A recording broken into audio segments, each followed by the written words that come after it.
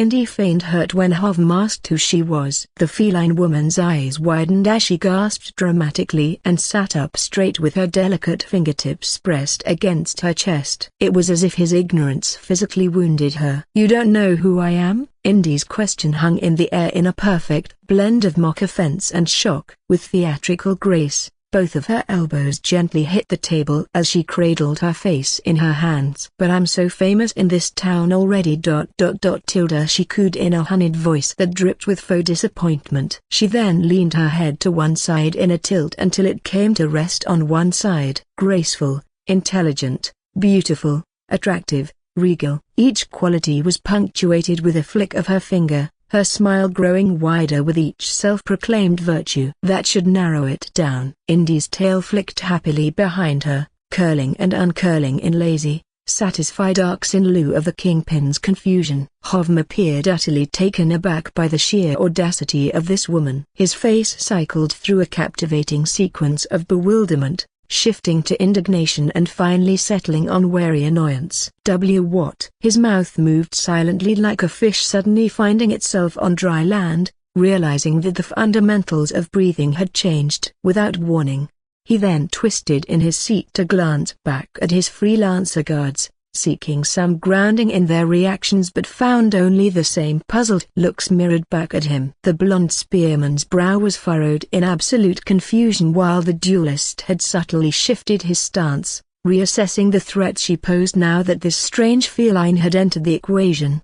Turning back to Indy, Hovm found her gazing at him with expectant patience, as if waiting for him to finally connect the dots. Her sky-blue eyes never faltered and remained completely fixed on him, making Hovm feel very uneasy. This was especially true when he noticed the spark of mischievous intelligence in her gaze as her ears twitched at the hired freelancers. After finally recovering from his bewilderment, Hovm's features hardened as he drew himself up. "No." The word came out sour and as if he'd tasted something foul on his tongue as he snarled. The kingpin's eyes narrowed to slits as he leaned forward, digging the table's edge into his abdomen. "Now, how about ye tell me who the fuck ye are, or I'll have me lads here take off them ears from ye head." The threat came out as a guttural growl, completed with spittle flying from his lips as he jabbed a finger at Indy. Azeline's facial expression shifted to one that spoke volumes without uttering a word. It conveyed her belief that this was a particularly bold statement. Utterly foolish, yet incredibly bold,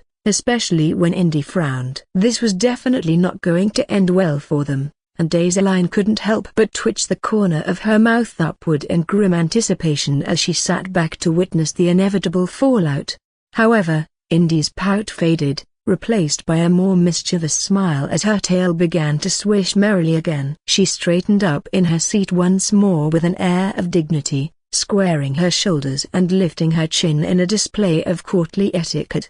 "Well," she exclaimed, placing a delicate hand on her chest as if she were about to recite a royal lineage. "I am Indina Serafina Forella, purveyor of fine goods and facilitator of tasteful vices." She introduced herself with a flourish as though she were at a ball. After her little debut, Indy rested her head in her hands on the table before smiling up at Hovm through her lashes. "But most just call me Indy," she finished with a casual wink as if granting him the great privilege of using her shortened name. Hovm and his freelancers exchanged glances before erupting into raucous laughter that echoed across the cafe's outdoor seating. The kingpin slapped his knee while his guards' shoulders shook with mirth. Their previous wariness was momentarily forgotten in the face of what they perceived as a harmless, overly dramatic whore with a few weapons she most likely used as decorations.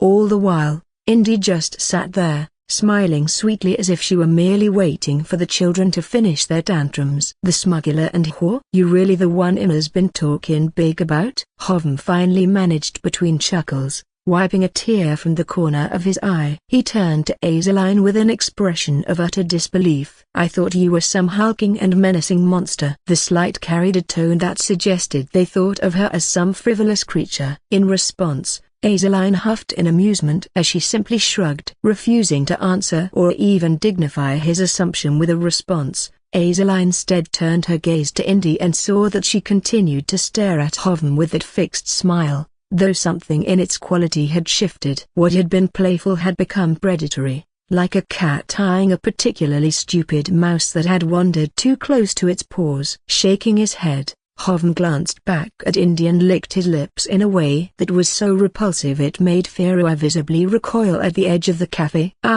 You know," he drawled, raking his gaze over Indy's figure, "like ye said, ye quite the looker." He adjusted himself lewdly beneath the table, deliberately moving his hand in an overt manner to his crotch. "Maybe I'd consider not tellin' in a way ya, but not after I get a taste test." His tongue darted out again to wet his cracked lips. "If you're any good, might even keep ya around. Make me a good bit of coin, ya will." As he spoke, Hovm leaned closer, his foul breath wafting across the table. His fingers drummed impatiently, occasionally pausing to scratch at a blackened, crusty scab on his neck. The whole time, his eyes never left Indy's chest, entirely missing the dangerous glint that had sharpened in her gaze. Indy's eye twitched at his proposition, but she merely let out a deep sigh before a derisive chuckle escaped her lips. She regarded him and his posse with a deliberately slow look, humming with mock interest as her fingers tapped rhythmically against the pommel of her parrying dagger, which was sheathed nestled across the back of her hip.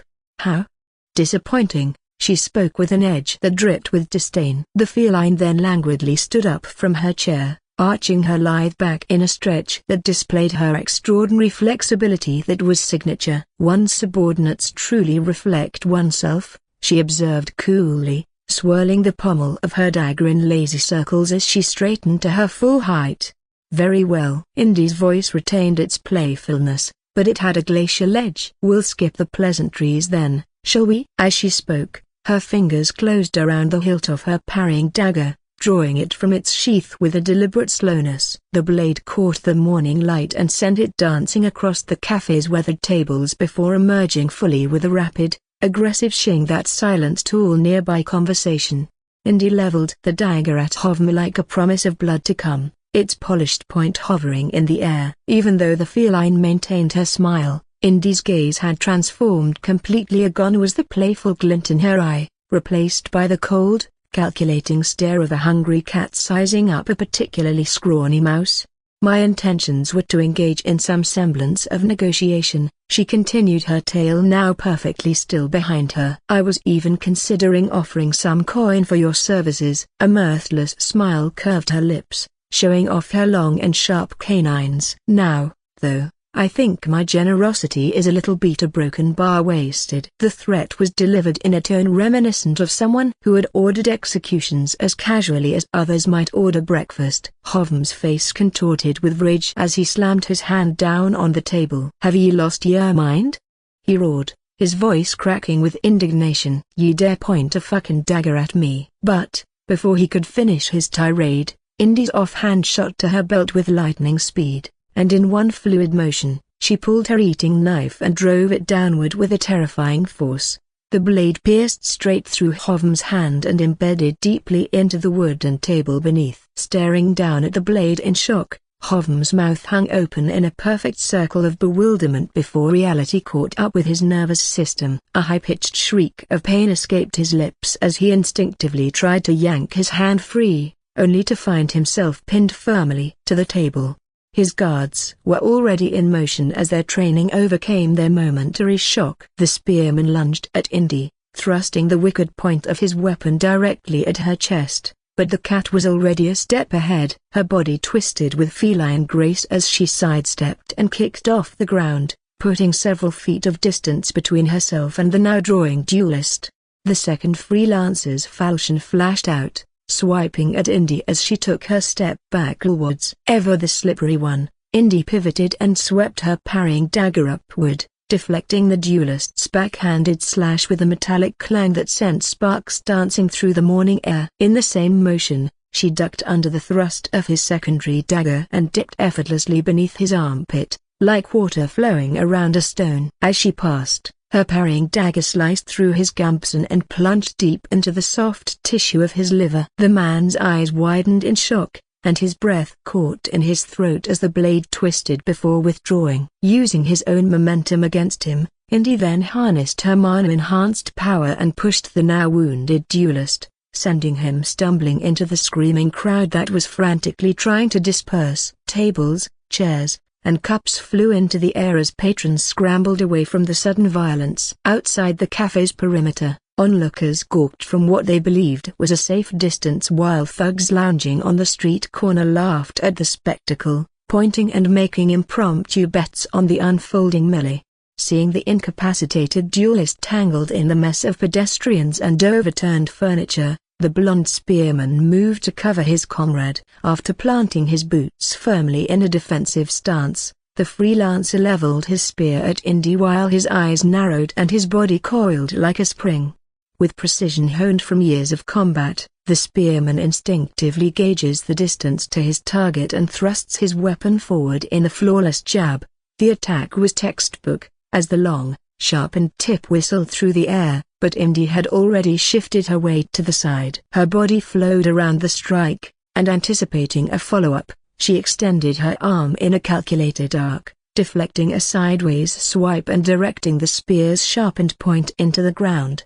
In that split-second window, Indy stomped down hard, trapping the weapon between the heel of her high-heeled boot and the sole of her foot. Leveraging its trapped position, she kicked upward with her other leg, causing the spear to jerk violently in the spearman's grip. Unlike lesser fighters who might have released their weapons, the spearman never loosened his grip. Instead, he allowed himself to be yanked along in rotational arc, following the momentum of his cherished weapon. Tumbling head over heels across the ground, the spearman somehow managed to regain his footing and forcefully yank his spear free, prompting Indio to lift her foot high and huff in indignation.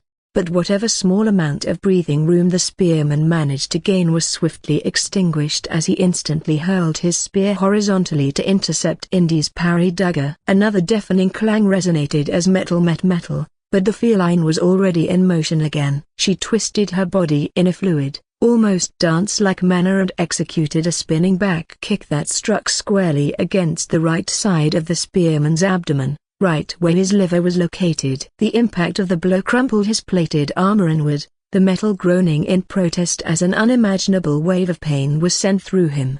The man had been literally thrown back, yet he still held strong, regaining his balance and slid a few meters before taking up a defensive stance once more. A primal roar erupted from his throat in an attempt to fend off the crippling pain as he saw Indy on the move again and unleashed a rapid flurry of thrusts and stabs so fast they nearly blurred into a single continuous attack. The air itself seemed to hiss as his spear sliced through it, each thrust a killing blow. Indy's reaction was as decisive as it was graceful. Twisting and turning her body in a way that seemed inhuman, she parried or deflected each successive blow. Her parrying dagger sang a deafening song as it intercepted the spear's point again and again, with each deflection buying her fractions of a second to reposition herself closer.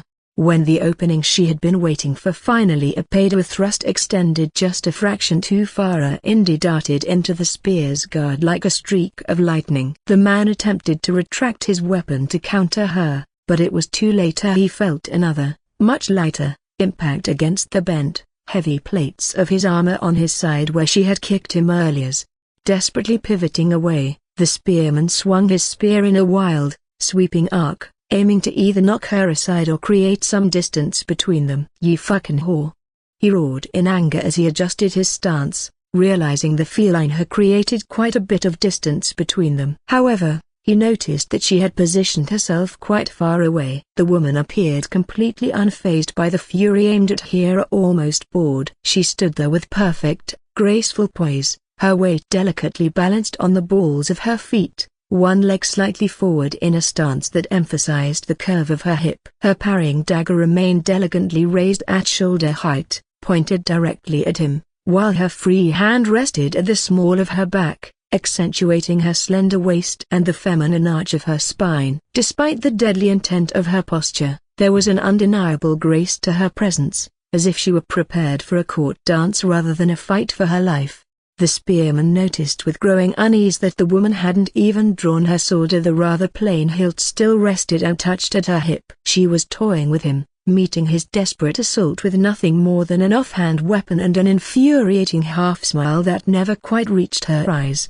With burning rage, the spearman charged forward, but something felt wrong. His usually perfect balance failed him mid-stride, and he found himself inexplicably tumbling forward. The man's prized weapon skidded across the ground in front of him as confusion painted his features. The fact that he was just staring at the ground on his hands and knee was unfathomable, especially when the spearman finally noticed the thick globs of crimson liquid hitting the ground beneath him. At first, it was just a few heavy splatters that splashed against the worn cobblestone road, but then it began pouring out in an alarming stream within seconds.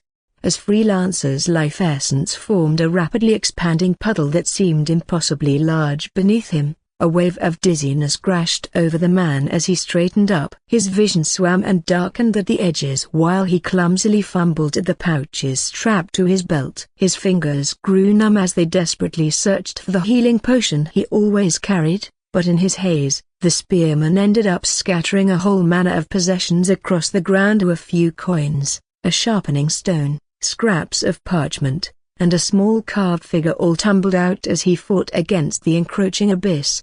Leaning further and further as consciousness began to slip away, the Freelancer's once powerful frame betrayed him with each passing heartbeat. Finally, his trembling fingers closed around what he saw to the thick glass vial with its life-saving crimson condenser, but the bottle slipped from his blood-slicked grasp, clattering to the floor and rolling away across the uneven stone. With nothing left to support him, the spearman slumped forward and fell face-first into his own pool of blood. It was only then, in those final moments of clarity before death claimed him, that he realized the terrible truth that devil of a woman had somehow slipped her dagger through the gaps in his armor and directly into his heart during their exchange, and he hadn't even felt it. Shock etched itself across his features. His mouth parted slightly to scream before the light of life faded from his eyes, leaving only a vacant stare fixed on nothing. His final thought was not of home or loved ones, but a simple disbelief that he had been bested so completely without even seeing the blow that killed him. Indy harumphed indignantly as she sheathed her parrying dagger with a fluid motion that betrayed years of practiced discipline. With an almost theatrical languidness, she waltzed over to the body of the fallen spearman while carefully avoiding the spreading crimson pool that threatened to stain her impeccable boots. Just before the encroaching blood could reach it, Indy stooped gracefully and plucked the healing potion from the ground. More than half the bottle was already smeared with the man's blood as she held it delicately by the cap between two fingers. Examining the pitiful liquid, Indy's face contorted into an expression of absolute disgust as if she'd discovered something particularly foul. "How quaint," she remarked in a disappointed tone, rotating the vial to measure its contents with a critical eye. Not only was the crimson liquid inside unbelievably diluted, a likely cut with cheap wine to stretch its potencia, but the quantity was so insufficient it couldn't have saved him from a small cut, let alone a wound where his heart had been punctured. Nothing would have saved him from that. A strange look formed on Indy's face as she found it ridiculous people bought something with such a broken bar abysmal quality. It was barely above the snake oil sold in back alleys to desperate freelancers. But then again a broken bar. Indy glanced at the body and came to the conclusion this may have been one such freelancer. She then turned toward Azaline, who remained casually seated across from Hovem. The kingpin was still moaning and weeping, his hand firmly pinned to the table by Indy's eating knife. The woman seemed to care very little about the man's suffering or the commotion around them, and had even started munching on the kingpin's confections, casually popping sugared berries into her mouth from the plate he'd ordered before their arrival.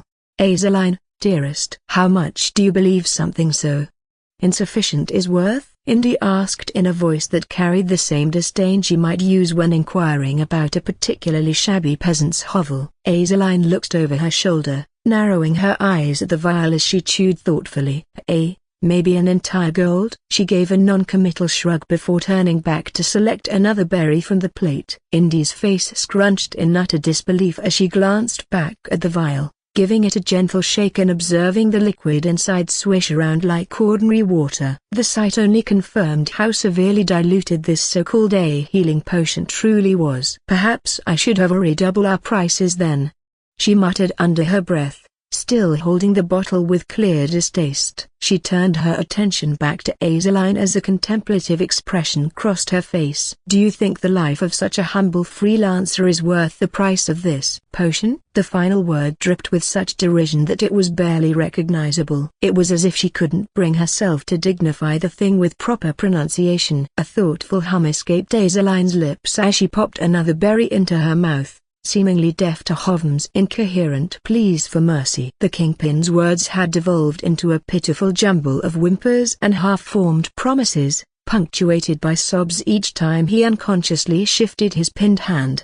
Leisurely crossing her arms, Azaline considered the matter. "I knew the guy," she finally stated with casual indifference. "He's pretty okay. Not as good as the one you just killed, but he can hold his own." Indy harumphed at this assessment. She needed more muscle in this town, and things were less than ideal. Still, her gaze drifted toward the disappointing duelist she had gutted earlier. The man was still alive, crawling on his hands and knees across the cobblestones, leaving a trail of crimson behind him as he desperately tried to drag himself away from the scene. After a moment of consideration, Indy made up her mind. With a flippant wave of her hand, she gave her verdict. "Collect the fool, Azaline," she ordered before strutting over toward the still groaning freelancer. "We shouldn't linger for too long." Azaline's lips curled into a knowing smirk as she bent over the table and wrapped her fingers around the hilt of Indy's eating knife. With a swift, merciless yank, she pulled the blade free from both flesh and wood, eliciting a pain scream that echoed throughout the street. "Come now," Azaline giggled with a sparkle in her eye as she tugged Hovm by the collar and pulled him across the tabletop. "We've got a lot of questions to ask you." She nearly cackled as the Kingpin's feet scrambled below him while he was dragged away. Meanwhile, Indy approached the wounded duelist with a slow, sensual gait. The crowd seemed to sense her presence, backing away and forming a widening circle around the injured man. Feeling the change in the atmosphere, the freelancer spun around awkwardly, pointing his falchion directly at Indy. Ye finishing me off?"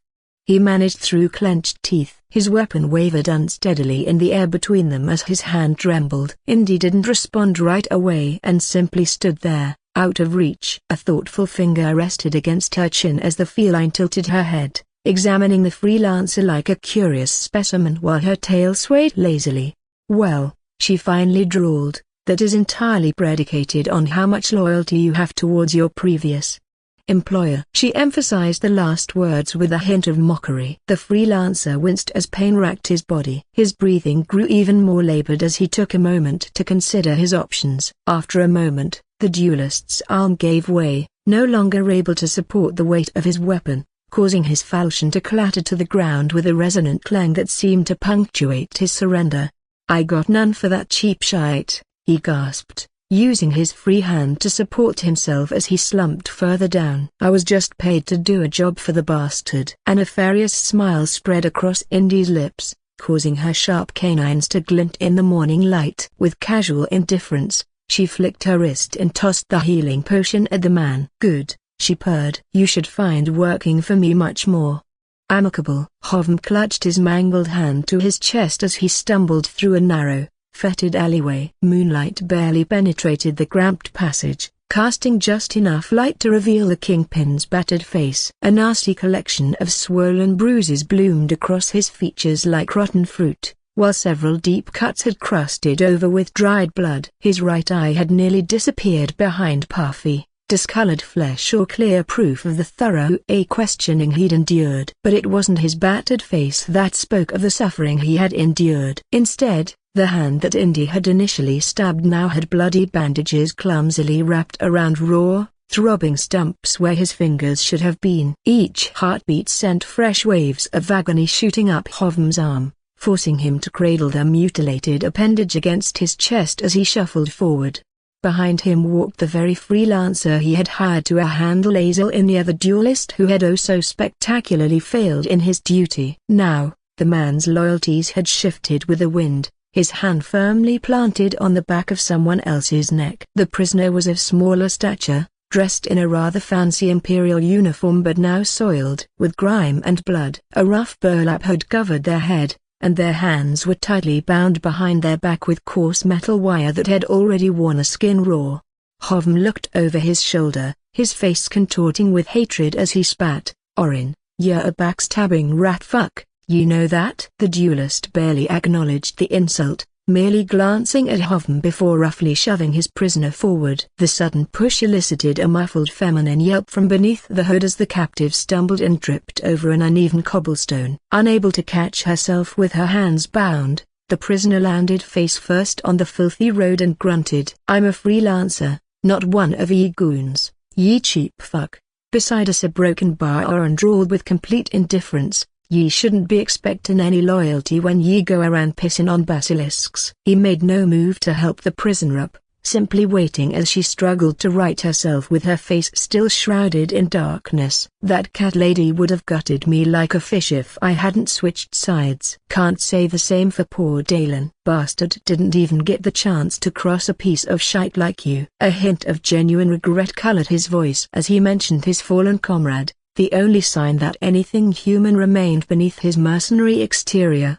Hovm turned his head over his shoulder with a bitter and scalding remark ready to spill from his lips, but before he could utter a word, Orin shoved him forward just as roughly as he had done with the prisoner.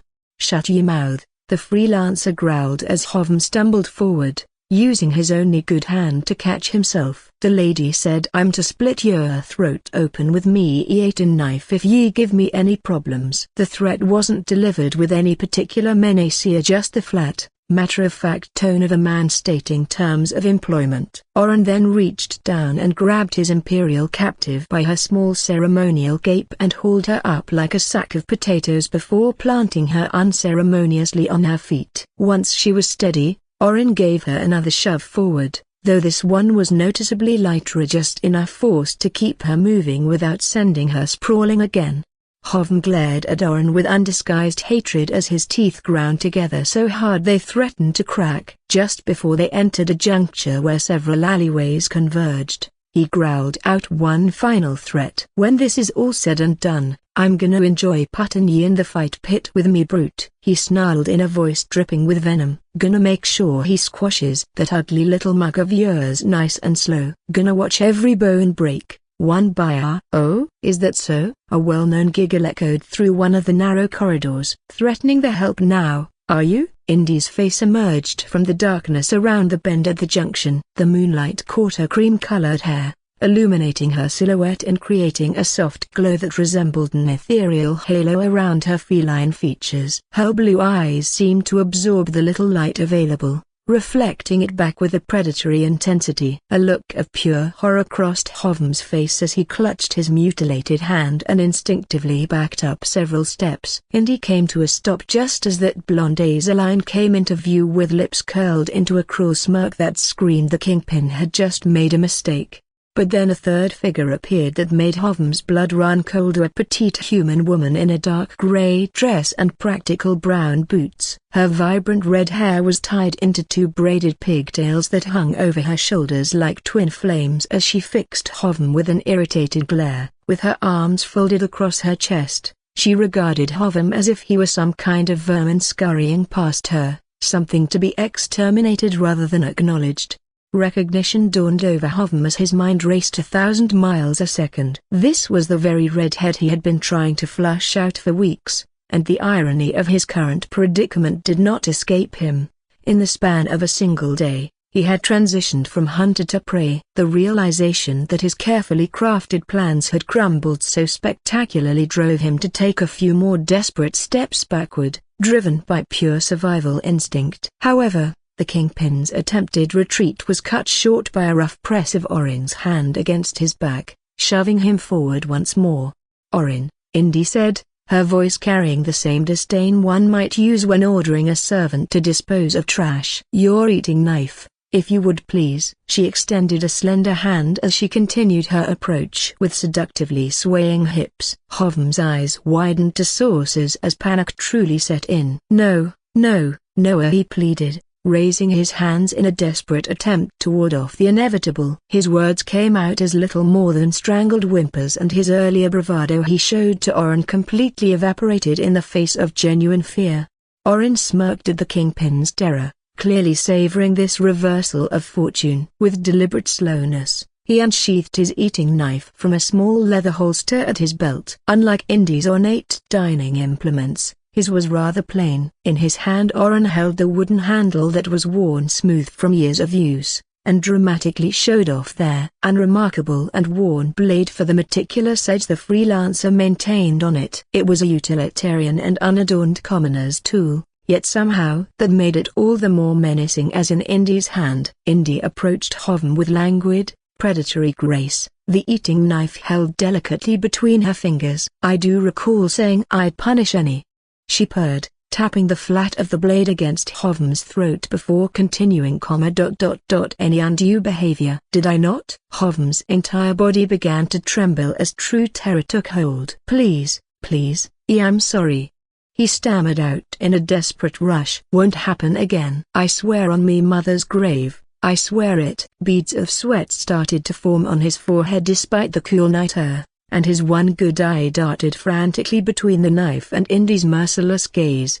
The feline narrowed her eyes into dangerous slits as her pupils dilated in the darkness. "I know you won't," she agreed in a silken tone that was more soothing than anything. Just as tension reached its peak, the sound of approaching footsteps echoed down another connecting alleyway. Indy spun around with a fluid grace and twirled the knife between her fingers as she faced the newcomers. Eventually, Elijah emerged from the shadows, with Firoi close behind. However, just behind him were several other individuals in typical peasant or freelancer garb, but they also wore large, baggy tops that concealed what Indy was sure were those strange weapons she'd glimpsed during previous encounters. Their faces remained half-hidden behind rags used as masks, but their eyes tracked her every movement with a distinct paranoia. "Oh?" Indy's ears perked up with genuine surprise. "Acting without your master?" Elijah contorted his face into an expression of genuine confusion. What the hell is that supposed to mean?" He glanced back at his team before returning his bewildered gaze to Indy. "I have no master. I bow before no man." This seemed to catch Indy completely off guard. Her typically composed features gave way to momentary surprise as her eyes widened and her lips parted. "Really now?" She recovered, though a hint of genuine interest as her ears flicked forward in an unconscious display of feline curiosity. "I believed you to be that fee's thrall." A huff of genuine amusement escaped Elijah's lips as he glanced back at his team, considering how utterly absurd that was. "I mean, she'd like to think so," he replied with a casual dismissiveness that hinted at a complicated history. Indy grew more intrigued as she approached Elijah, holding the eating knife loosely in her hand. Her approach caused several members of Elijah's escort to shift uncomfortably, adjusting their grips on their concealed weapons and adopting a more defensive posture.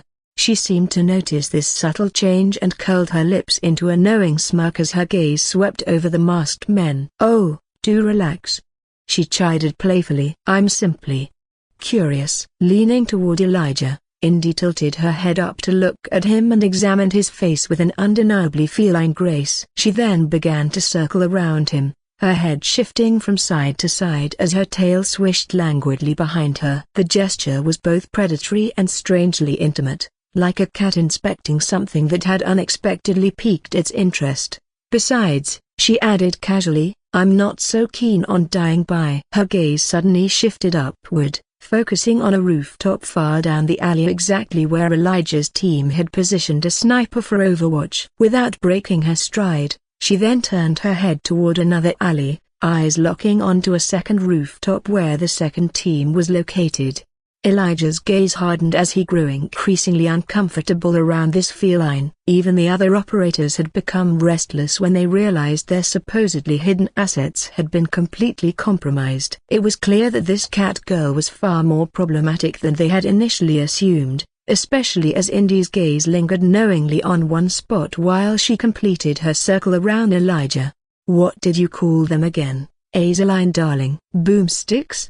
she asked with feigned innocence as she turned back to Elijah with a twinkle in her eye. "I know better than to pick a fight I can't win." An awkward silence enveloped the conjoining alleys as the two groups fell into a tense quasi-standoff. Elijah's jaw clenched as he looked over his shoulder at Indy as she continued her predatory circling. He came to the realization that this woman was going to be a major complication in the future. Everything about her screamed that she was already several moves ahead, playing a game whose rules only she fully understood. They were either going to have to take her out or start playing this game. But for now, Elijah realized this feline was the key that would unlock this entire world and open doors to horizons he couldn't even imagine. "Indy," Ori suddenly spoke up with clear exasperation, "I don't have time for your nonsense." She stood there with crossed arms, tapping her foot impatiently as she fixed the feline with an irritated glare. Peeking around Elijah's shoulder, Indy shot Ori a withering look before offering a dramatic sigh. "Very well," she conceded, reluctantly pulling away from her inspection of Elijah. As Indy walked away, her attention shifted to the hooded captive who stood breathing heavily with Oren's powerful hand on the back of her neck. With an elegant flick of the wrist, Indy grabbed the burlap sack and yanked it off, revealing a battered and bruised woman with jet black hair cut into a short pragmatic style. One of her eyes was swollen nearly shut, and dirty rags had been stuffed into her mouth as a makeshift gag. Raw terror filled the Imperial's eyes as she frantically scanned each face in the gathering before her gaze finally settled on Ori. Recognition dawned instantly as the captive's eyes widened with shock and newfound horror as Ori glowered at her with undisguised contempt. "It's very pleasant to see you again, Jada," Ori remarked in a tone that suggested it was anything but. "We have much to discuss." Each word dripped with barely contained anger as she crossed her arms over her chest. Azaline stepped forward and roughly pulled the gag from Jada's mouth. The Imperial officer immediately gasped for air before words tumbled out in a frantic, stuttering rush. "Do you have any idea who I am? Do you think you'll get away with this?" Despite her obvious terror, she attempted to summon some semblance of authority, but her voice cracked with panic as she continued, "I'm an Imperial, not one of those auxiliaries that you could." Before she could finish, Azaline shoved the filthy rag back into her mouth with such force that Jada gagged. The blonde turned back toward Indy, who watched the entire exchange with undisguised amusement, her tail lazily swishing behind her. An angry harumph left Ori's mouth as she twirled her finger in a lasso-like pattern and threw it toward the captive. Out of nowhere, a burning rope-like spell manifested, twisting and writhing like it was alive before suddenly wrapping around Jada's neck. The Imperial officer's eyes bulged in terror as a muffled scream escaped around her gag while the magical binding seared into her flesh with a sickening hiss. Ori tightened the magical rope with a simple yank of the wrist, causing the spell to illuminate the entire alleyway with an eerie orange glow. "Perhaps I should just incinerate you right here and now for your betrayal," she snarled as the fire-like glow highlighted the twist of her lips as she glowered at her captive. Jada dropped to her knees, desperately pulling at her bindings as her muffled screams grew more frantic. "Whoa, whoa, whoa. Wait." Elijah ducked under the spell and raised his hands as he faced Ori. "Relax, relax.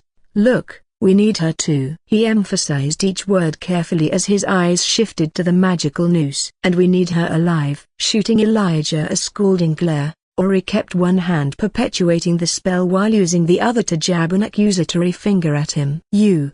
She spat venomously. "Why should I honor anything you request? You were broken bar." "You liar." Elijah recoiled his head in genuine confusion as he looked at Azaline, who raised a suspicious eyebrow at him. What the hell did I lie about?" "Oh, forgotten already?" Ori tightened the noose around Jada's neck, causing the Imperial to thrash wildly as choking sounds emerged from behind her gag. The redhead's face contorted with indignation as she planted her free hand on her hip. "Mr. Out-of-Town Specialist, you lied about your connection to Indy." A chuckle escaped Azaline's mouth as she ran a hand through her hair. "Oh, I thought you fucked her and left her high and dry like that peasant girl." Elijah mouthed the words what the F at the blonde's insane assumption before focusing back on the task at hand. His eyes drifted to the side with an incredulous yet contemplative look, mentally retracing their previous interactions until recognition finally dawned. No, I never said I knew Indy,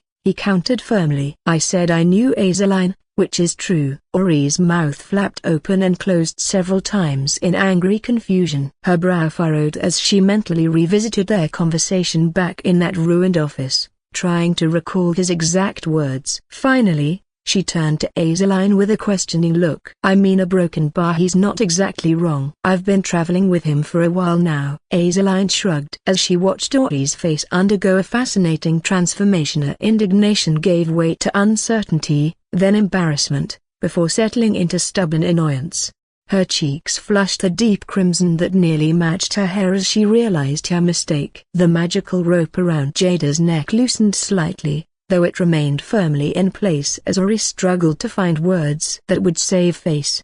The more Ori thought about this insufferable man, the more irritated she grew. As she flicked an agitated gaze toward Indy, Ori couldn't help but realize how similar he was to that goddamned cat, especially as the feline watched the entire exchange with that same infuriating smirk. It was clear the two were cut from the same cloth. They both possessed a way with words that completely befuddled Ori with their ability to twist conversations and facts until she couldn't keep track of who had said what. Unable to cope with the growing headache, Ori noticed that her magical binding had all but simmered down to a warm glow around Jada's neck, allowing the Imperial officer to take a breath. The spell left an angry and agonizing red brand that would likely scar her neck if left untreated, as tears streamed down the woman's face while she looked up at her captors. Seeing the muffled sobs, Elijah cringed, especially when the woman looked up at him, silently pleading for mercy. Look, Elijah said in a measured and reasonable tone, don't we want to confirm whatever it is you're angry about before we go around killing people? He glanced back at Jada and saw her head nodding frantically, her eyes wide with desperate hope and muffled sounds of agreement escaping behind her gag. Ori responded with a haughty scoff, tossing one of her red braids over her shoulder. I'm more than certain she was the one who turned Simol in, she declared with absolute conviction. No one else knew of our smuggling routes other than her and Inna's filth, she said, waving a hand in Hovm's general direction. Let's at least try to hear what she has to say, Elijah said, glancing back at Jada. If she attempts to say or do anything foolish, you can just a broken bar. He paused, noticing the nasty burns on her neck. Light her on fire or something. A broken bar. The Imperial officer nodded her head so fervently that her movements became a blur, her entire body trembling as she struggled to communicate her innocence. However, it wasn't long before she found her voice when Azaline plucked the gag from her mouth. I had absolutely nothing to do with Simol getting caught. Nothing. I swear on the Emperor's crown. She gasped, her voice raw and cracking. If I were ever caught fraternizing and aiding and abetting criminals, they'd hang me in the central square as an example. Her eyes darted wildly from person to person, seeking any hint of belief. You have to understand, we're at war. On my career, my life, everything would be forfeit. Why would I risk all that with some gambit to arrest him? Why? Please, you have to believe me. I didn't leak anything. Jada continued to plead for her innocence, her words spilling from her lips faster than she could form them. If I were behind Simol's capture, he would have sung like a bird, exposing me as a key contact. They'd have come for me too. Her voice broke as fresh tears welled in her eyes. Please, please believe me, she begged, her gaze darting desperately between each face surrounding her. I've done nothing wrong. Nothing. Elijah glanced at Jada with a peculiar, scrutinizing glance as he scratched his bearded jawline. His eyes narrowed in contemplation before shifting toward Ori,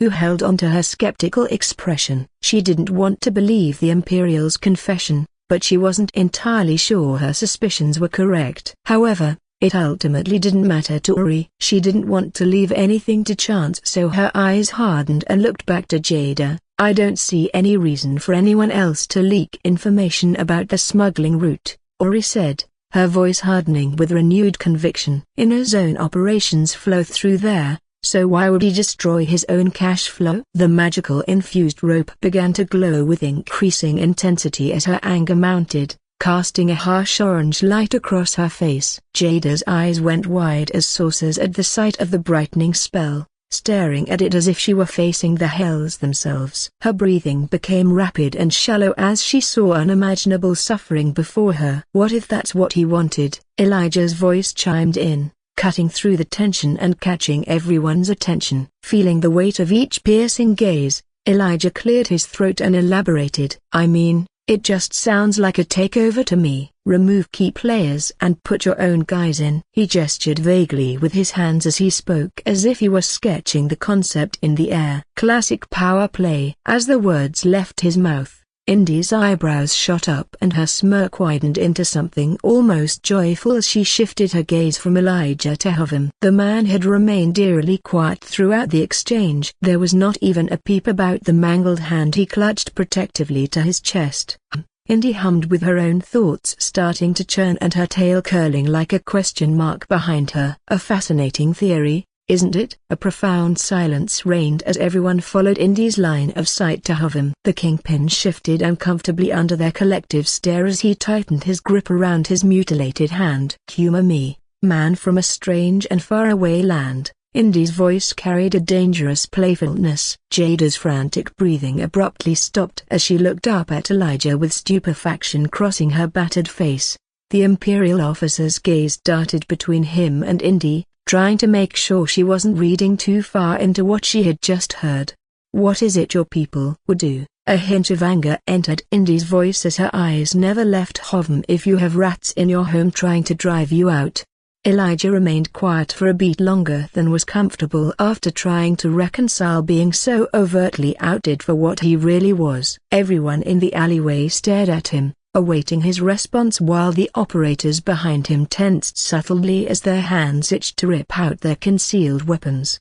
Finally, he answered anyway, his voice dropping into a grim, ominous tone. You flip the board. Bring the entire house down on top of everyone's heads. His eyes locked with Indy's as he finished, and cause absolute chaos. Indy turned back to face him fully, her lips parting in a genuine smile that revealed her sharp canines. A man after my own heart, she declared with delighted approval before pivoting back toward Hovem in one fluid motion. Before anyone could react, she swiped Orin's eating knife through the air with a casual flick of her wrist. The blade caught the moonlight for a fraction of a second before finding its mark. Hovem's eyes went wide with shock as he clutched at his throat as a terrible croaking sound escaped his lips. The man stumbled backwards and took her off into a desperate run as his hands clutched at his throat to stem the flow of his blood, but his feet eventually tangled beneath him. Hovem rolled, kicked, and thrashed, but it was already far too late. Ignoring the dying man,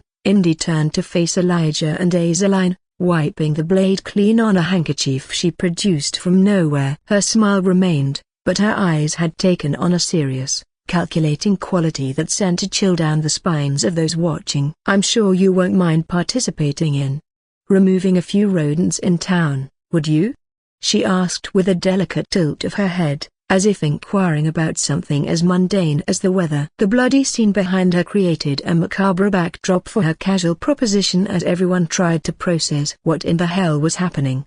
Everything was moving too fast for anyone to keep up, yet strangely, Firoi was the first to have clarity flash across her face as she connected the dots. You're creating a power vacuum, she suddenly said, her brow furrowing deeply. You're looking to start as much infighting among the gangs as possible. Indy's response was to throw her head back and laugh at a melodic sound that seemed jarringly out of place amid the blood and violence. Creating?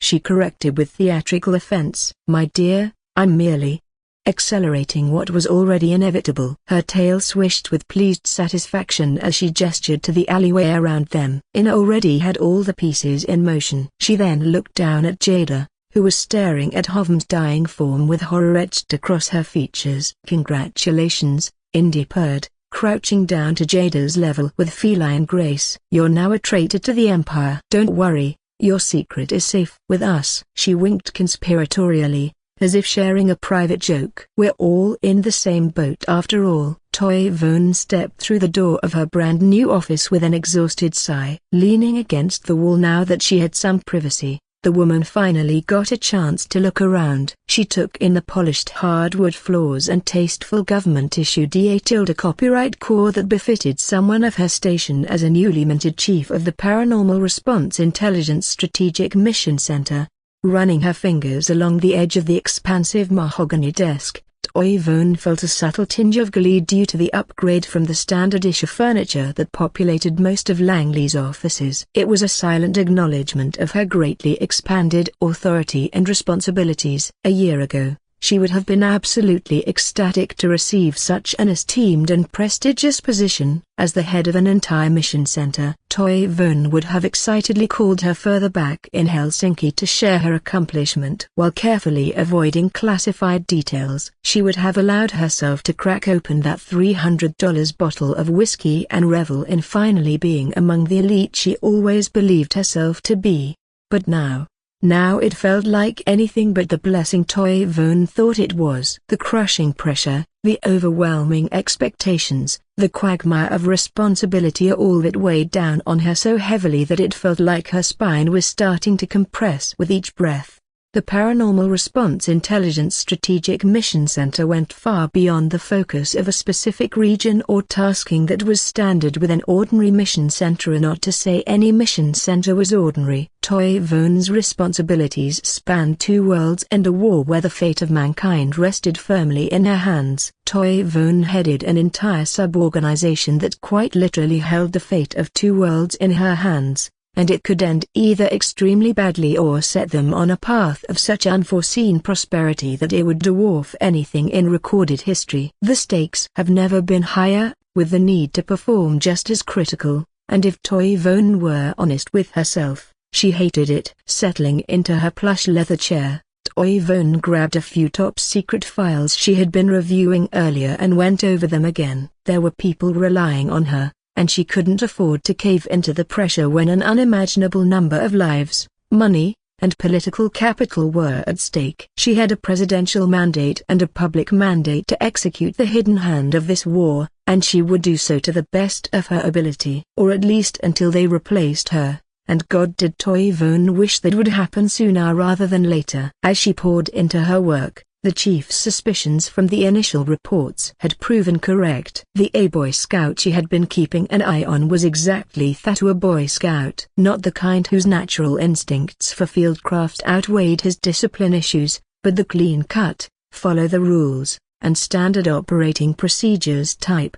Staff Sergeant Elijah Drake, Toyvone muttered as she tossed Coleman's file to the side and picked up the problem child once more. It was evident that the man had been an absolute nuisance to deal with and a nightmare to manage. Toyvone once again reviewed the details and realized that he had not only been demoted twice, but Drake had also been consistently overlooked for promotions. The troublemaker had spent his entire career walking the fine line between what was acceptable and what could lead to his dismissal, and his overall service record was a mixed bag of commendations for exceptional performance in the field and disciplinary actions. The only thing keeping him safe was his creative interpretation of mission parameters in light of his insubordination. Settling into her plush leather chair, Toyvone tossed aside the notorious staff sergeant's dossier, but at the same moment, her secure phone vibrated sharply. Heaving a sigh, the chief ran a hand down her face before reaching over to her desk to grab the device. However, the moment she brought the phone to her face,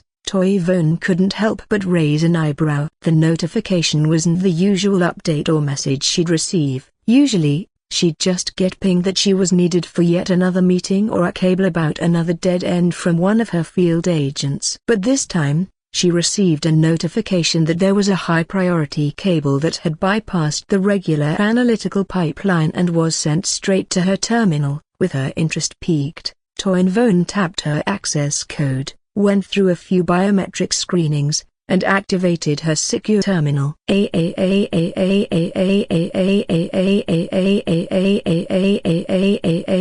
Top secret / no phone. Daytime group 230300Z August 25th. 2. Chief Sophia Toyvone, Paranormal Response Intelligence Strategic Mission Center. From Field Station AR7. Subject: Initial Contact Report. Operation Silvergate. Ref: FSTR70PSG001TS//NF. Summary: Field operatives have established contact with an individual designated Indy, identified as a high-ranking, feline humanoid wielding significant influence within a clandestine criminal syndicate. TS//NF. Details: TS//NF. Subject designation Jada, elf-like humanoid Imperial Logistics Officer, now under interrogation as a potential penetration asset. Provided detailed reports on Imperial patrol routes, supply chain choke points,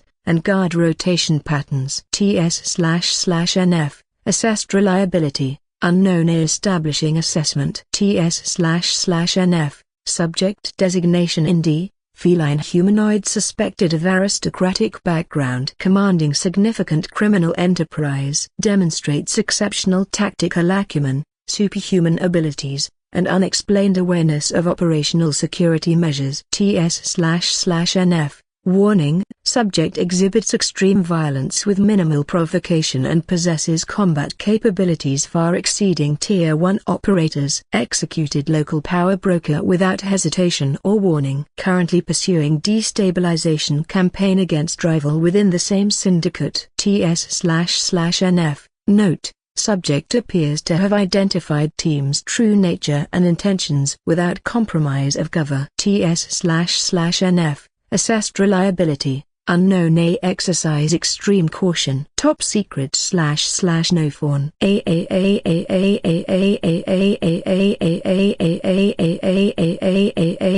As Toyvonne read and then reread the structured report, her jaw slowly started to drop with each passing bullet point. The intelligence contained within this densely packed cable was as worrying as it was game-changing. It seemed that within just a handful of days, the joint task force she hastily and desperately slapped together before throwing them at the wall had done the impossible.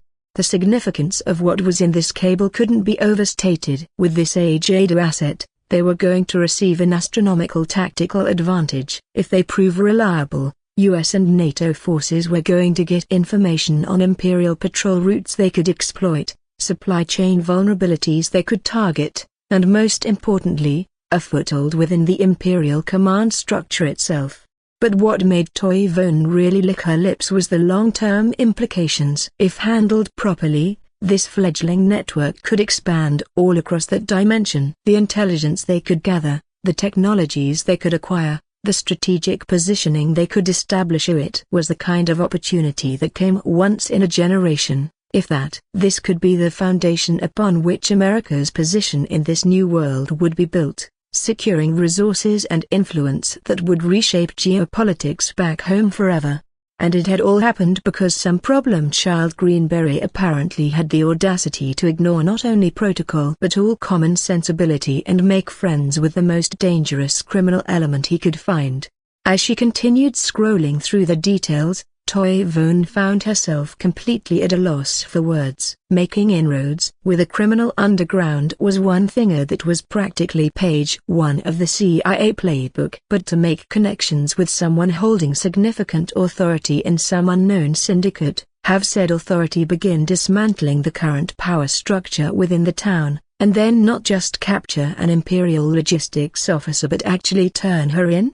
It was like someone had pieced together the Zodiac or collected the goddamn Infinity Stones. This kind of work typically took years of careful cultivation, an uncountable amount of officers, tens if not hundreds of millions in operational funds, and an extraordinary dose of sheer luck. Yet somehow, this ragtag team had accomplished it in less time than it took Toyvonne to get her new office furniture delivered with nothing more than a few sticks and some rope. Scrolling further through the intelligence trove, Toyvonne's eyes landed on the personnel recommendation at the bottom of the document. TS//NF, Drake, Elijah, SSG, ODA 5225, BICO, 2nd BTN, 5th SFG, appointed as the primary liaison for subjects Indy, Azaline, Firoi, and Mara. TS//NF, note. Strongly recommended for accelerated paramilitary training. Top secret / no fawn. A laugh escaped Toivone's lips before she could stop it. That recommendation was already a foregone conclusion. If Drake somehow survived this mess he was creating, she was definitely pulling him into the fold. And she was more than certain that the Special Activities Center was going to fight her tooth and nail for Drake. Sack was always sniffing around for fresh talent, but there was no way in hell Toivone was letting those fucks have him. No, she muttered to herself, absolutely not. I saw him first, you pieces of shits. Toivone needed Drake under her explicit command. She needed him out there doing covert and clandestine intelligence work, not disappearing into Sack's black hole of deniable operations. Having him yanked from her command as a loner whenever Sack felt up pity was completely out of the question. But as she thought about the bigger picture, Toivone felt a cringe forming on her face. This is going to send ripples all the way up to the president, she whispered, massaging her temples as she contemplated the bureaucratic turf war that was about to erupt. Multiple agencies were already jockeying for position within the anomalous zone, and this development would only intensify the infighting. After a few moments of rubbing, Toivone felt that mane deep in her head slowly start to fade as she leaned back in her chair and stared out the window into Langley's courtyard. Below, analysts and staff moved from building to building, completely unaware of the interdimensional chess game unfolding on her terminal. She was most definitely going to have to bury Elijah Drake's identity as deep as she could and scrub a mention of his involvement from official records. He was just too valuable of an asset not to make his existence be on a need-to-know basis. If any other one of these vultures caught wind about what he'd accomplished, every intelligence chief with half a brain would become crawling out of the woodwork trying to poach him. Glancing back at his dossier, Toivone couldn't help but smirk. It wouldn't be too hard to pull Drake away from the army's grip. There were already plenty of reasons to have him dishonorably discharged, and with his habits, something would surely arise. All she had to do was choose a reason, push the paperwork through, and then snatch him up before anyone noticed what was happening. Hell, his disciplinary record alone provided enough viable options. Any one of his 8 creative interpretations could easily be reframed as a serious violation of the Uniform Code of Military Justice. To put the nail in the coffin, a dishonorable discharge would effectively make him radioactive to most government agencies, limiting his options and making him more dependent on whatever lifeline Toivone threw him. It wasn't very fair or pretty, but Toivone hadn't gotten to her position by playing nice. All Drake needed to do now was hop on the first helicopter out of there once the town was captured. This information seemingly breathed new life into Toivone as she drummed her fingers on her desk with renewed purpose. With this massive intelligence win, it wouldn't be long until they would have to start considering how to prep this town for the inevitable assault. Might as well get a jump on it so she was ready to go when military leaders got a hold of this information. Toivone was more than sure the operational tempo would shift from planning to execution at a pace that could only be described as very aggressive. The Pentagon wouldn't waste time once they realized the potential strategic advantage they'd gained. The generals had been chomping at the bit to expand their foothold from the moment the first boots crossed the rift, and she just hoped they would limit the damage and a broken bar trauma they'd inevitably inflict.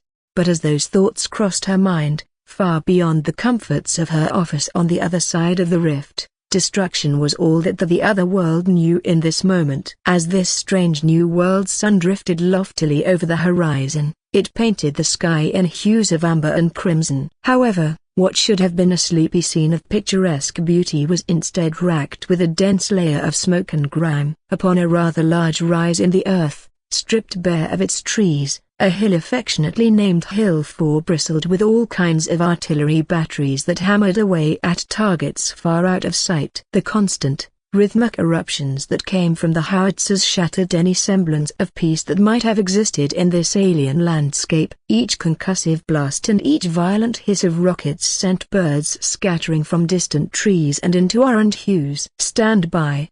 A voice bellowed over the cacophony of war. Standing just before his crew of Gun 4 was a rather dirty U.S. Marine Artillery Section Chief with his arm raised. Each of them wore neck gaiters over their nose in an attempt to keep the overwhelming amount of burnt propellant out of their lungs. But with each blast of the countless guns going off, breathing somewhat clean air seemed to be a losing battle. Just as those words left his mouth, one of his Marines pulled the lever and slammed shut the breech of the M777 tower howitzer they were manning. Another Marine held the lanyard taut as he stared at his section chief in anticipation while the unending sounds of gunfire consumed the entirety of Hill 4. Fire!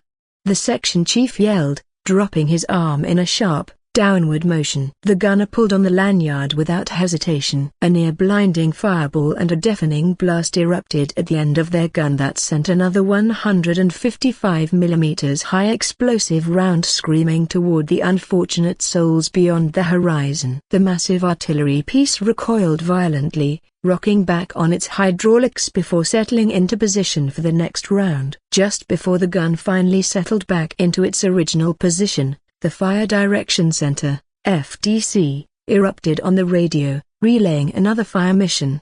Fire mission. The cry sent the crew scrambling, echoing back fire mission.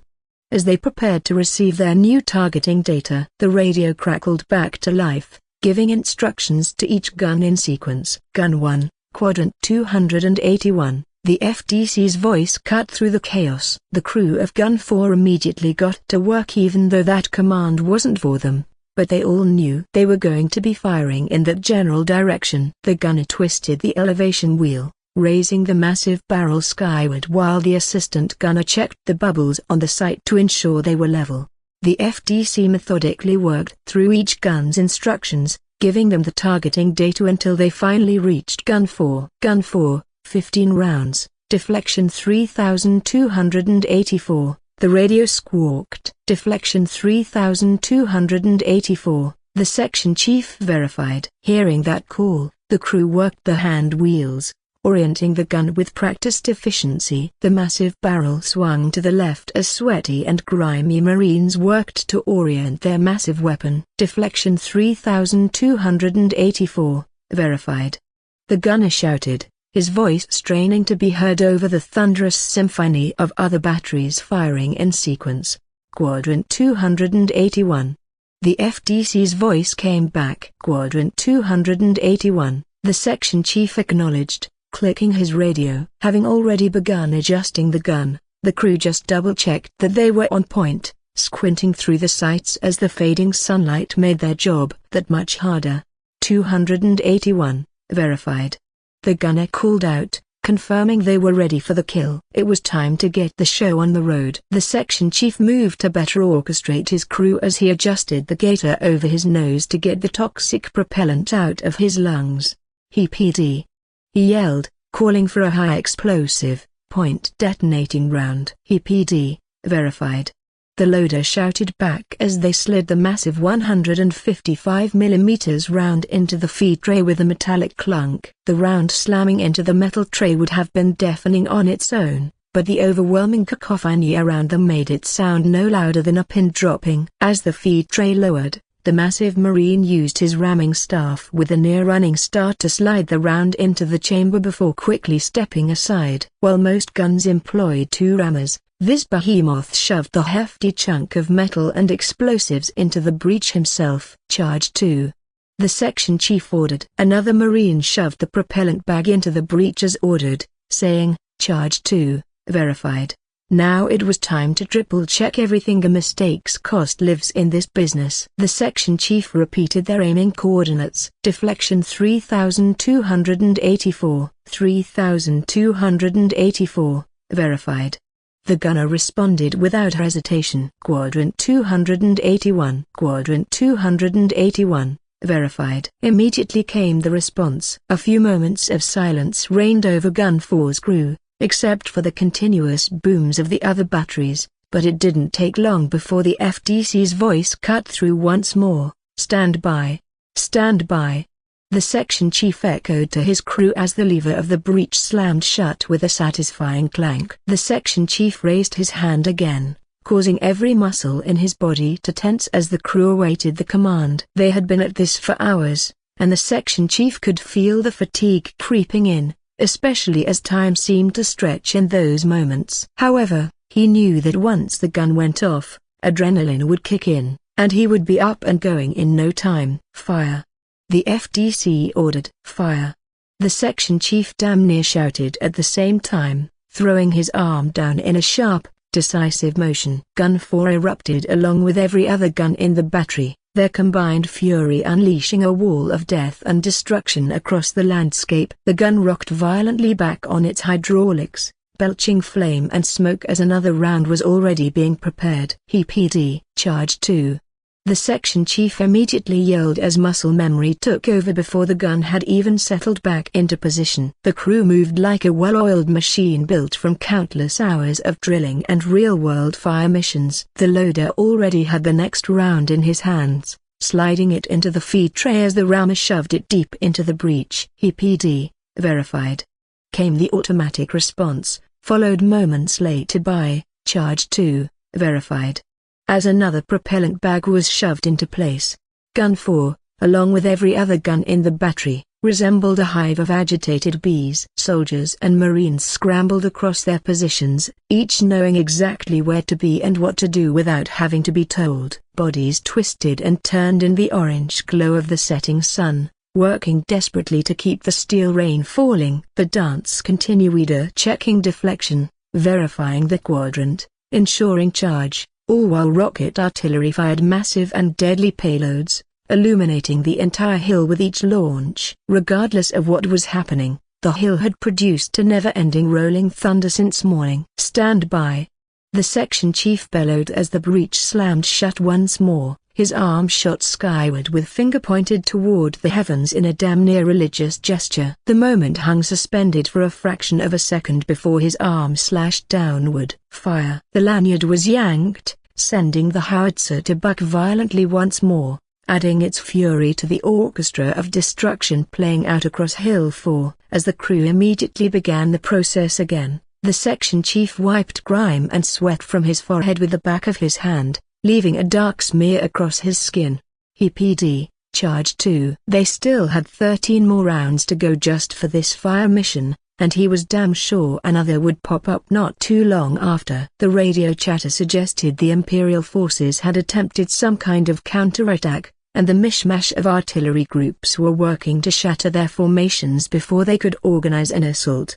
It was going to be a long night. Stand by! Fire! Ira sat on a fallen log in the forest's heart with her hands pressed firmly against her face as a whirlwind of emotions ripped at her. The woman's long silver hair hung in a tangled mess as it draped past her bowed head and cascaded over slumped shoulders. Yesterday had been a complete and utter failure. More than Ira and possibly even the dragons had ever experienced, it had become a waking nightmare. Everything felt so overwhelming that Ira couldn't even fathom it. All she knew was that the canopy above offered the only refuge from the horrors currently plaguing the skies. Even then, safety wasn't guaranteed, as another series of earth-shattering blasts echoed in the distance. It seemed that their new hiding spot had been compromised again, and if Ira was honest with herself, she didn't understand how they were constantly being found. Most of the time, Thesa broken bar explosion magic would detonate on the outskirts, hitting either no one or catching a few stragglers on the periphery of their horde. Other times,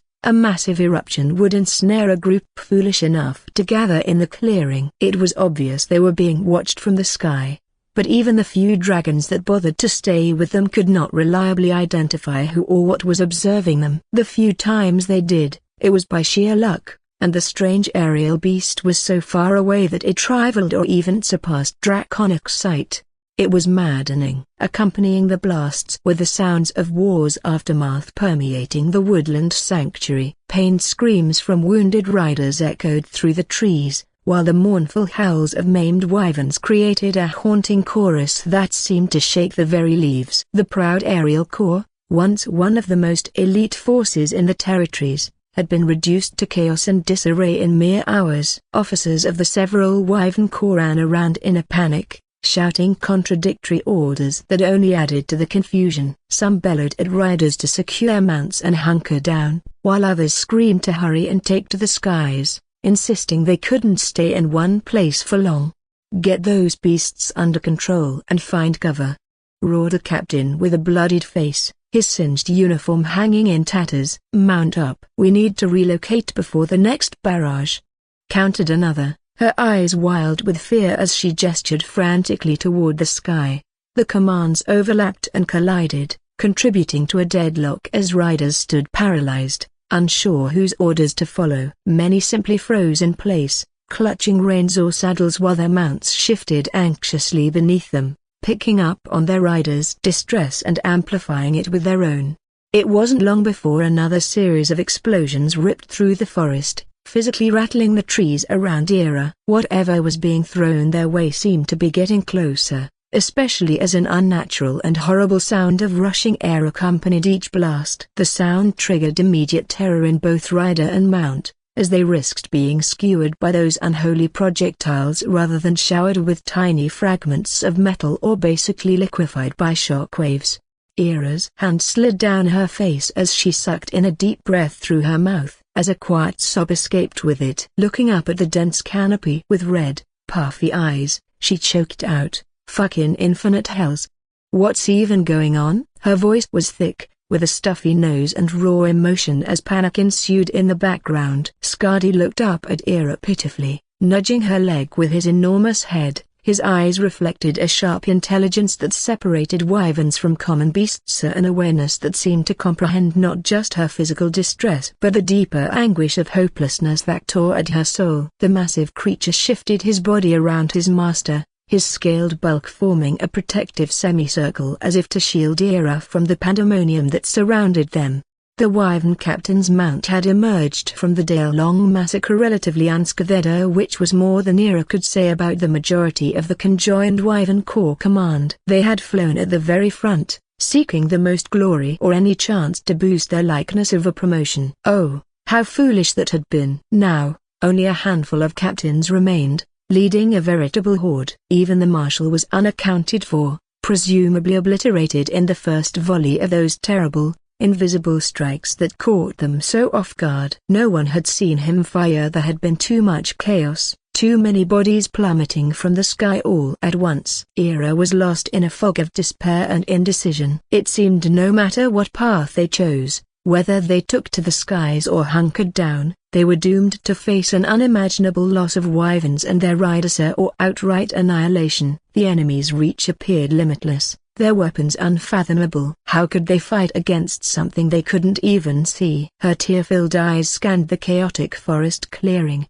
absorbing the sight of people arguing about their next steps. The disputes had escalated, with shoves and pointed fingers becoming increasingly common as fear overpowered military discipline. "If we leave, we'll just get picked off like those other poor souls who tried before," a grizzled lieutenant shouted, waving his weapon in frustration towards the sky. "Except this time, we'll all die together." "It'd still be better than to sit here and be slowly picked apart by whatever the hell is bombarding us," countered a younger officer as her hands gestured wildly toward the sounds of distant explosions. "At least in the air, we have a chance." Both ideas appeared equally dreadful as they were. Neither offered any real hope of survival, just different ways to die. They were trapped like rats, scrambling over one another as the walls of their cage slowly closed in around them. A dark, sardonic laugh escaped Ira's lips as she looked back down and pressed her hand against her eyes. She couldn't remember the last time she cried. Not even heartbreak had been able to fully bring her to tears. However,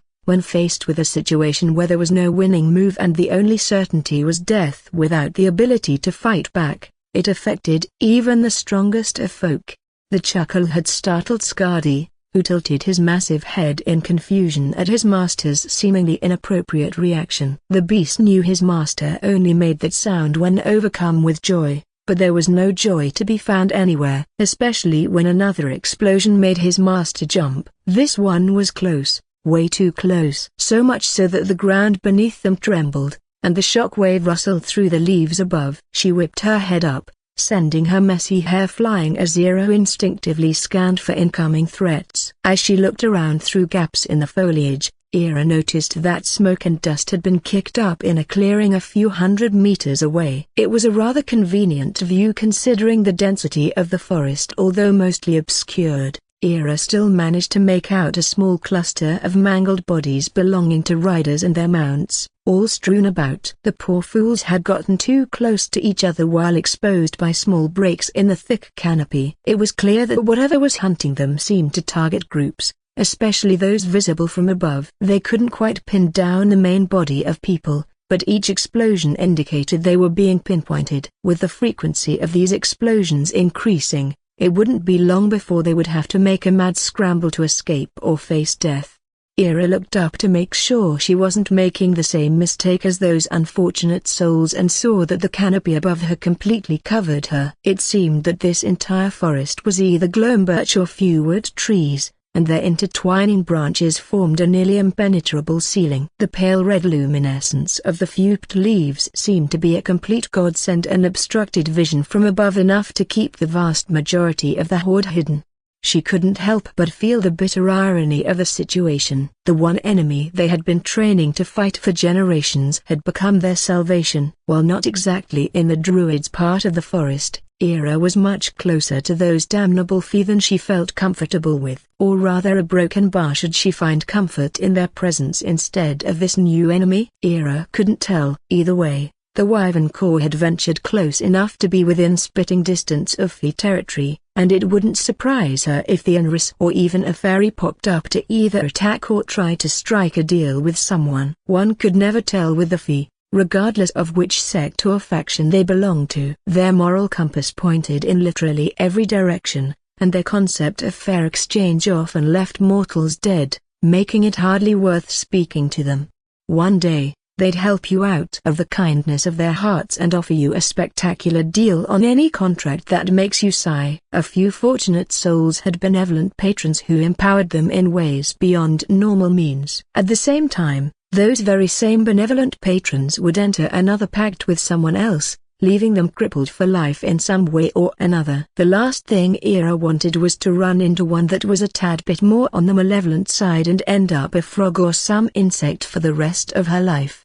Looking back toward the devastated area, Ira's eyes drifted over the splintered trees and noticed they were already attempting to reorient themselves. It always unnerved her how the trees in the Fey's forest snaked out their roots to reclaim any severed branches. This was one of the many reasons why you never set camp in it for very long. There was never anything to start a fire with. The way the forest healed itself always fascinated anyone who watched, but the most interesting, or more accurately, the most terrifying aspect, was how the same roots latched onto the corpses of the deceased and slowly dragged them down into the soil. Nothing biological was left to waste in this place. Flesh, bone, scales, even the tanned leather of saddlers are all that would be broken down and absorbed by the hungry forest. Ira flinched as one of the fallen wyverns suddenly began to struggle and screech, its massive body thrashing weakly as silvery green tendrils coiled around its limbs. The poor creature was too injured to escape properly, and the forest seemed to be aware of that. There was a strange intelligence at work, as if the woods could somehow sense which creatures were beyond saving. For those unfortunate souls, the forest would claim them and hasten the inevitable, recycling their essence into new growth. What a truly awful place this is, Ira murmured to herself. Even with the forest's undeniable beauty, adorned with luminescent foliage and ancient, twisting trunks, I suppose this is it. My corpse will be claimed by the Fey, too. The thought made her skin crawl. The idea of roots weaving through her flesh, pulling her down into the dark earth while she still breathed. But as she kept watching, something caught her eye. A few of the more agile wyverns scampered away from the clearing, using their clawed wing fingers to navigate through the dense forest. They dug into the trunks or sturdy branches and effectively hopped from tree to tree, with their wing webs retracted as far as possible. One of the less injured wyverns dashed between the trees like an oversized land predator. What made the sight even more impressive was the rider still mounted atop it, somehow maintaining his seat through the jarring experience. The beast used its powerful hind legs to provide thrust while its wing fingers kept it balanced, allowing its master to stay upright. Ira's brow furrowed, and her mouth fell slightly open as a new thought formed in her mind. She had always known these creatures were far more nimble on the ground than anyone gave them credit for, but witnessing them maneuver through the forest like terrestrial animals was truly something to behold. This was a significant blind spot in their tactical thinking, a one that had been drilled into them through years of training focused exclusively on aerial combat. Wyverns belong in the sky was almost the core motto, repeated so often that it had become unquestioned doctrine. But what if they didn't need to leave the ground to escape, or to launch an attack even? The idea felt almost heretical. It contradicted everything she had been taught about being a rider. Hell, it contradicted everything about wyvern warfare in general. Yet, as another distant explosion rattled the trees and sent birds scattering in panicked flight, Ira couldn't help but see the potential. It was evident that their enemy dominated the open skies with weapons beyond her understanding, but perhaps the dense undergrowth provided not just a layer of protective cover but a new way to fight. Ira's imagination began to run wild. It was painfully obvious they couldn't effectively contest the era, but why should they have to? If they could swallow their pride and abandon traditional tactics, the possibilities would be endless. For instance, Ira envisioned small flights emerging from anywhere in the forest or flying low, skimming just above the ground in open areas, only rising when absolutely necessary. Sure, it would place them at a disadvantage compared to their usual aerial dominance, but they had lost that right from the start. Ira would prefer facing a disadvantage to being outright dead. At least this way, they'd have a fighting chance to contest the airspace. Shaking her head, Ira realized she was getting ahead of herself and was strategizing tactics before they had even secured basic survival. Right now, Ira needed to put these fanciful thoughts away and focus solely on keeping as many of her people alive as possible. However, the spark of life that had nearly been extinguished hours ago had finally reignited within her chest. The officers glanced at each other anxiously. They knew that already. Every time some brave soul tried to break out of their prison, they'd immediately be swatted out of the sky or absolute hell would rain on them. With a burst of adrenaline coursing through her veins, Ira immediately felt the urge and jumped off her mount. The movement was so sudden and jarring that Skadi nearly leapt from his scales. The massive wyvern uncoiled from his protective curl, shook off the grass and twigs from his body, and trotted after his master as she made a beeline toward the arguing officers.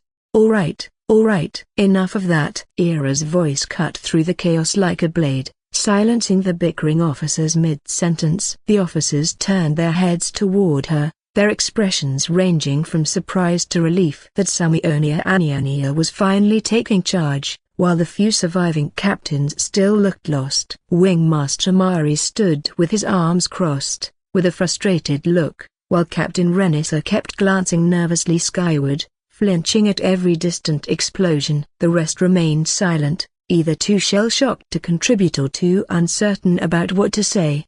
"Look, we're not going to solve anything by shouting over each other," Ira began, clapping her hands loudly to assert control over the conversation as she stepped into the center of their loose circle. "The enemy obviously has control of the skies. Trying to outfly them is suicidia. We've seen that already." The officers exchanged anxious glances, already aware of this. Every time a brave soul attempted to escape their prison, they were swiftly swatted out of the sky or subjected to a deluge of whatever hellish magic was at work.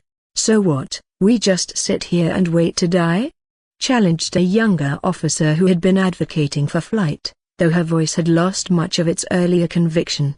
"No," Ira replied, gesturing toward the forest surrounding them. "We're going to have to adapt. We need to use the forest as our ally instead of viewing it as an obstacle." She pointed out several wyverns still navigating through the trees with surprising agility. "Look at Themo. If we stay under the forest's canopy and keep moving, we might have a chance to reach friendly territory." "That's ridiculous," Wing Master Mares scoffed. "Wyverns are aerial combat mounts, not drakes or wymes." "And yet they're maneuvering through the forest quite effectively," Ira countered, standing her ground. "Would you rather cling to doctrine while we're picked off one by one, or try something new that might actually keep us alive?" Nobody knew what to say to that. All options before them were terrible, but this wild, nearly blasphemous idea seemed far more reasonable than it should have. Survival had a way of making the unthinkable suddenly practical. Ira wasn't about to let them dwell on it.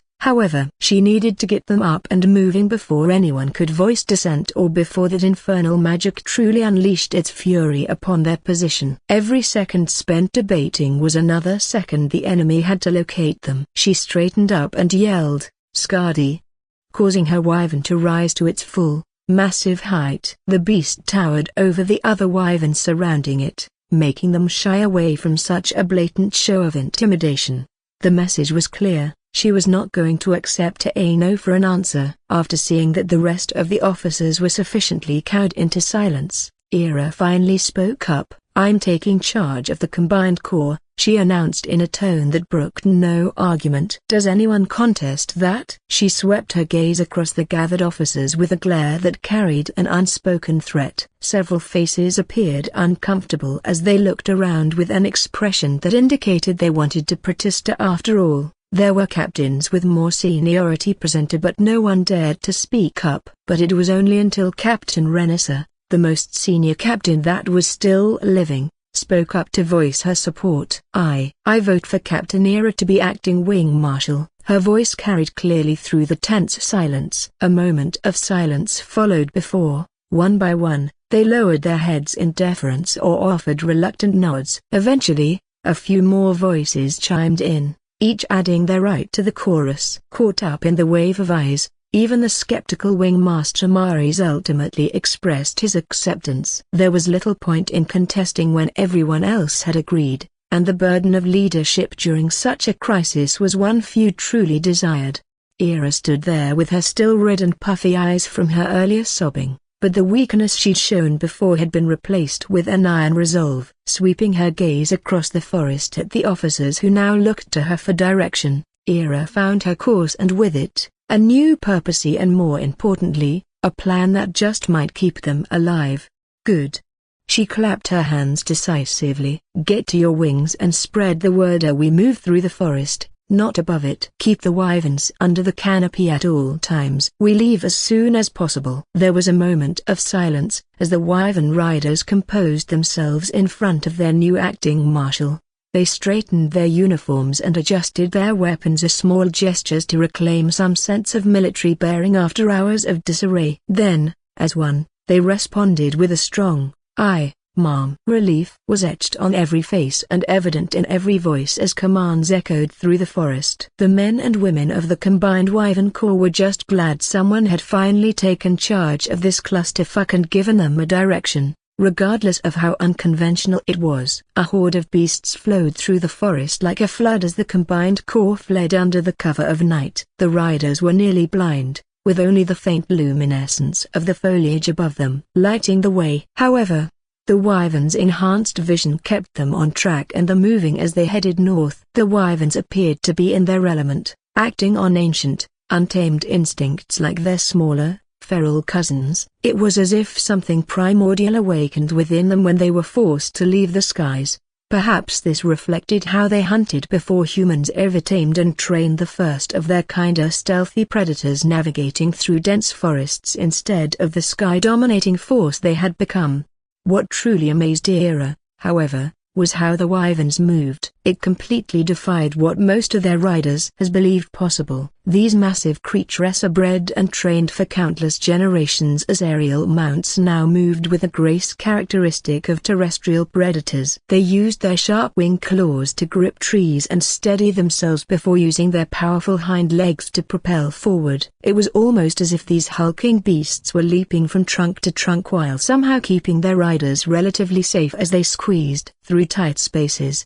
As they made their escape, the group couldn't help but let out a few choice nervous curses as the unholy sound of rolling explosions erupted in the background. Each blast sent vibrations through the ground, which both the rider and their mounts felt as it rattled their bones. The horrid sounds caused the horde of beasts to quicken their pace without needing any command from their riders. Leading from the front, Ira ducked and wove through the foliage while Skadi bulldozed his way through the forest and the others maneuvered along. Despite sticks and leaves bombarding her, Ira felt eternally grateful for her decision to move in the first place. If they hadn't left, they would have been trapped in that hellscape, blown limb from limb by whatever the enemy was hurling at the earth. Even at this distance, she could feel the concussive overpressure surrounding her as the ground was torn up from what had to be several miles away.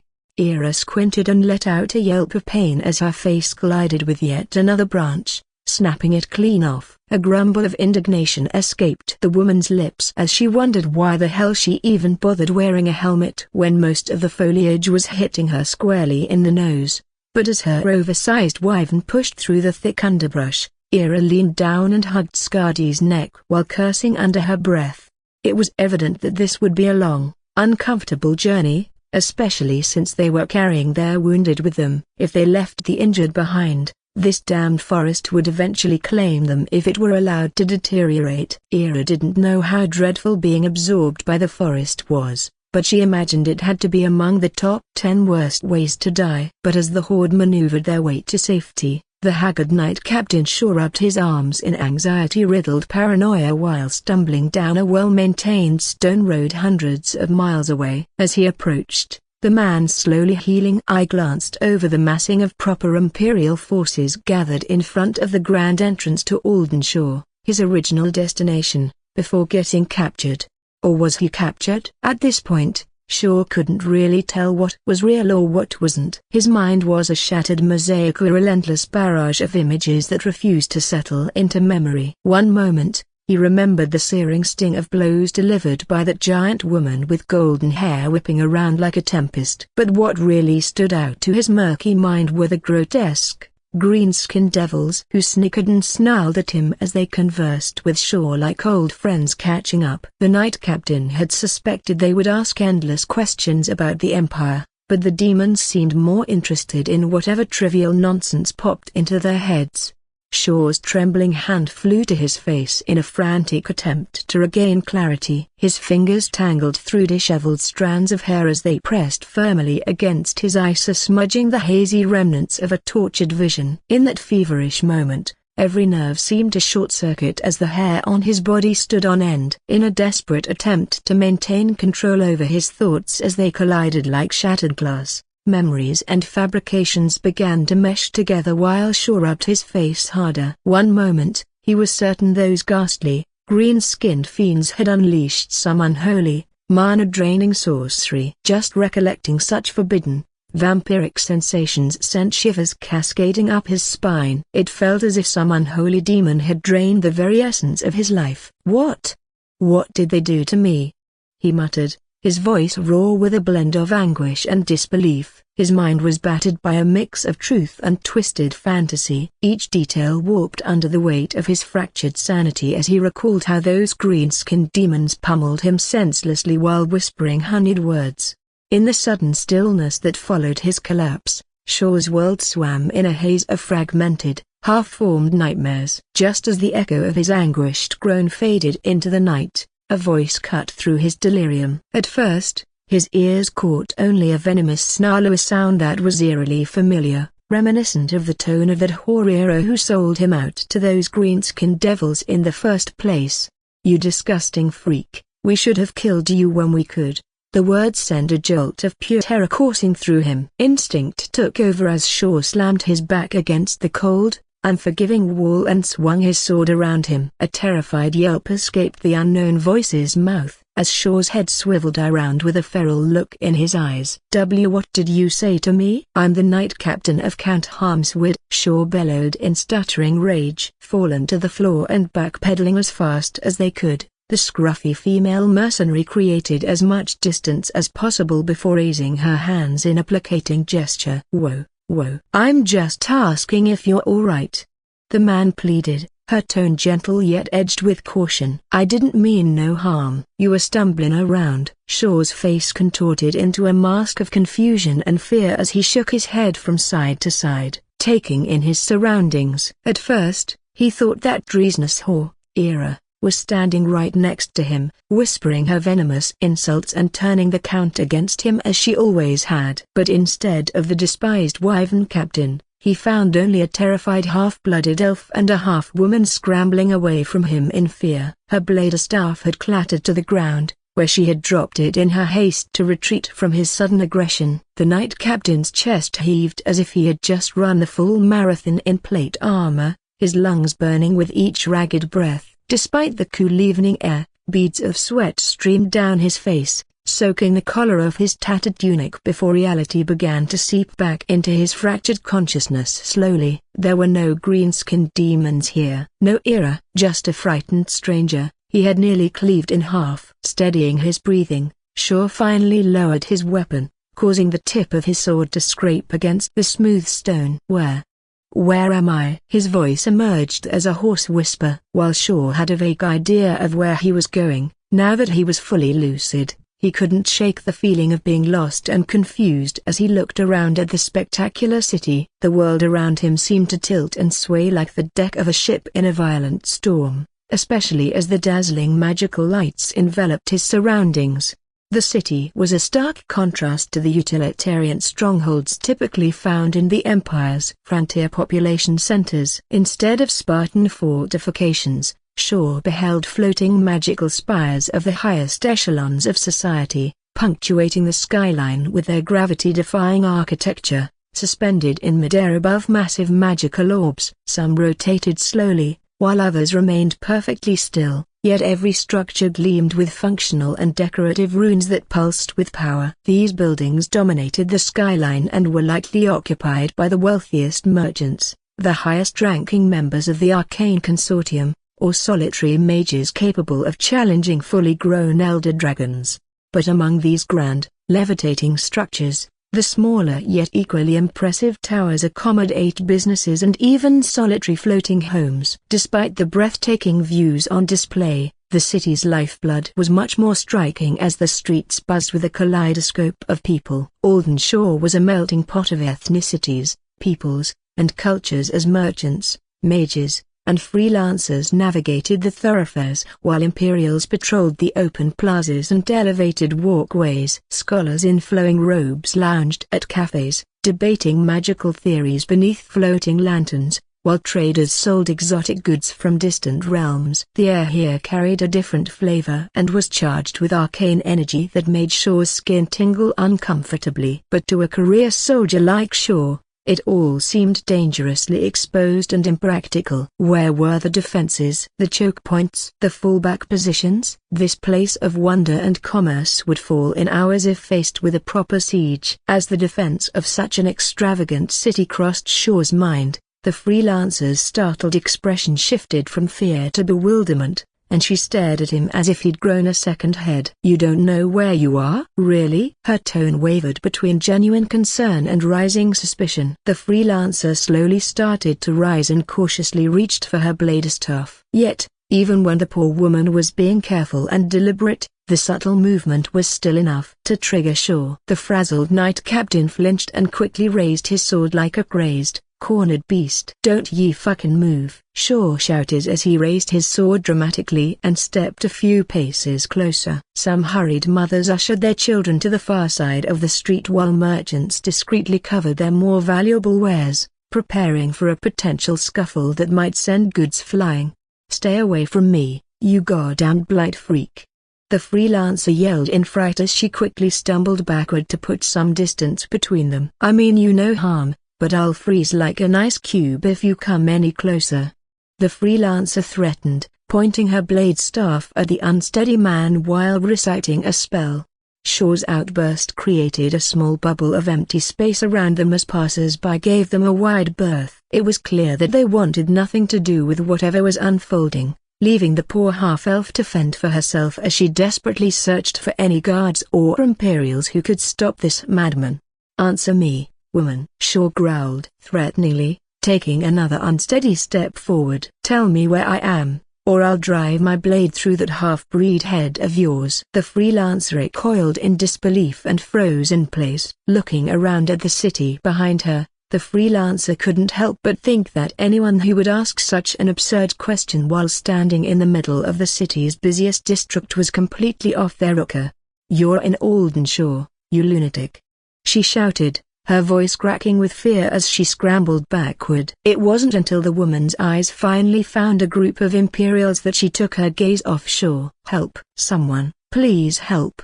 she yelled. "Some blighted freak is harassing me." However, instead of the usual rough round-the-edges auxiliary or the clean and disciplined Imperial regular, the freelancer spotted one of those feathered dragonkin, and their eyes were fixated directly on her. As the approaching group drew closer, she realized with a sinking feeling that this was no Imperial patrol. Those were not the proper colors, not at all. In place of the vibrant white and purple of the Seraphic Empire, deep red and gold took its place. The distinctive house colors of the Duchess herself, with one of her kin leading the way. It was extremely rare to see a Seraphic out on patrol. They typically remained cloistered in the higher echelons of society, concerning themselves with matters far beyond the scope of simple street altercations.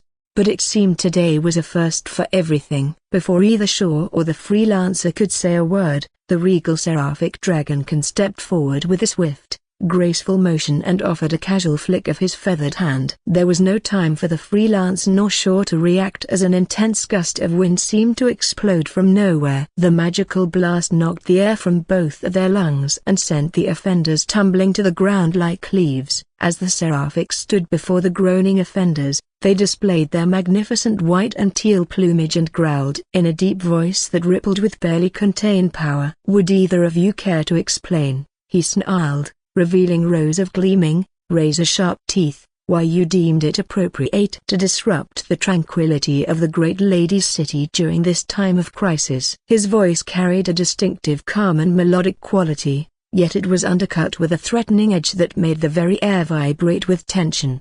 The Dragonkin stared down at the perpetrators, fixing them with a glare from his burnished gold eyes. Every aspect of his bearing radiated a predatory grace, while his crown-like crest of elongated feathers flared outward in a threatening display of dominance.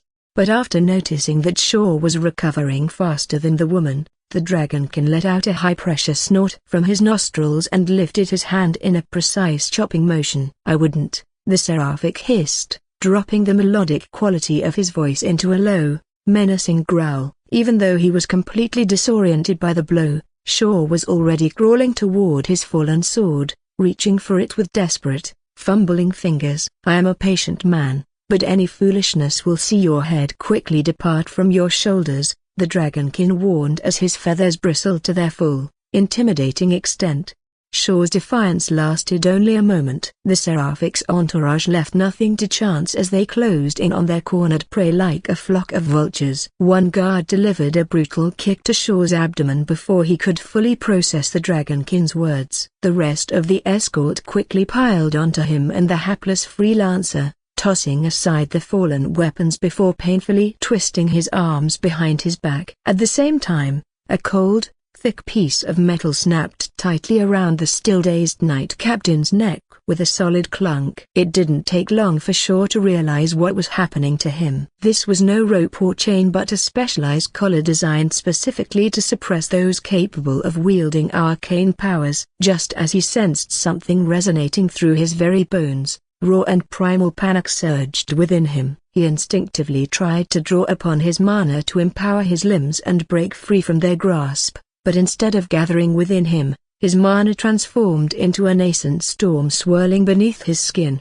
As the mana churned uselessly beneath his skin, Shaw couldn't help but lose control of his mental state. The memory of those green devils surged in his heart as his struggles felt weak and pathetic against such unyielding grips. Just as the last vestiges of his hope flickered out, a high-pitched yelp tore through the tense air. Shaw turned his head slightly to see the half-elf freelancer enduring the same harsh treatment as he was. One of the guards kicked her over onto her belly and sent the woman sprawling onto her stomach with a pained cry. A moment later, several strong hands pinned her down quickly, twisting her arms back in the same aggressive manner that Shaw had just faced, accompanied by the sound of the mana-suppressing collar clicking shut around her neck. Wait.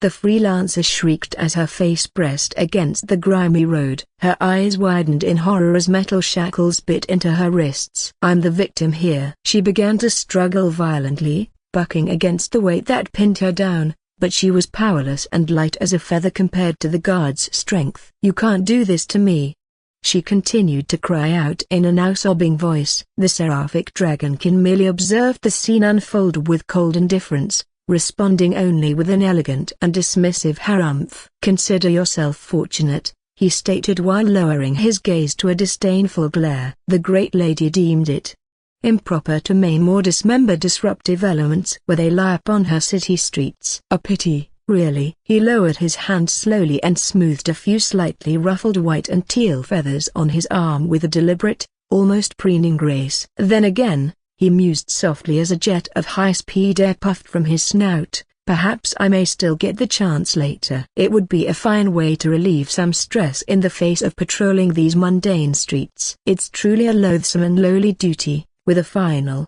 contemptuous glance at the subdued captives, the dragonkin snapped his feathered fingers, producing a sharp crack that magically resonated through the street. "Come, take these hooligans away," he ordered as his escorts hefted both Shaw and the now sobbing freelancer to their feet like sacks of grain. The world swirled violently before Shaw's eyes. It felt as though the walls around him were slowly starting to close in, squeezing him tighter into some kind of horrible trap. Meanwhile, the freelancer with whom he had just been feuding unleashed a torrent of complaints. Her voice was sharp with indignation as she twisted and kicked. "Get your filthy hands off me. I'm the victim here. He attacked me." But as the guards began marching them forward, her tone shifted, cracking with rising panic. The complaints turned into desperate, sobbing pleas. "Wait, where are you taking me? You can't do this." "It was him. He's the madman." "I didn't do anything." Shaw barely registered her words. Hell,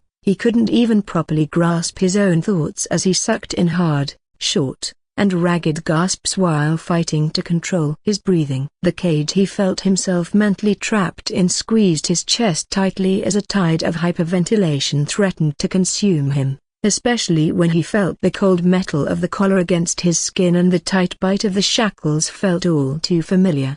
"No, no, not again," Shaw muttered. All that was missing was the suffocating black bag pulled over his head. He could almost feel the rough fabric, taste the magically charged ozone in the air, and hear that strange tongue those damned green devils spoke. "A broken bar." The edges of Shaw's vision began to merge into an indistinct blur as the panicked pleading of that annoying woman echoed around him. Even her cries started to become distorted. Everything warped, stretched, and leaned inward as if to crush him. The voices in the background turned into a chorus of whispers that clawed at the edges of his sanity as every face warped into those snarling smiles.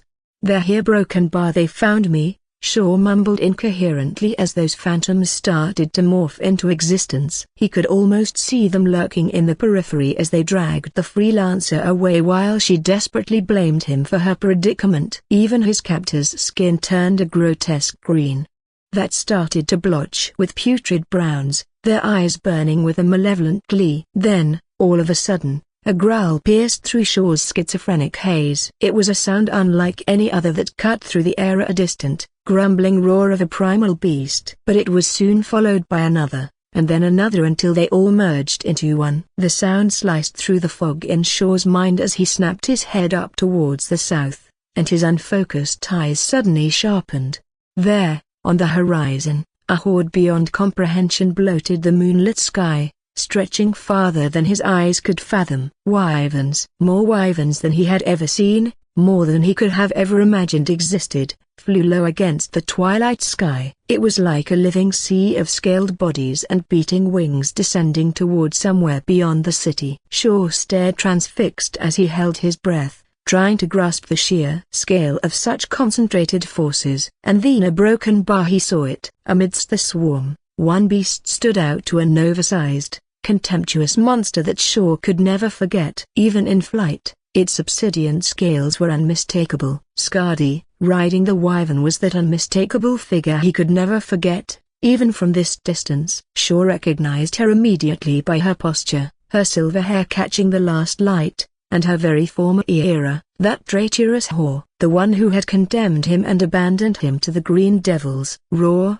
uncontrollable fury erupted within Shaw, shattering the last remnants of his already fractured composure. "You!" The word ripped from his throat in a guttural screech of pure hatred. "You traitorous whore! I'll kill you! You did this to me! I'll fucking kill you!" He lunged forward against his restraints, oblivious to the guards, the collar, and the city around him. Shaw was consumed only by the burning need for vengeance against the descending specter on the horizon. One of the guards reacted instantly, driving an ornate plated fist brutally into Shaw's stomach. The air burst from his lungs as he released a choked gasp, silencing his enraged screams. Pain lanced through him as another guard's fist slammed into Shaw's liver, causing the disgraced Knight Captain to double over as far as his shackles would allow. "Shut your goddamned mouth, fool!"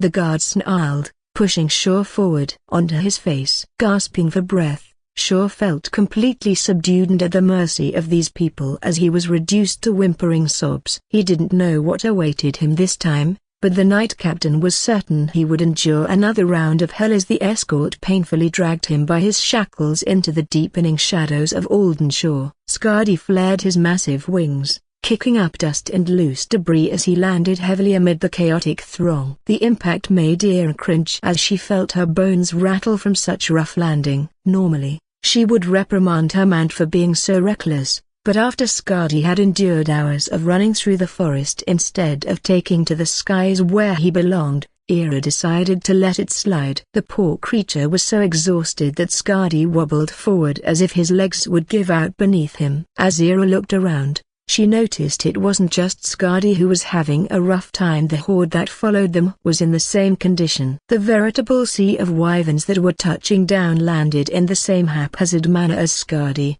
causing riders to smack against the back of their mounts or even buck off and slam into the ground. No matter where Ira looked, she saw complete pandemonium as curses and commands bellowed out, only to be swallowed by the cacophony of screeches, roars, and the frantic pounding of wings as the beasts jostled for space in the hastily designated clearing. But the wyverns didn't choose an appropriate landing field or even a clearing. Instead, the beasts opted to ignore their riders and landed in an active construction zone, where laboring crews and mages were still working. They were in the process of erecting prefabricated barracks and reinforcing logistics buildings for the burgeoning military installation when they discovered the wyvern corps descending on them. Like scurrying rats under the light of day, the construction crews scrambled away as the first wave of wyverns made their hard landing. Dust and debris flew as the exhausted beasts scrabbled for purchase on the loose earth with their claws before snarling and snapping at each other from their frayed nerves.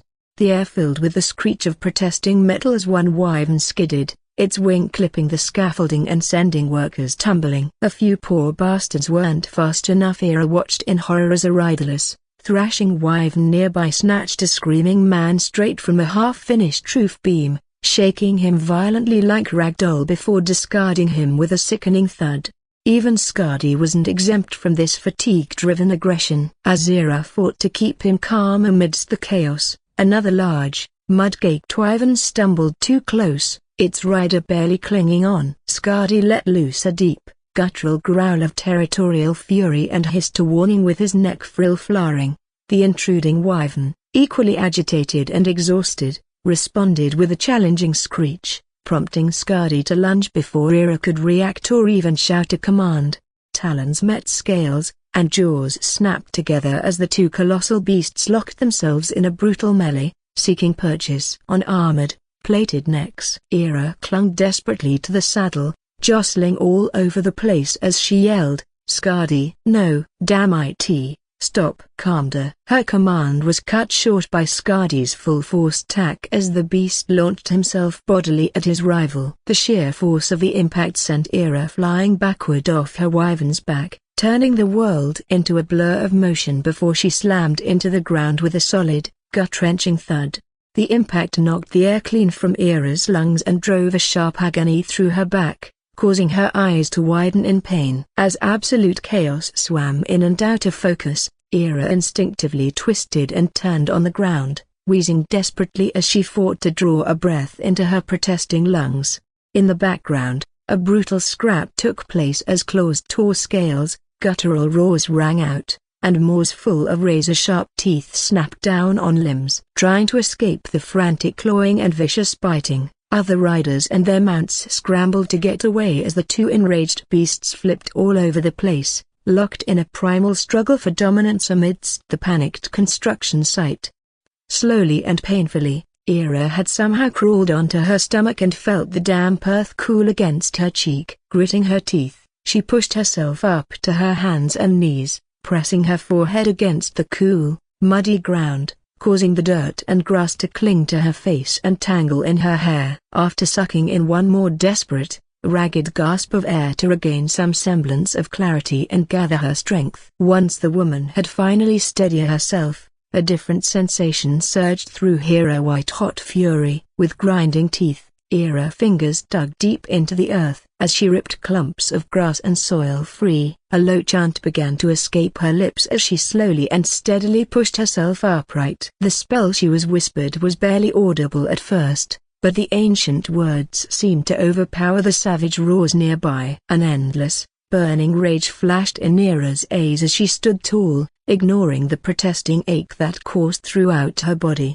Gruntoren Malakthal. The usually calm chant erupted from Ira into a primal roar of power as she threw her arms skyward before bringing her hands crashing down onto the earth. A deep groan echoed from beneath the fighting wyverns while the ground below them cracked and trembled. A moment later, the soil and rock buckled upward, swallowing the two brawling beasts in a churning maw, causing the wyverns to immediately break off their fight and scramble away in panic.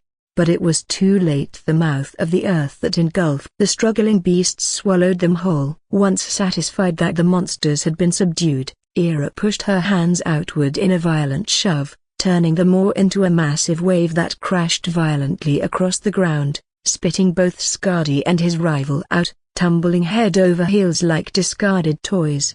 Skadi skidded across the dirt before ultimately coming to a stop dozens of meters away from where he had first been swallowed. The beast wobbled, pushing himself up on unsteady legs, and shook his massive head as he tried to regain his bearings. However, when his vision finally came into focus, Skadi saw Ira stomping toward him with a mask of absolute fury spread across her face. Before the great wyvern could jump and fly away, Ira's hand lashed out, slapping him hard across his heavily scaled snout. Skadi flinched, letting out a squeal of pain and horror as if the worst thing in the world had happened. Just before another blow landed, harder this time. The colossal war beast, who could shrug off spears and ignore giant balls of flame from talented mages, visibly recoiled with each sharp impact, pulling his head away as if struck by lightning.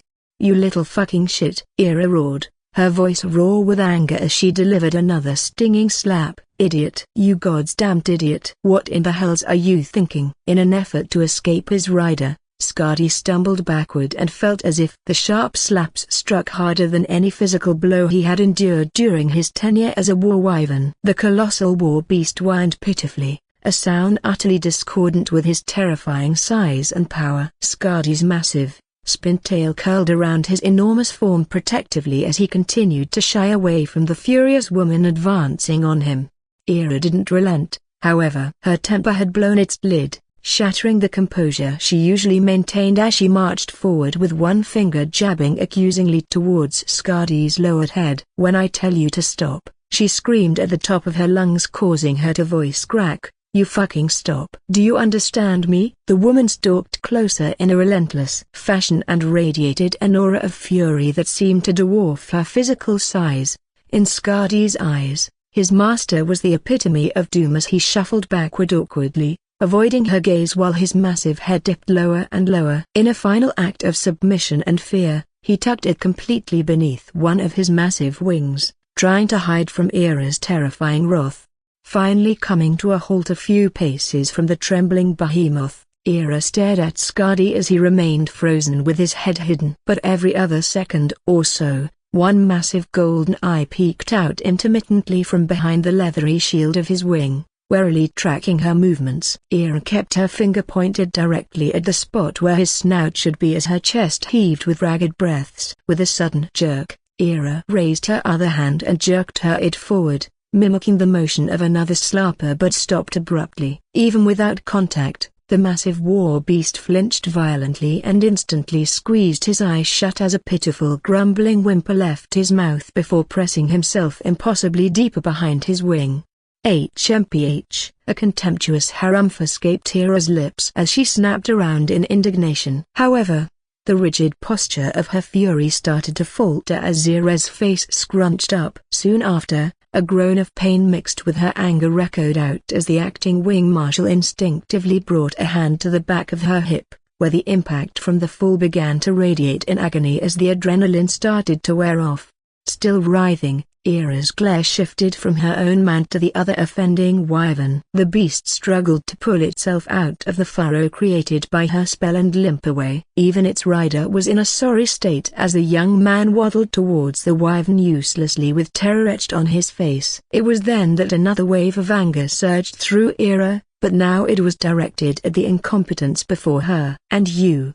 she bellowed, snapping her finger towards the hapless rider this time. "Rein your mount in, or I won't have my spell spit it out next time." Ira growled menacingly. The rider jumped as if a bolt of lightning had landed right next to him, his eyes wide with panic. "Why yes, Mom." "I apologize, Mom," he stammered, suddenly picking up speed and scrambling toward his injured mount. As Ira watched him struggle for a moment longer, fumbling with the reins and soothing his wyvern, she finally let out a long, shaky breath. Tilting her head back, she exposed her face to the chaotic sky filled with circling wyverns and squeezed her eyes shut tightly as if seeking reprieve before another pained groan escaped her lips. Ira felt as if her hips were on fire as she placed a gentle hand against the swelling to soothe the throbbing. The fire in Ira's hip flared with every heartbeat, growing sharper as it crept up into her back. It was simply impossible to endure as she cringed and sharply sucked in a breath of air through gritted teeth. Gods, she hoped this wasn't the case, but her broken bar something might well be broken down there. It simply felt far too intense to be any kind of bruising. It was actually much worse than anything she'd experienced outside one mishap with a poor landing decades ago. Unable to help it anymore, Ira bent forward slowly and supported her weight with one hand, bracing it firmly on her knee. Everything felt so bad that Ira even started to feel nauseous, as she felt like she was going to hurl at any moment. It was definitely clear she was going to need a healer. Risking a glance around the chaotic clearing, Ira saw that more wyverns were starting to descend, adding to the bedlam already taking place on their makeshift landing zone. Further down the field, two other skirmishes broke out between agitated beasts, their roars barely audible over the general cacophony of yelling and screeches. If it weren't for her current condition, she would have stridden over there, enforcing discipline with magic and scorn. But now,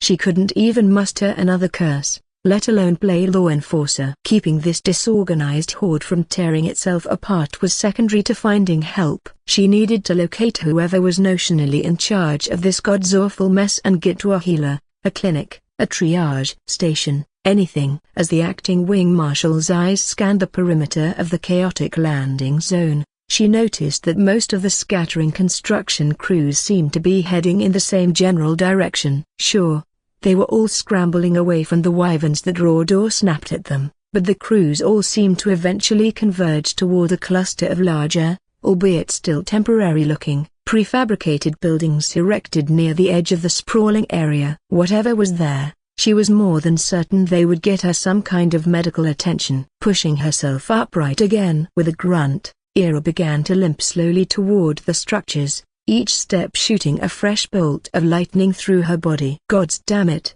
She let out a high-pitched whine as tears pricked at the corners of her eyes. She roughly wiped one eye with the back of her dirty glove. The pain was starting to grow in intensity, gnawing away at her resolve as she scooted away. Just behind her, heavy, hesitant thuds resounded on the packed earth. Seeing his master struggle, Skadi had tentatively risen and followed after her.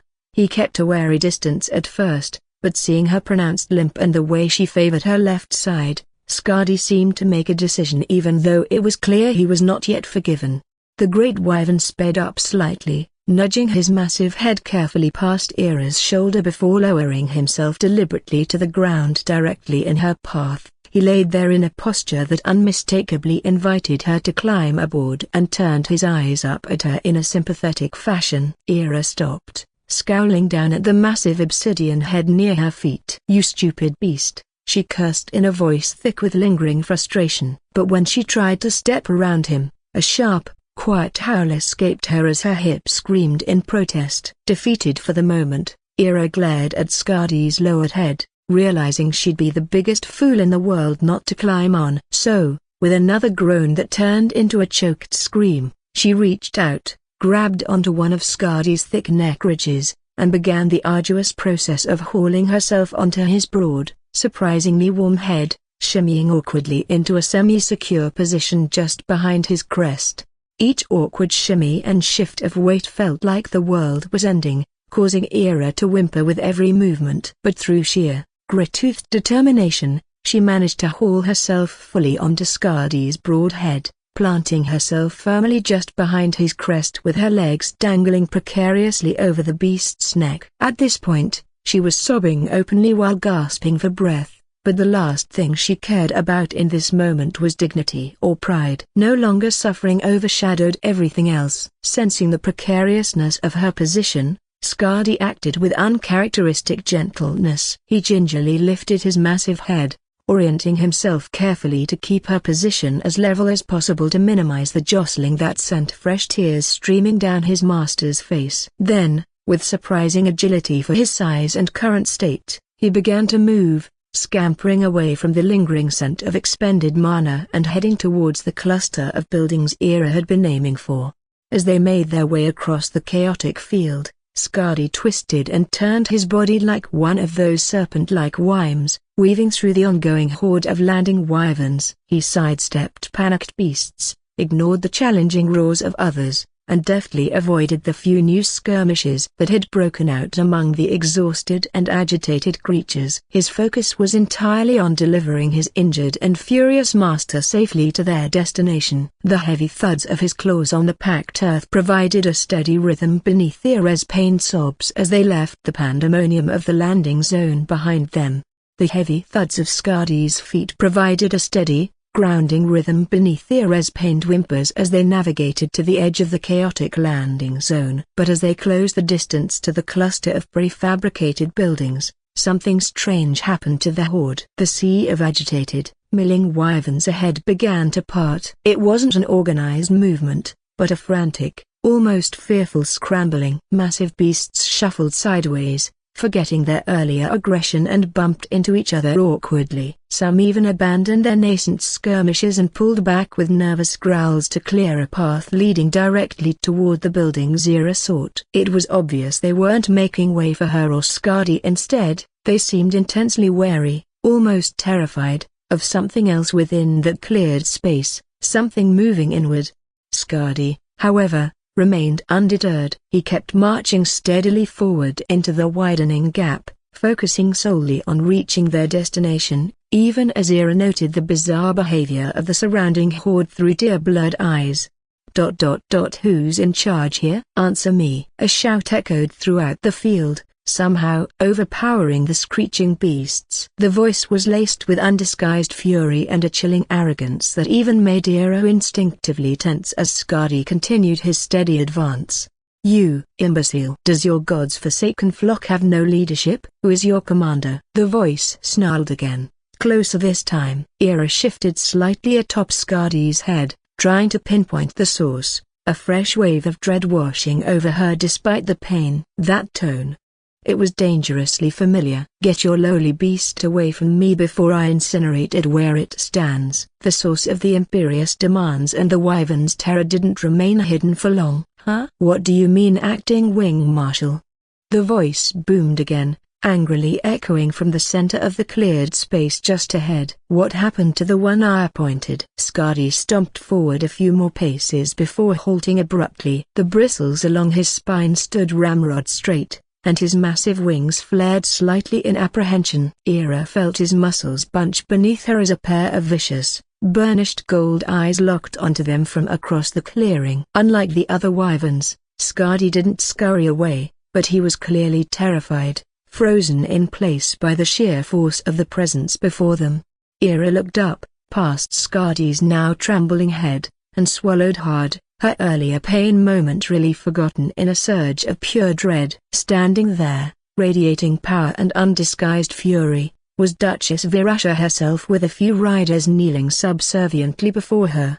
As Ira watched, a low snarl escaped the Duchess's maw, accompanied by a brief, intense plume of flame that shot from her feathered snout as she turned her furious attention back to the kneeling figures. "What do you mean, he's dead?" Virasha barked, her voice sharp enough to cut stone. "Who's in charge then?" One of the kneeling riders flinched. "It's Captain Ira, Your Grace." She took command. Another rider risked glancing over his shoulder for a brief moment as he pointed the trembling finger directly at Ira, still perched precariously atop Scardy's head. "That was her, Your Grace." The one atop the dark wyvern. A harumph escaped Virasha's mouth like grinding stone as she snapped her head towards the wyvern in question. Her golden eyes narrowed into dangerous slits as she began to waltz like a regal predator across the clearing towards Ira and her mount. Scardy instinctively took a step back, letting out a low growl and nervously flapping his wings in warning. "If that beast flees, or so much as twitches again without my leave," Virasha hissed, her voice dropping to a deadly whisper that somehow carried across the distance, "I will put a hole through its insignificant skull." Ira's hand flew to Scardy's neck ridge, patting his scales reassuringly despite her own fear. "Easy, boy," she murmured in a barely audible voice. "Easy. Do what she says, or we're both goners." The mayhem of the construction site continued unabated. Wyverns still circled overhead, awaiting a chance to land, while those already grounded jostled and roared, trying to establish some semblance of order amidst the chaos. Yet, a pocket of tense stillness had formed around the imposing figure of Duchess Virasha, who stood menacingly over Ira as she lay on the cold grass. Sharp gasps and muted, pained screams punctuated the air as Ira writhed on the ground while the dedicated healers, likely part of the Duchess's own retinue, knelt beside the fallen captain and assessed the poor woman. One healer, a middle-aged human man with calm eyes, gently pressed his fingers into the area around Ira's hip and lower back, his brow furrowed in concentration. His fingertips glowed with a soft, diagnostic light, enabling him to sense fractures or dislocations beneath the skin. "All right, Captain," the male healer called out in a steady voice despite the surrounding chaos. He pressed once again against Ira's hip joint, this time more firmly. "On a scale of 1 to 10, tell me how painful this is." He pressed slightly lower, eliciting a weeping cry. Now Ira moaned, tears blurring her vision as fresh waves of agony pulsed through her. 7. 8. She choked out. The other healer, a younger elf, hovered her hands over Ira's side and conjured arcane symbols that flickered around her palms as she performed a rapid triage spell. This allowed the healer to assess any internal damage and provided a clear picture of Ira's vital signs without needing to draw blood or cut away armor. She noted the rapid pulse, shallow breathing, and spikes of pain indicators corresponding with her colleague's touch. Duchess Virasha, on the other hand, simply stood off to the side with her arms crossed while an indignant huff shot through her feathered snout. There was a lot she wanted to say and ask, but the Duchess refrained from interrupting the assessment, though her tapping talons betrayed her impatience. Why can't I just have a healing potion?" Ira pleaded through a muffled sob, and her face twisted in pain as fresh tears tracked paths through the dirt on her cheeks. "Well, Captain, a broken bar," the elven healer replied calmly as lights flickered in her eyes, taking in the arcane feedback of her spell. "Potions are excellent for ensuring that known wounds that are already well on their way to healing actually mend properly," she replied, pulling off her healer pack and rifling through it. "But they're not going to be an instant fix, especially for severe blunt force trauma and potential skeletal damage." The elven healer glanced at her colleague, then pulled a small, stoppered vial containing a thick red liquid from the pack. "There might dull the pain briefly, but the pain relief won't last long unless we set the fracture or soothe deeply bruised muscle. God forbid there a deeper injury that the motion won't mend and you pass away through internal hemorrhaging," she explained, popping the cork and gently spilling it into Ira's mouth. "This, however, We'll help manage the worst of it while we work." With their general diagnostics and observations complete, the two healers conferred quickly in low tones, murmuring about contusions, muscle tears, and displaced energy flows. No immediate organ damage, the elf noted. Severe bruising to the hip and lower back, likely extensive muscle tears, a broken bar, possibly a hairline fracture on the pelvic crest, consistent with a high fall onto a hard surface, the older human healer concluded, nodding grimly. Adrenaline carried her this far. It's catching up now. She needs stabilization and proper immobilization before transport. Ira gritted her teeth and tightly scrunched her face as the healers immediately got to work based on their assessment. However, it didn't take long for the painkiller to take effect and dull the sharpest edges of the debilitating pain. Instead, the blinding agony transformed into a deep, insistent throb. The treatment itself was far from pleasant, but Ira was no longer reduced to tears and a quivering mess. The elven healer's hands hovered just above Ira's skin, emitting a focused beam of emerald light that shifted and changed in hue as she directed it with an intense look on her face. Ira felt a strange, uncomfortable, yet warm sensation penetrate deep into her muscles, followed by involuntary twitches as torn fibers were magically encouraged to seek each other out and mend. It felt invasive, like unseen fingers probing and stitching her back together from the inside. Simultaneously, the human healer placed his glowing palms gently over her hip, murmuring somatic words under his breath. A slithering, snake-like lattice of golden energy gently wrapped itself around the joint and pulsed rhythmically. It wasn't a crude splint but a complex energy field designed to keep the bone perfectly immobile, stabilizing the suspected fracture site and accelerating the natural knitting process far beyond normal capabilities. Each slithering pulse sent a dull, jarring sensation through her bones, forcing sharp intakes of breath despite the sedative's effects. As minutes stretched by under the healer's focused attention, Ira's face slowly began to loosen its pain grimace. Her rapid, shallow gasps stuttered and then gradually evened out into deeper, albeit still shaky, breaths. Finally, with the worst of the immediate trauma addressed and the sedative fully kicking in, she let out a long, shuddering sigh of relief as her body slumped slightly against the warming grass. Noticing the shift in the patient's condition, Duchess Virasha took a deliberate step closer. "Is she capable of discourse now?"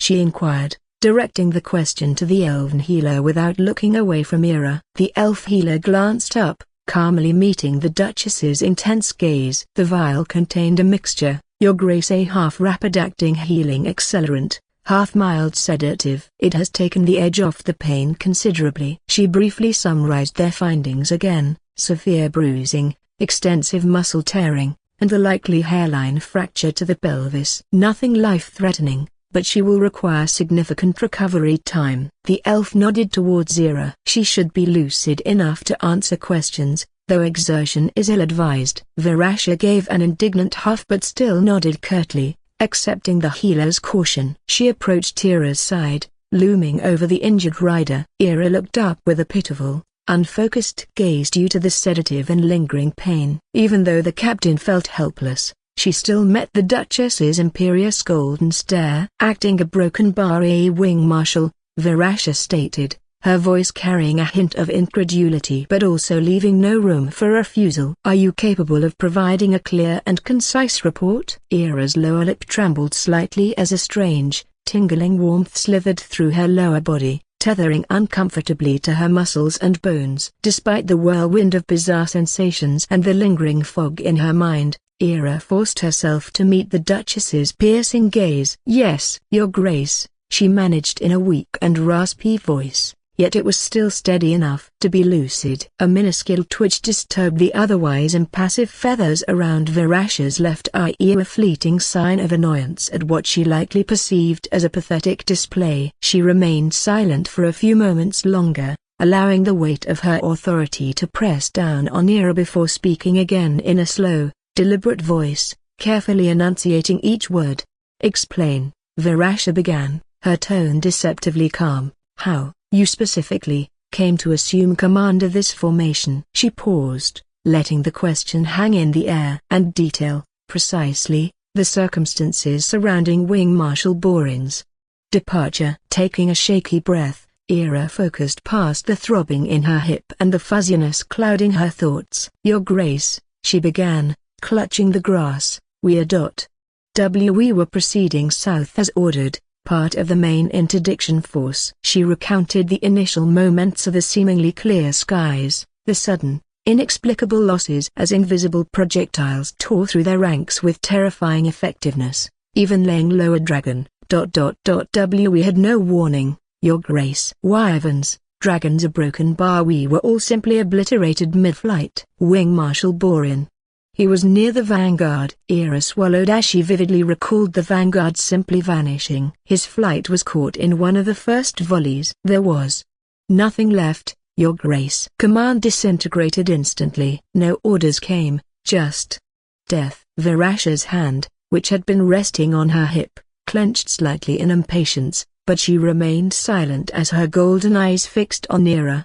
The aerial attacks were relentless. Your Grace, a broken bar, Ira continued, her voice gaining a slight tremor. Staying airborne was suicide. Any altitude provided no safety. I saw. She hesitated, glancing instinctively towards the sky. The juvenile Dragona. The Duchess abruptly raised a feathered hand outward to silence Ira. I am well aware of the enemy's aerial capabilities, Captain, she interrupted sharply just as a jet of flame exhaled from her nostril. I witnessed the engagement myself through diviners. Her eyes narrowed again. I am specifically asking about your decision after the aerial formation was shattered. The retreat into the trees. Ira flinched as another jolt of unsettling discomfort shot through her hip from the healer's continued ministrations. She lowered her head for a moment, breathing hard through her nose, trying to push past the sensations. Forgive me, Your Grace, she murmured, her face twitching slightly. I'm not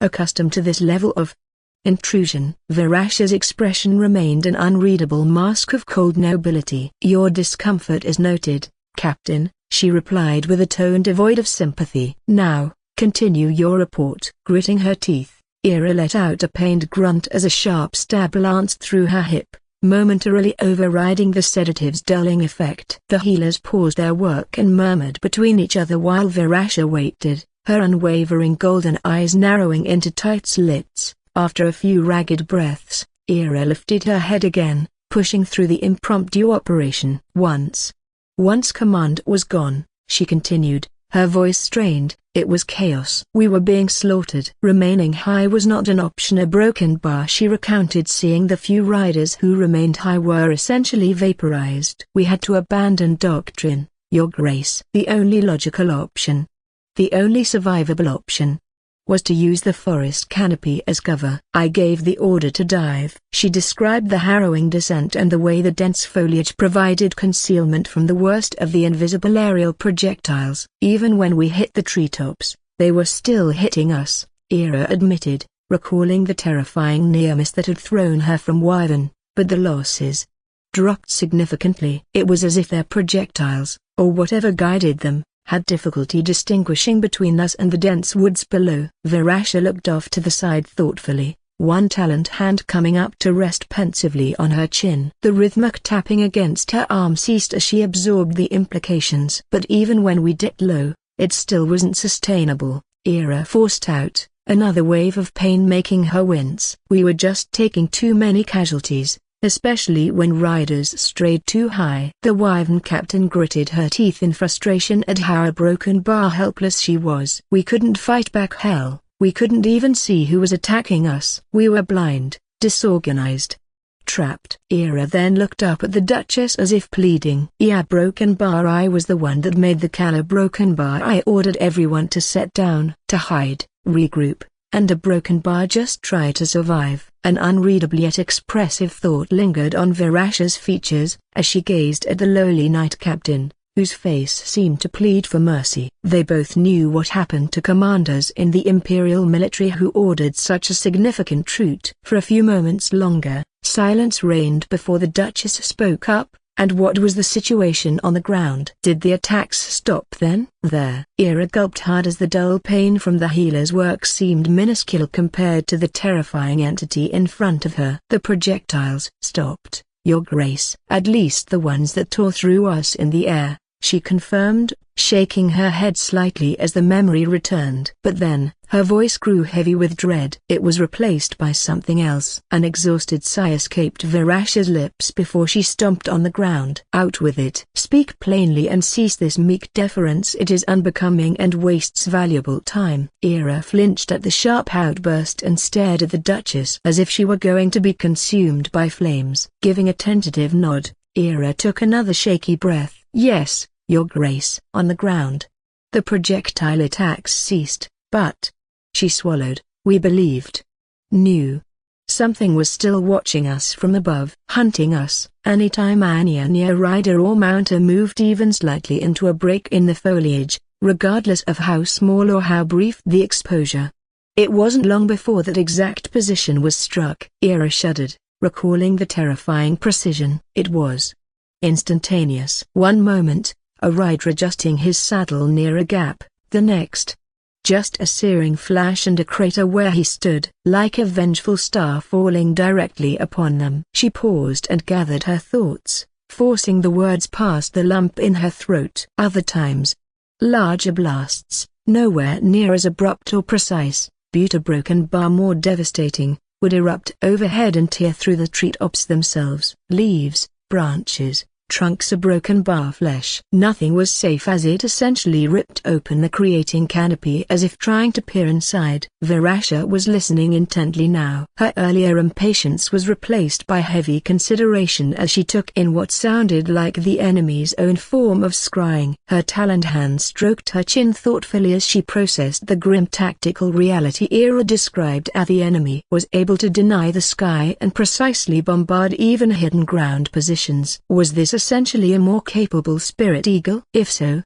then they must be watching the movements of her own troops just like she had been watching theirs. This needed further investigation. I understand now, Captain, the Duchess finally spoke up after a long bout of silence. She then fixed Ira with that piercing golden gaze once more. Now tell me, how, in the name of the infinite hells, did you manage to extract the majority of the cow from that death trap? Ira closed her eyes for a moment and felt the healer's magic knit parts of her back together as the image of the massacre seared itself behind her eyelids. Your Grace, she began in a raspy voice that was still gaining strength, it wasn't strategy.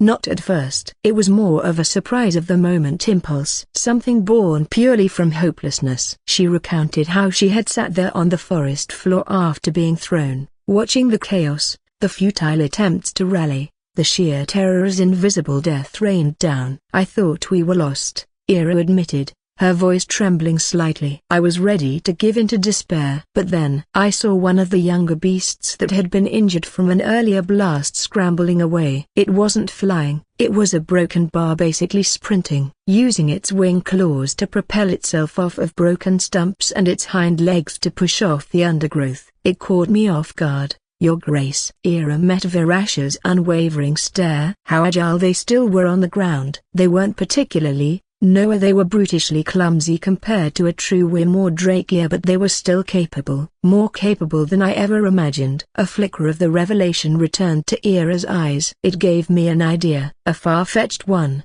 perhaps.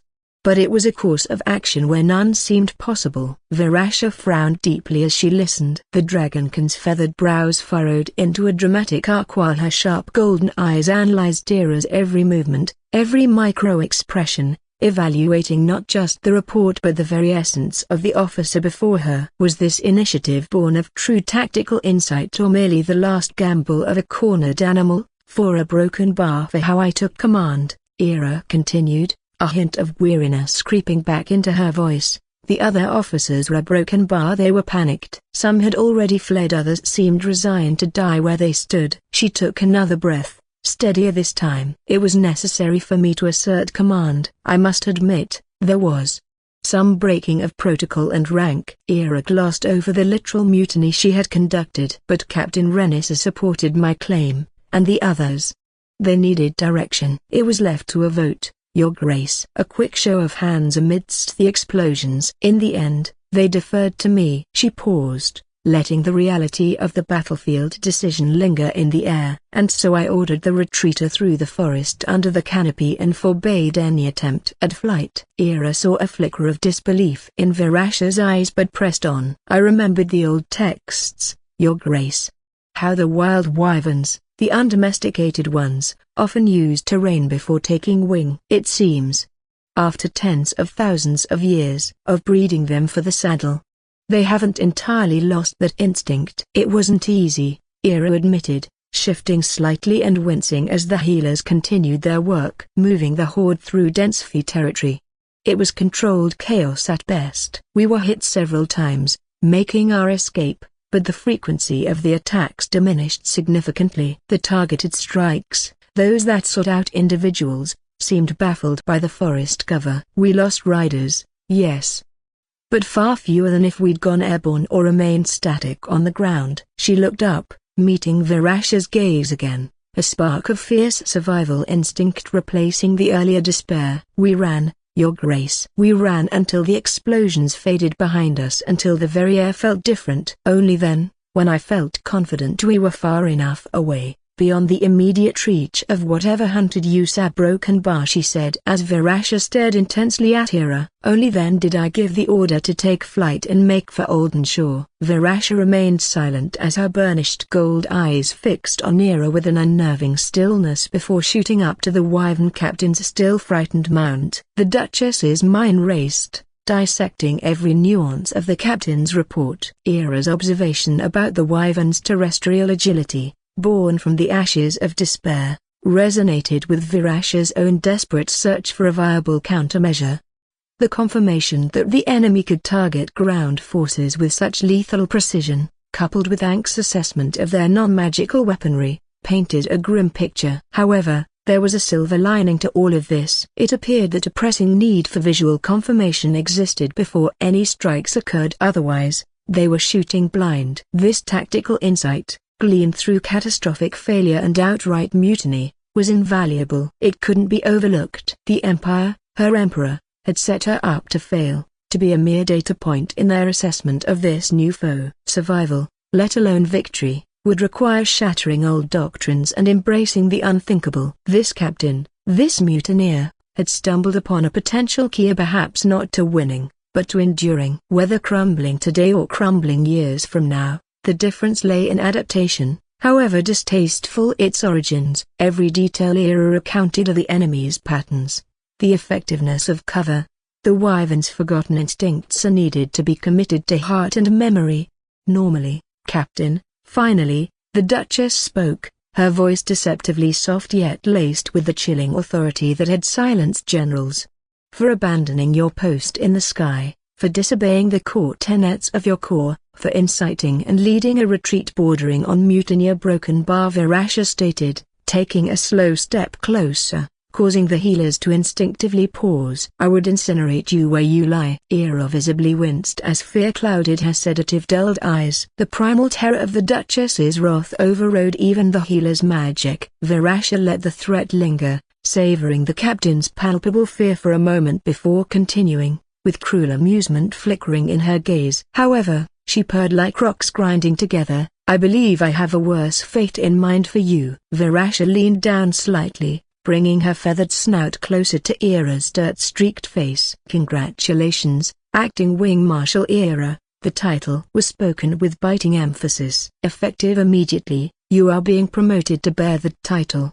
Officially, the Duchess straightened, returning to her regal and imposing posture. You will oversee the development and implementation of an entirely new training regimen for the Wyvern Corps. One focused entirely on the ground combat tactics you so innovatively discovered. A humorless, sharp-toothed smile touched Virasha's lips. You may have just saved us all, Marshal. Do not disappoint me. Without waiting for a response, the Duchess turned abruptly towards the healers. Prepare her for transport immediately. She spat out sharp and to-the-point commands. The new Wing Marshal is to receive the best treatment available. My healers, my resources. Ensure she is capable of command as soon as possible. With a final, disdainful glance at the overwhelmed Ira, Virasha whipped around, sending sparks flying in every direction from the tips of her heavily feathered tail as it lashed through the air. The Duchess marched away with imposing strides, disappearing back towards the city and leaving Era and the stunned onlookers in her wake. Lance Corporal Anthony Finch sat slumped in his tactically acquired pink canvas lawn chair while he stared listlessly across the sprawling,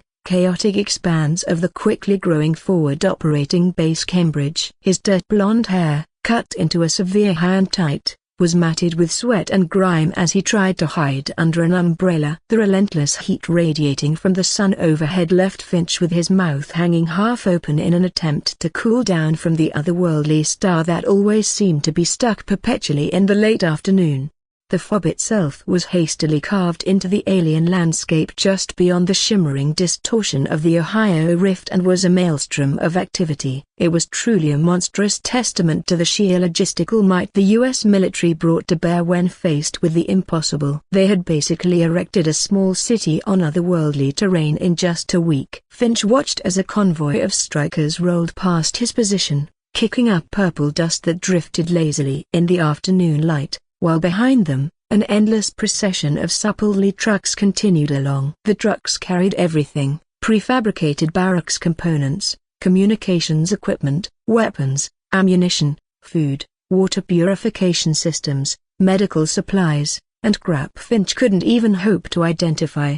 Army engineers, Navy Seabees, and a legion of civilian contractors swarmed across the landscape like ants on a disturbed mound. Excavators, bulldozers, and cranes rumbled day and night to erect buildings and position HESCO barriers for some form of defense. Meanwhile, concertina wire snaked across the terrain, transforming the alien soil into a potential hellscape and funneling people into a concentrated kill zone at each corner of the fledgling base. Turning his head towards the rift itself, Finch saw engineers in a heated argument as they laid sections of railway tracks. Much of it was already assembled, but due to the rift's anomalous nature, no one could quite figure out which direction to build in or whether the eggheads were correct in their theory.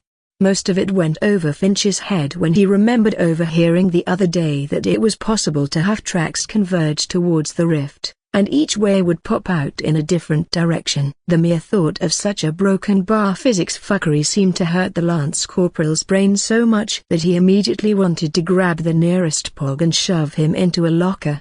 Yet amidst this frenzy of construction and army logistics, Finch and the rest of his Marine detachment were stuck in purgatory. Their sector was a sea of identical olive-drab tents pitched in neat, depressing rows. No barracks, no permanent structures. The only thing the Marines could look forward to was canvas walls offering minimal protection from the elements and zero protection from boredom, while the army actually went out and got some. No, instead, the Marines were told, as always, to hurry up and wait. The only leathernecks able to actually do their jobs were those in artillery, as the constant, rhythmic hammering of cannon fire rocked Hill 4. The entire mound of dirt had been established as a firebase, sending death and destruction miles deep into hostile territory and serving as a grim soundtrack to their inaction. "This is fucking bullshit," a broken bar Finch grumbled in his frustration, hating the inter-service politics that were taking place and preventing him from killing some fantasy fuck. The Lance Corporal then turned his head slightly and gazed upon the only entertaining scene: Private First Class Adam Newman, another bald-ass Marine whose pasty white skin seemed almost translucent under the alien sun. Newman had apparently decided that his idle hands belonged to the devil, as he had taken it upon himself to properly welcome the latest batch of fresh meat attached to their unit. "Do you know what rank I am, Private?" Newman screamed, his face mere inches from a terrified-looking new arrival who stood ramrod straight at attention. Newman jabbed a finger aggressively at the single chevron pinned to his collar as he moved down the small line of equally terrified Private First-Class Marines, repeating the question with a cracking voice. A wave of fearful silence hung over the small cluster of replacements before one, braver or perhaps just stupider than the rest, stammered, "Private First Class?" Newman spun around, his eyes bulging. "WHO said that?" he roared, stalking back and forth in front of the line like a caged predator. "Who the fuck said that?" His gaze finally landed on a young private of Southeast Asian descent, maybe 19 or 20 years old, who flinched almost imperceptibly. Newman, he got right in his face, nose to nose. "Do I look like a fucking regular private?" He jerked his body forward suddenly, making the private flinch again but hold his ground. "Dipshit!" The Asian private remained locked at attention, eyes forward, trembling slightly. "Leaning rest, Damas," Newman bellowed. "Go, fucking leaning rest." Now, as the private scrambled to drop into the push-up position on the dusty ground, Newman stalked back along the line, pointing his knife hand menacingly at each replacement. "IT's fucking senior private first class Newman to you, boot." "Got IT?" A flurry of A down and A up echoed outside of 2nd Platoon, Charlie Company's tent, as Finch's eyes fluttered shut for a moment. The moment he heard A senior private first class come out of Newman's mouth, the lance corporal couldn't help but slowly shake his head. The sheer, predictable absurdity and stupidity that accompanied the lowest hierarchy of the Marine Corps truly astounded him sometimes. A sigh left Finch's mouth, as he took in the sight of dozens of other Marines lounging around their tents, cleaning weapons for the 10th time, sweeping the dirt off the bare ground, or just staring blankly into the distance like he was. Everywhere Finch looked were faces of profound boredom that were occasionally broken by the distant thunder of artillery. "Same shit, different planet," Finch grumbled wearily. It wasn't just Finch feeling the gnawing irritation of inaction, it seemed all of Alpha Company felt the same. Hell, a restless energy simmered through the entirety of the 2nd Marine Division's sector of FOB Cambridge. You could see it in the way guys walked, how others were pulling pointless guard duty, and how everyone let Newman smoke the noogies while pacing like caged animals. But what made things even worse was the constant rumbles of artillery from Hill 4. Each blast wasn't a comfort, it was a taunt. The army was out there, knees deep in whatever alien mud this world offered, racking up confirmed kills while the mariners, the goddamn mariners, were stuck sweeping dust off the dirt floor and listening to some reject PFC play drill instructor. It felt fundamentally wrong, a violation of natural law. Finch watched Gunnery Sergeant Martinez, a weathered veteran whose deployments ranged from Fallujah to Helmand, viciously rip open an MRE in a fit of frustration while his M27 yard angled from his chest. "This is fucking bullshit," the gunnery sergeant muttered under his breath to Staff Sergeant Michaels, who was leaning against a stack of ammo cans, massaging the bridge of his nose with unnecessary intensity. The lance corporal couldn't make out every word, but he didn't need to. The gunny's expression, a tight jaw, narrowed eyes fixed on some distant point beyond the wire, screamed volumes about a army horseshit and a politics keeping the Corps leashed while the doggies got first dibs.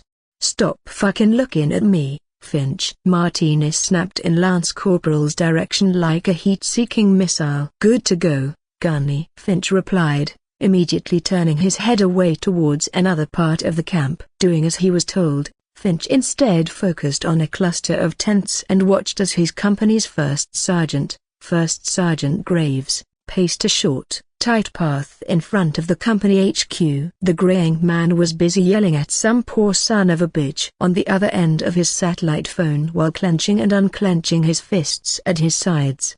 Every so often, he'd come to a complete glare towards the constant stream of army vehicles on the main road, and let out a low growl before resuming his restless march. A couple of boots stared to ask him if there was any word on moving out, and Grave just snapped at them. "Shut up and go find something to unfuck," the first sergeant snarled loud enough for the entire FOB to hear before ducking into the company HQ. Finch couldn't help but let out a quiet chuckle, a small puff of air that barely disturbed the oppressive heat under his umbrella. This right here, this was the true art form perfected by generations of lance corporals before him, the uncanny ability to become utterly invisible. It was about existing just below the threshold of annoyance, letting the real dipshits, the loudmouths, the tryhards, and the utterly incompetent like Newman soak up all the negative attention raining down from the senior NCOs. Let Newman draw the eye of Sauron. Finch would remain comfortably unnoticed in his pink lawn chair, a master of the Lance Corporal Underground's prime directive A skate, don't hate, and never volunteer. His amusement, however, would reach a new crescendo as Newman seemed to take his self-appointed role as Tormentor-in-Chief a bit too seriously. The PFC was practically vibrating with misplaced aggression, still screaming himself hoarse at the terrified privates who were still doing push-ups in the swirling dust. It was then that the inevitable happened. Finch saw Staff Sergeant Michaels, finally took notice of Newman, and narrowed his eyes dangerously. Michaels, built like a brick shit house with a temper to match, slowly and deliberately pushed himself off the ammo cans. His hand, almost instinctively, began to straighten into the most ancient and dreaded of NCO weapons, the knife hand. Oh yeah, Newman was fucked. Michaels stomped over towards the hazing session, each step kicking up small puffs of dust before his shadow fell over the struggling privates. Oblivious in his power trip, Newman continued yelling at the poor Southeast Asian kid, "Faster, pussy." My grandmother. Newman's tirade was abruptly cut short as Michaels resounded just over his shoulder. Newman, Michaels' voice was dangerously quiet, a low growl that somehow cut through the distant artillery booms. "What in the ever-loving goddamn fuck do you think you're doing?" Newman snapped around automatically and stood at attention, his bravado instantly evaporating like sweat under the alien sun. Staffs aren't just, instilling some discipline. Staffs aren't building camaraderie. Michael's knife hand shot out, stopping inches from Newman's face. "Shut the fuck up, Newman. You think just because you had that single stripe longer on your collar it gives you the authority to smoke these Marines? You think you rate that? I'm tracking you. Staffs aren't. You ain't shit but a PFC, same as them." Michaels leaned in, his voice rising an octave as venom dripped from every word. "Good to go. Staffs aren't. What the fuck is wrong with you? Get the fuck out of my sight before bust your ass permanently goddamn to fucking recruit for the rest of your miserable goddamn life," Michael yelled, pointing off into the distance. "You tracking me, Private?" "Roger that. Staffs aren't." Newman finished before bolting off like a bat out of hell. Finch watched with grim satisfaction as Newman practically tripped over his own feet, while the boots cautiously got up from their leaning rest, unsure if the ordeal was truly over. Hee-haw, a broken bar. Finch let out a broken, low guttural chuckle from his lounging position. Finch thought about Newman becoming a recruit. Christ. The guy probably had been a PFC longer than Finch had been wearing the Eagle, Globe, and Anchor. NJP often drunken, disorderly, bringing a stripper back to the barracks, doing PT while still hungover, unauthorized absence, you name it. Newman had probably done it and gotten caught. He was a terminal Lance who never even made it to Lance Corporal. The idiot was the poster child for messing up, forever stuck as the Corps' oldest and the most useless private first class. The man was a walking cautionary tale, and yet, here he was, trying to act hard for the new guys. Shaking his head again, Finch couldn't help but think that some things never changed, not even in another goddamn dimension. But as he scanned around for any break in the monotony, it wasn't until his eyes landed on the flap of the company HQ tent that his interest finally peaked. Emerging into the harsh light was their platoon leader, Second Lieutenant Ryan Watser, some butterbar bitch boy fresh out of officer candidates school who probably still thought being a second lieutenant gave him more respect than the gunny.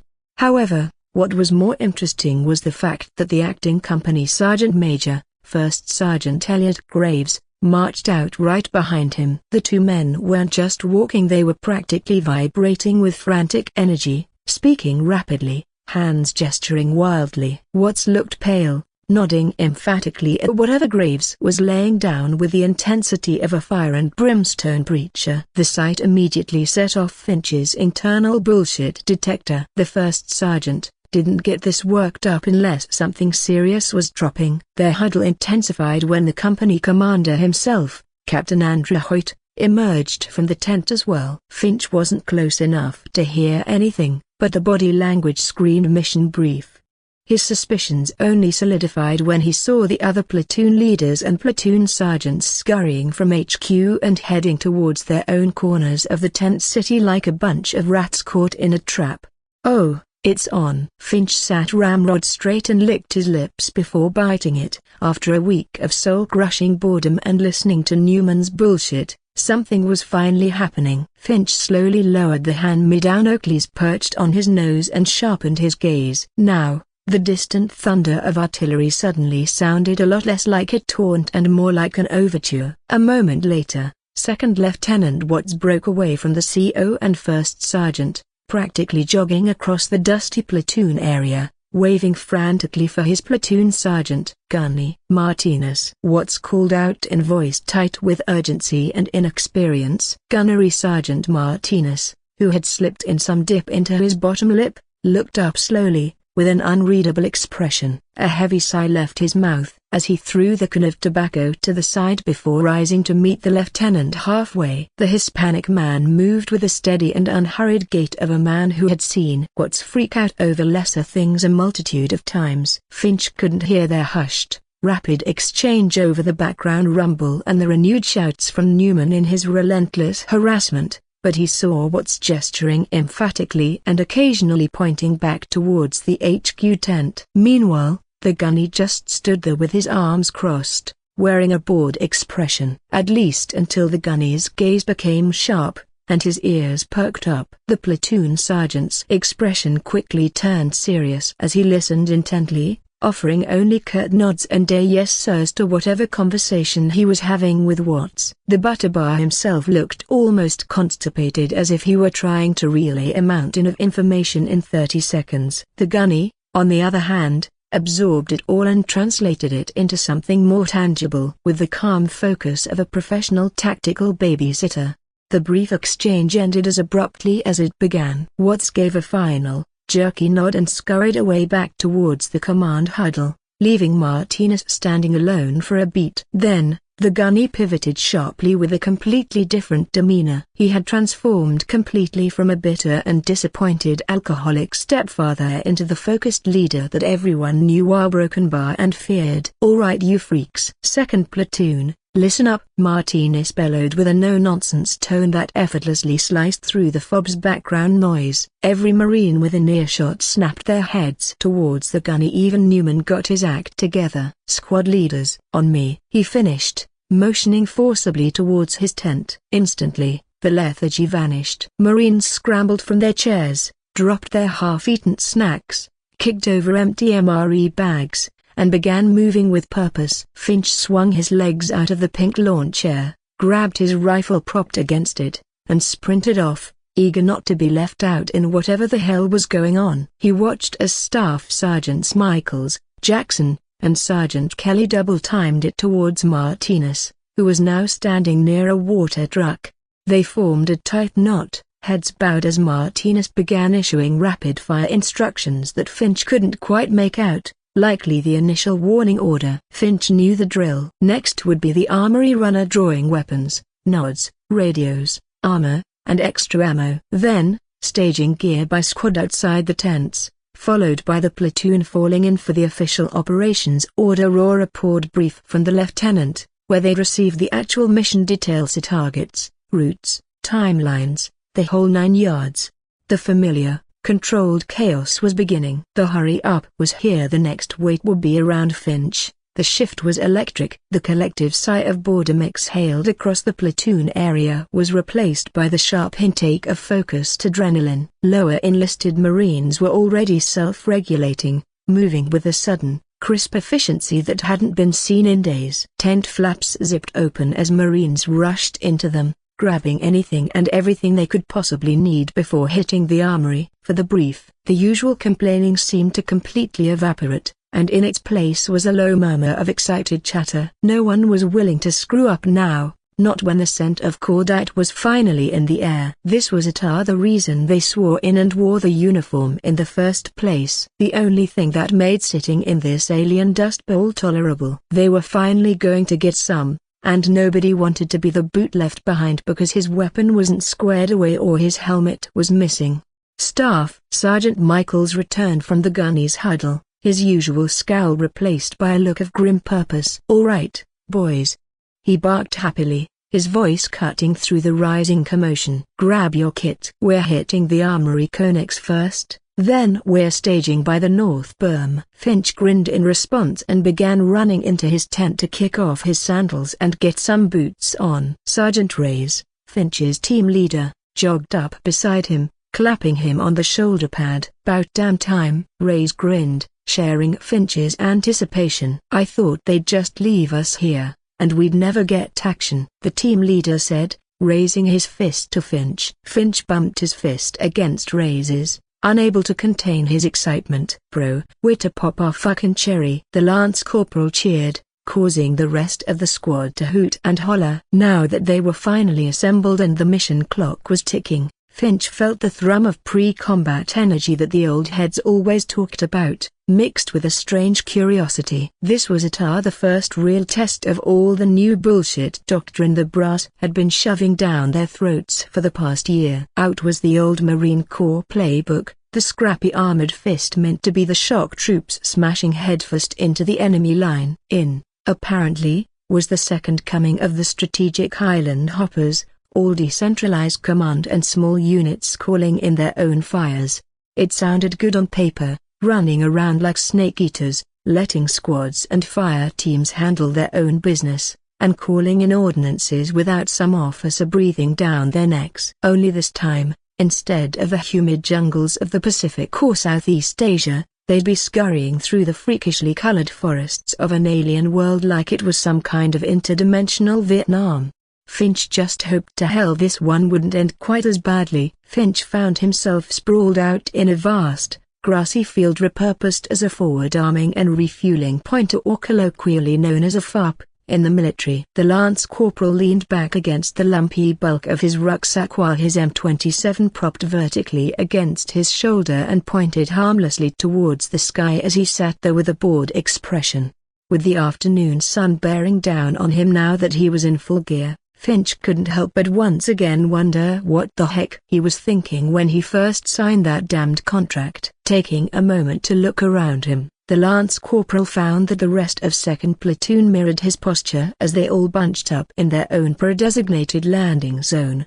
The only interesting sight that graced the Marines was the squad multi-purpose equipment transports, or SMETs, rolling all over the place. These machines were 8-wheeled autonomous drones that the Marines typically used to carry equipment that was usually too heavy for them to haul or extra gear in general. As they sat in the staging area, it seemed the Marines were doomed to endure yet another bout of the soul-crushing hurry up and wait that defined 90% of military life.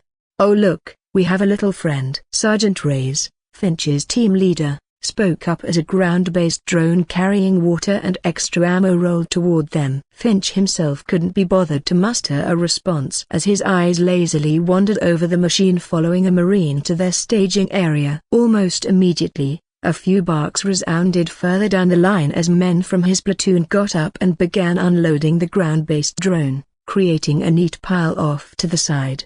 It was almost funny, Finch thought bitterly. For decades, Marines before him had complained about getting the Army's sloppy seconds, fighting tooth and nail for decent gear while the doggies got all the high-speed cool guy stuff. Now, the Corps was supposedly leapfrogging everyone. New rifles, new armor, fast helmets, the latest night vision, and fancy drones like the S-Met rolled past, all geared towards that new island-hopping, decentralized, shoot move communicate doctrine they kept badgering about in the briefs.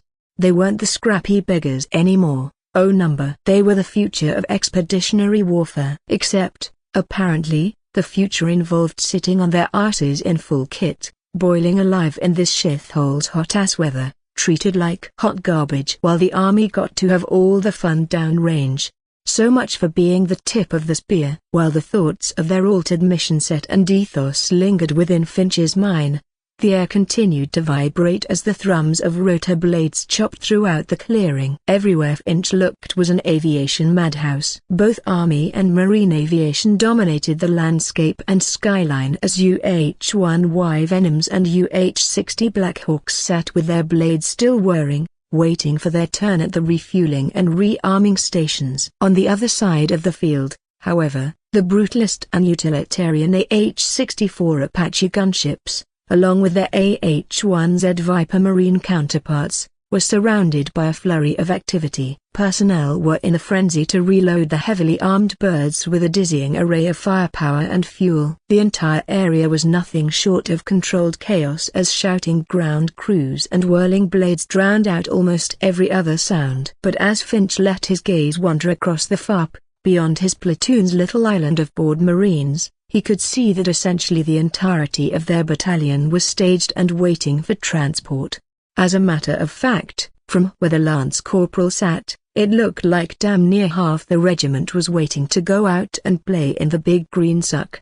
Finch let out another long, dust-filled sigh as the novelty of this angry, buzzing hornet's nest began to wear off. Searching for anything vaguely interesting, the Lance Corporal's eyes finally drifted toward the hazy horizon as the sun slowly inched closer to evening. Just as he was about to turn his gaze away to something more mildly entertaining, a new sound began to cut through the existing symphony of whirling blades and distant booms. This sound was deeper and the more resonant than the assortment of medium utility or even attack helicopters. Turning his head, Finch squinted and saw a massive formation, much larger than anything he'd seen so far today, banking sharply in their direction. They were approaching with intensity to whisk Finch away from this dusty purgatory as he made out Marine CH-53K King Stallions and Army CH-47 Chinooks flying in loose V formations. Escorting them, however, were the mighty AH-1Z Vipers, promising death. Fucking finally, Finch basically yelled as if his prayers were answered. Every Marine in the field expressed similar sentiments as the Lance Corporal grunted, slipping his arms through the straps of his rucksack and pulling them tight. Finch's team leader, Sergeant Reyes, was already standing, so the Lance Corporal reached up and grabbed his sergeant's outstretched hand, who then hauled Finch to his feet. "Second platoon, on your feet." Gunnery Sergeant Martinez's voice exploded across their LZ, laced with the energy of a man who had also had enough of waiting. "Our ride's here. Grab your shit and stage by your squad." The bored lethargy evaporated in an instant as Marines scrambled, helping each other hoist heavy rucks and giving their weapons one last check by racking their slides. A few Marines walked over to the cases of ammo, water, and equipment and immediately prepped them for transport as the ground began to tremble with the first batch of helicopters making their approach to land. The wash from the lead pair of CH-53K King Stallions hit 2nd Platoon's designated LZ like a physical blow. Two of the massive birds flared dramatically, their huge frames momentarily blotting out the alien sun as they decelerated with surprising agility for their size. Dust, dried grass, and loose twigs erupted in a blinding, stinging maelstrom, whipping violently in every direction. Anything not tied down or weighing a metric shit-ton instantly became a projectile, causing Finch to cringe and instinctively shield his face as the gritty whirlwind engulfed them. He could basically taste the strange dirt of this godforsaken planet even through his clenched teeth. For a moment, the world was just roaring engines and stinging debris. Then, with a final, almost gentle surge of their powerful turbines, the two birds settled onto the earth, their heavy landing gear absorbing the impact with a muted thud that vibrated through the soles of Finch's boots. Just as the rear amps of the King Stallions began to lower with a hydraulic hiss, Staff Sergeant Michael's voice somehow cut through the din of idling rotors. "All right, you goddamn beautiful bastards. Get this shit loaded." Michaels and several other squad leaders began to chirp up from other LZs. "Load masters will direct you once you're on the ramp. Supplies on the S-Mets are priority cargo. Get moving, now." All around Finch, Marines were in motion, scurrying like ants while their officers and platoon leaders directed them like a composer. Further down the FOP, the deeper thumps of King Stallions and Chinooks setting down added to the percussive symphony of the impending air assault. A few Chinooks lowered their amps, ready to be fed palletized gear and lumbering S-Mets that were now trundling towards them, guided by shouting, gesturing Marines. "Finch, Reyes, Newman, on me with these MAWs." Staff Sergeant Michaels jerked a thumb towards a pallet of M3A1 multi-role anti-armor anti-personnel weapon system, MAWs, recoilless rifle munitions cases that had, predictably, fallen apart during the S-Met's bumpy ride to their staging point. Several of the long, green tubes, each containing precious anti-armor and personnel rounds, lay scattered like oversized grains. "The rest of you, grab something and load up." Finch exchanged a quick, exasperated glance with Reyes before he spotted Newman already fumbling with a cluster of cases in his arms. With a grunt, Finch heaved his rucksack higher on his shoulders, his M27 banging against his armor, and grabbed two of the mouse cases. Reyes, ever the efficient NCO, had already secured his two before shimmying after Michaels, weighted down by the heavy rucksacks and awkward munition cases in either hand. As the squads of the 2nd Platoon hustled towards the ramp of the King Stallion, the stockpile of gear quickly started to disappear under the oppressive pressure that came from the helicopters. Even Newman had found his way. The senior private, surprisingly, wasn't bitching or causing chaos for once. Instead, his face was a mask of stoic professionalism, probably too focused on not dropping his precious cargo and earning another tirade from Staff Sergeant Michaels.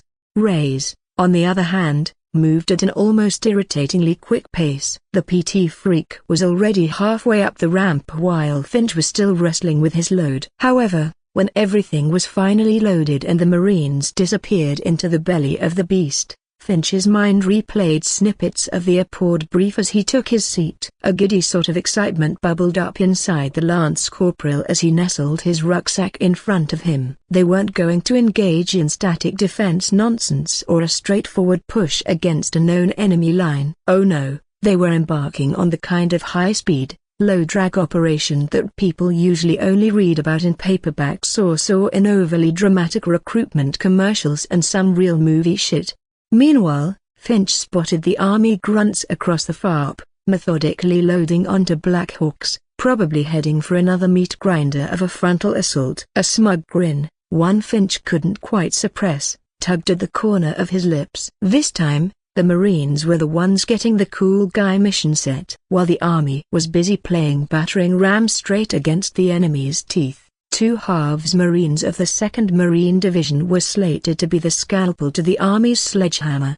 The plan, as Lieutenant Watts had nervously yet thoroughly laid it out with Gunnery Sergeant Martinez looming beside him like a particularly surly drill instructor, was audacious. Operation Serpent's Tooth, they'd called it, which Finch thought sounded like some B-lister 80s action movie, but the substance of it was pure, unadulterated bardussery. Phase 1. Fly low, nap of the earth, hugging the alien contours of this bizarre landscape to slip past the main enemy detection nets and frontline defenses, fast and hard. Phase 2, link up with advanced elements of a combined force of Navy SEALs and massacraders who, according to the intel weenies, were already deep in enemy territory. They had carved out a clandestine LZ in some god-forsaken patch of enchanted woods. Those crazy bastards had probably been eating snakes and talking to trees for the past few months. Then came the real kicker, Phase 3, a deep flanking maneuver. They'd push through the dense, probably glow-in-the-dark forest and patrol to contact in an effort to sniff out any signs of the enemy's rear echelon and assault it. Their primary targets weren't the frontline fortifications the army was currently getting its nose bloodied against, but the support structures, specifically, newly identified trench networks, tunnel systems, command and control, and, get this, underground bases the intel spooks were convinced were still under construction. Finch's platoon, along with the others, was to act as hunter-killer teams. Find them, fix them, and then call down the thunder. Artillery from Hill 4, HIMARS, cruise missiles, and even close air support from the Vipers and Apaches that were getting topped off with Hellfires and hate. Two halves Marines and the Snake Eaters were fixed to light up the enemy's rear echelons like the 4th of July. And once the fireworks were over, Phase 4, take and hold. Dig in on those shattered enemy positions, become a festering boil on the enemy's ass, and draw their forces away from the main front. Finch and the boys were to create such a goddamn nuisance that the enemy command would be forced to divert troops to deal with them, thinning out their lines just enough for the army's armored fist to punch clean through. And, if everything went according to the PowerPoint slides, The collapse of the enemy's entire defensive posture was assured. Yeah, Heartbroken Bar Finch was the high-speed, super-secret squirrel now. Let the army have their fancy metal behemoths and head-on collisions. The Marines were going to be the cool guys now. It wasn't long before Finch felt the deck plating beneath his boots begin to vibrate more intensely as the whine of the turbines pulsed through his bones. Then came the shift in pitch and the lurch in his gut, that all too familiar, slightly nauseating sensation of defying gravity told him they were dusting off. Damn, that didn't take long at all, Finch muttered. It seemed that the powers that be really wanted to get this shit show on the road. Finch then glanced towards the rear of the cavernous troop bay and saw the King Stallion's crew chief, securely tethered to the lowered ramp while manning a GOR-21A, one of those crazy .50 gals that looked like it belonged on a battleship, swiveling the massive weapon around the moment they left the FARP and entered the tree line beyond. Up near the cockpit bulkhead, Finch could see the two gunners near the cockpit doing the same with their own GOR-21 and even a goddamn minigun on the other side. Their helmeted heads were constantly moving, scanning the forest below, already anticipating contact as the helicopters climbed. Yeah, they were definitely going into the suck now. Now that he thought about it, looking closer at the interior walls of the bird, Finch noticed some warped, discolored patches on the metal. It looked exactly like as if something hot as hell had slammed into the fuselage during a previous flight. Not only that, Finch even could see a few gouges marring the hull near one of the gunners. Nothing that looked structurally compromising, just a few shrapnel kisses, but enough to remind him that these birds had already seen action and that the enemy, whatever they were, could apparently reach out and touch something flying high and fast. The lance corporal shrugged involuntarily, adjusting the straps on his plate carrier in a nervous tick he hoped wasn't too obvious. He then leaned over slightly, bumping Ray's shoulder pad. "Yo, Sarge," Finch said, his voice raised slightly over the engine noise, aiming for nonchalant excitement to mask the jittery feeling in his stomach. "Yo, check out the love taps on this thing." He nodded towards the scarred interior. "Looks like the things are already spicy out here, huh? Think we'll get to see what put those holes there?" Following Finch's gaze, Ray's expression became unreadable for a moment before a tight, humorless grin touched his lips. "Probably. Just make sure you're shooting back when it happens." He turned back, trying to peer out of one of the few windows. "Looks like we got escort, though," Ray's yelled over the whine of the turbine. Ray's yell about the escort sent a ripple of movement through the cramped helicopter. Every Marine who could be bothered craned their necks, trying to peer out the few small, thick windows or past the crew chief at the ramp. A couple of guys, caught up in the moment, even started to stand up, trying to get a better vantage point to see the Vipers and Apaches that were now visible as dark, menacing shapes bracketing their larger transport formation. A few even managed to sneak a look at the new tiny bulbous radar masts on the Apaches before their squad leader piped up. "Sit the fuck back down." "Staff," Sergeant Michael's voice barked, instantly quelling the minor uprising. "The hell is wrong with you? Think this is a goddamn sightseeing tour?" The offending Marines sheepishly grumbled and immediately dropped back into their seats. Finch, who had been one of the ones getting to his feet for a look, let out an agitated groan and nestled back down into his spot, readjusting his rucksack that had nearly toppled over when he tried to get up.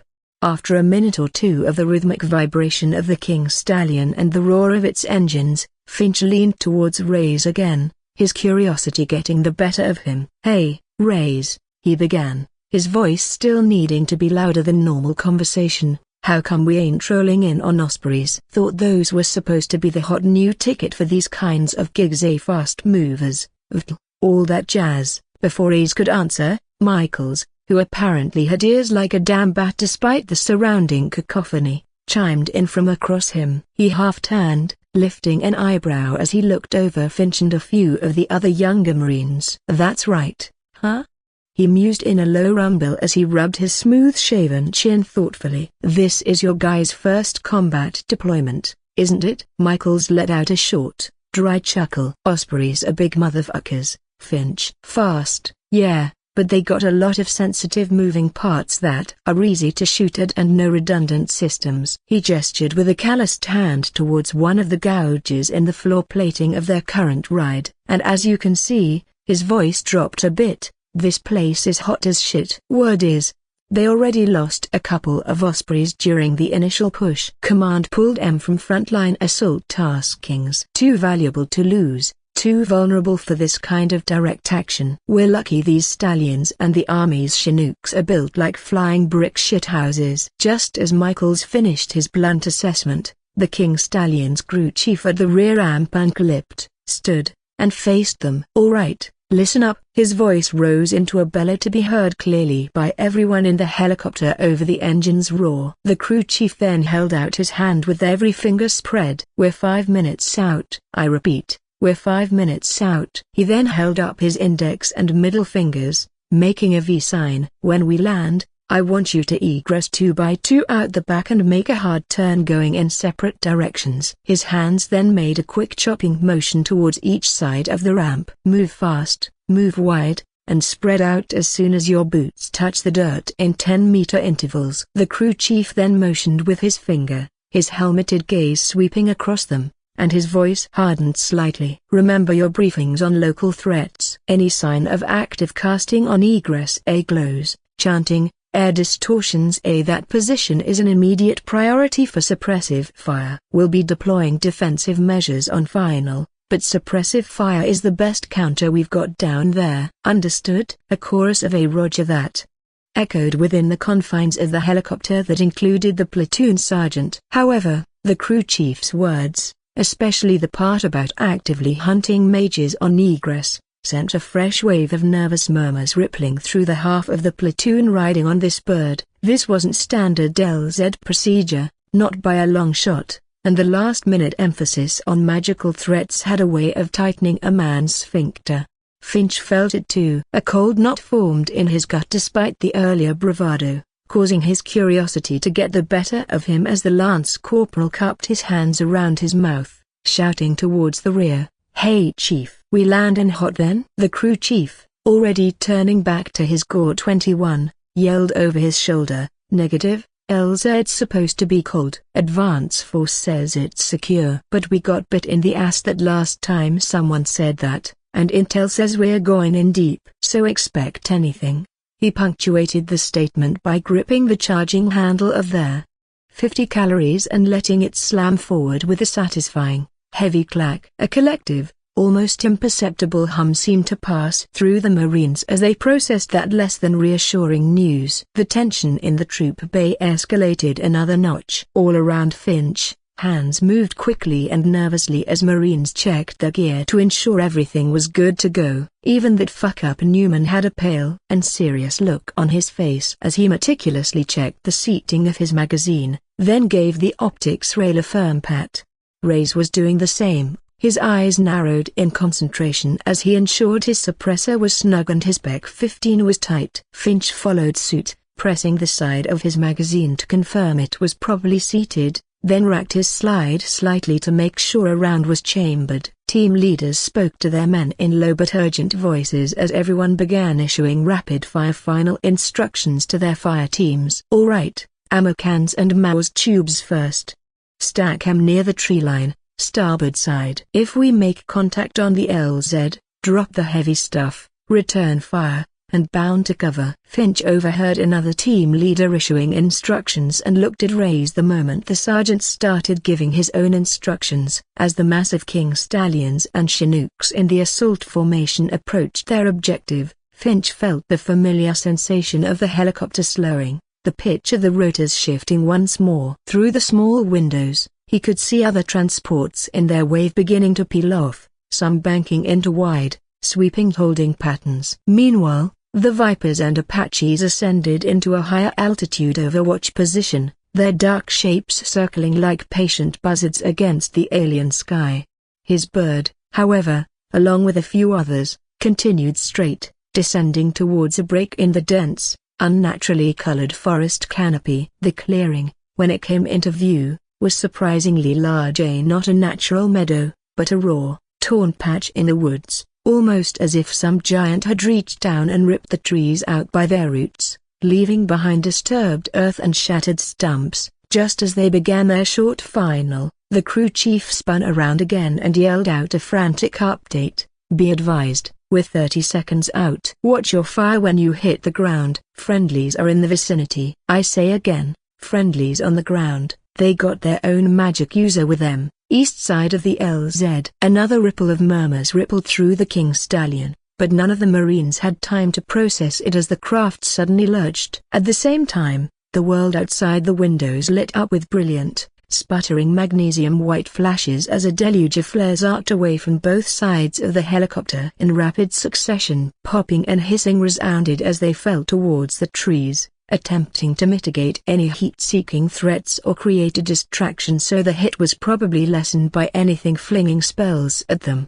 The deck vibrated violently as the helicopter flared for its final descent before the crew chief swiveled his massive gun out of the way. Go, go, go! Michaels roared, shoving the Marine in front of him. Finch was already on his feet, his rucksack over his shoulders as he joined the mad, urgent scramble of bodies and gear pouring out of the belly of the beast and into the unknown with Mao's tubes clutched tightly in his hands. The horde of helicopters came in hard and fast enough that Finch thought they would end up as a smear on the ground, but it appeared that the pilots were absolute masters of their craft. Everyone inside the helicopters felt as if the meal they had just eaten lurched in their stomachs. The behemoth vehicle nearly went vertical as the pilot yanked violently on his stick, slowing the King Stallion down before setting the mighty beast down gently. All around the clearing, the other massive transports, Marine King's Stallions and the Army's Chinooks, were doing the same and settling into the surprisingly large clearing. The air was a maelstrom of rotor wash, dirt, and debris of alien foliage as ramps lowered and Marines poured out. True to the crew chief's orders, Finch instinctively veered hard left off the ramp, hot on the heels of Sergeant Ray's, the moment the crew chief swiveled his gun out of the way. Ahead, Ray's was already a blur of motion, moving aggressively toward his zone of fire at the designated tree line to the west of their bird. Finch thumped after him, covering about 20 meters in just a few seconds, even with his heavy 90-pound rucksack on his back. Without a word, both Finch and Ray's took a knee, swiveling and scanning the tree line for any sign of movement or magical bullshit. With their M27s resting snugly against their shoulders, knowing that friendlies were in the area, the two Marines ensured their weapons were oriented toward the west as they searched for any flicker of movement or an unnatural shape. As the two men covered their sectors, a flurry of activity was underway behind them. Marines scurried like ants, unloading ammo cans, water jugs, radios, and squad-level gear, until the roar of the departing King Stallion echoed through the clearing, and it took off. Aware of their exposure, NCOs shouted directions as Marines fanned out, rapidly expanding the perimeter. But just as Finch was starting to feel a sliver of control, movement flashed in his peripheral vision, causing him to snap toward it. Son of a, he cursed under his breath, as he registered the marped camo and physically wrenched his M27 downwards to avoid flagging them. Three Marines bounded toward the tree line directly in front of several established fields of fire, completely oblivious to everyone around them. From the looks of it, these three idiots appeared to be part of 1st Platoon, who must have landed on a different bird, considering the rest of the idiots were bounding across Finch's and Ray's front. This was how blue on blue happened. Finch clicked his tongue and grabbed his push-to-talk as he watched them disappear into the reddish-green foliage and keyed to the squad-wide network. We got arseholes from 1st or 3rd Platoon just running into the trees with outcomes. Staff, Sergeant Michael's voice crackled back instantly, laced with his usual weary cynicism. Yeah. No shit. We got more of them bounding across, he replied with exasperation. You know how it is, these multi-platoon air assaults are always a clusterfuck for the first 10 minutes, so watch your sectors of fire and don't shoot your goddamn buddies. Over. The moment Michael's voice cut out, a torrent of rotor wash whipped nearly everything around as the King Stallion lifted into the air. Both Finch and Ray squinted their eyes and lowered their heads to prevent debris from damaging their eyes when another figure came scrambling over. With his head hung low and his back hunched over, Newman skidded to a halt beside Finch and Reyes, dropping to a knee with a grunt as his own M27 rested against his chest. "My only battle buddy is you, baby." A senior private first class. Newman gave Finch's ass a quick, light slap. Finch glanced over his shoulder, a smirk playing on his own lips. "Hell yeah, bro," he replied, reaching out a gloved fist. Newman bumped it enthusiastically as they reinforced their bond forged from terminal lance corporativity could create, or in Newman's case, terminal senior privativity. "Hey, you wanna shower together when this all over?" Newman leaned in and spoke loudly with a shit-eating grin. The private's voice barely resounded over the diminishing roar of the departing helicopters. When Finch snorted, it was one of many absurd jokes the men of 2nd Platoon shared whenever boredom really set in. "Fuck yeah, dude. We'll share a stall." Sergeant Reyes, who had been diligently scanning his sector, did his best to ignore the less intelligent half of his fire team and simply let out a sigh. Yet, even then, the sergeant couldn't help but smirk whenever these idiots occasionally followed through and committed to their jokes as he slowly rolled his eyes. Just then, Staff Sergeant Michael's voice cut through the net again, sharp and direct. "Propane 2, this is Propane 2-3. We're consolidating on Rally Point Echo. Watch your fire," he ordered while waving the rest of his squad to follow suit. Reyes didn't hesitate and pushed himself up. "All right, you two lovebirds," he grunted, giving Finch and Newman a pointed look. "Come on, let's go be homoerotic this way." He jerked his head towards the designated rally point further into the tree line. As Reyes got to his feet, his gaze swept over their small section of the rapidly forming perimeter and landed on a lone Marine still prone, diligently watching his sector a bit further down. The new guy, Pham, a darker-skinned Vietnamese American, was still far greener than the alien grass he was laying in. "Pham!" he bellowed, his voice cutting through the noise of the second wave of helicopters now descending into the LZ. "The fuck you doing?" "Come on." Pham basically jumped 5 feet in the air at the sudden shout and did a comical double-take. After a few moments, the realization dawned on the private, and he scrambled to his feet. "Sorry, Sarge," he yelled back, against the rotor wash of a fresh batch of helicopters coming in to land, and double-timed it over to join his fight team. The 4 of them began to jog in a loose tactical formation towards the eerie, reddish-green tree line, past other squads that were moving to their own rally points. As the group moved through the clearing, Finch found that the ground was unknowingly flat, a broken bar. It was blatantly artificial considering just how smooth it was, especially compared to the glimpses Finch had caught of the surrounding forest during their descent.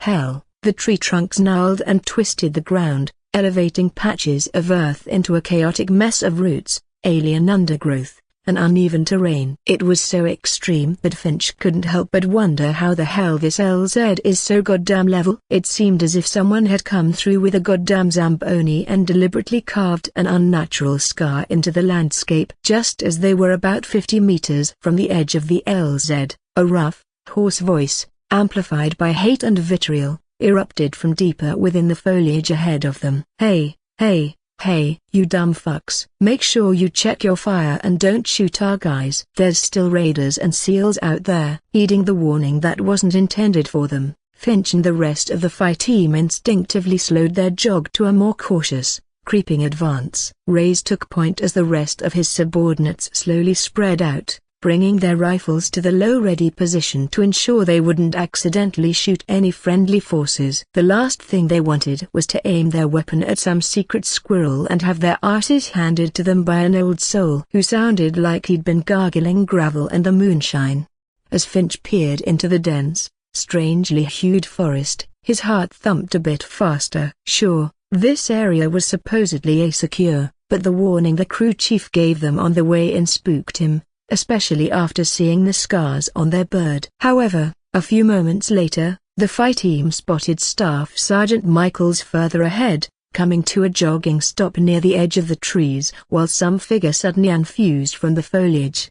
"Lieutenant Madden, but just call me Mac," the operator said in a low, calm, and professional voice as he extended a gloved hand as Michaels approached. Staff Sergeant Michaels shook the Navy SEAL's hand firmly. "Staff Sergeant Michaels, 2nd Platoon," Charlie Company LZ's still a bit of a shit show, but we're shaking it out." Just as Michaels and Mac were exchanging pleasantries, Lieutenant Watts jogged over with a flushed face and eyes so wide you could feel the frayed nerves radiating off them. Close behind the tense son of a bitch was Gunnery Sergeant Martinez, who moved at a more measured pace as his eyes scanned the tree line, honing in on the newly appearing figures. It was almost like watching ghosts materialize out of goddamn nothing as more operators, similarly kitted out in the same gear as Mac, seemed to pop out of the woodwork where seconds before there had been nothing but shadows and alien plants.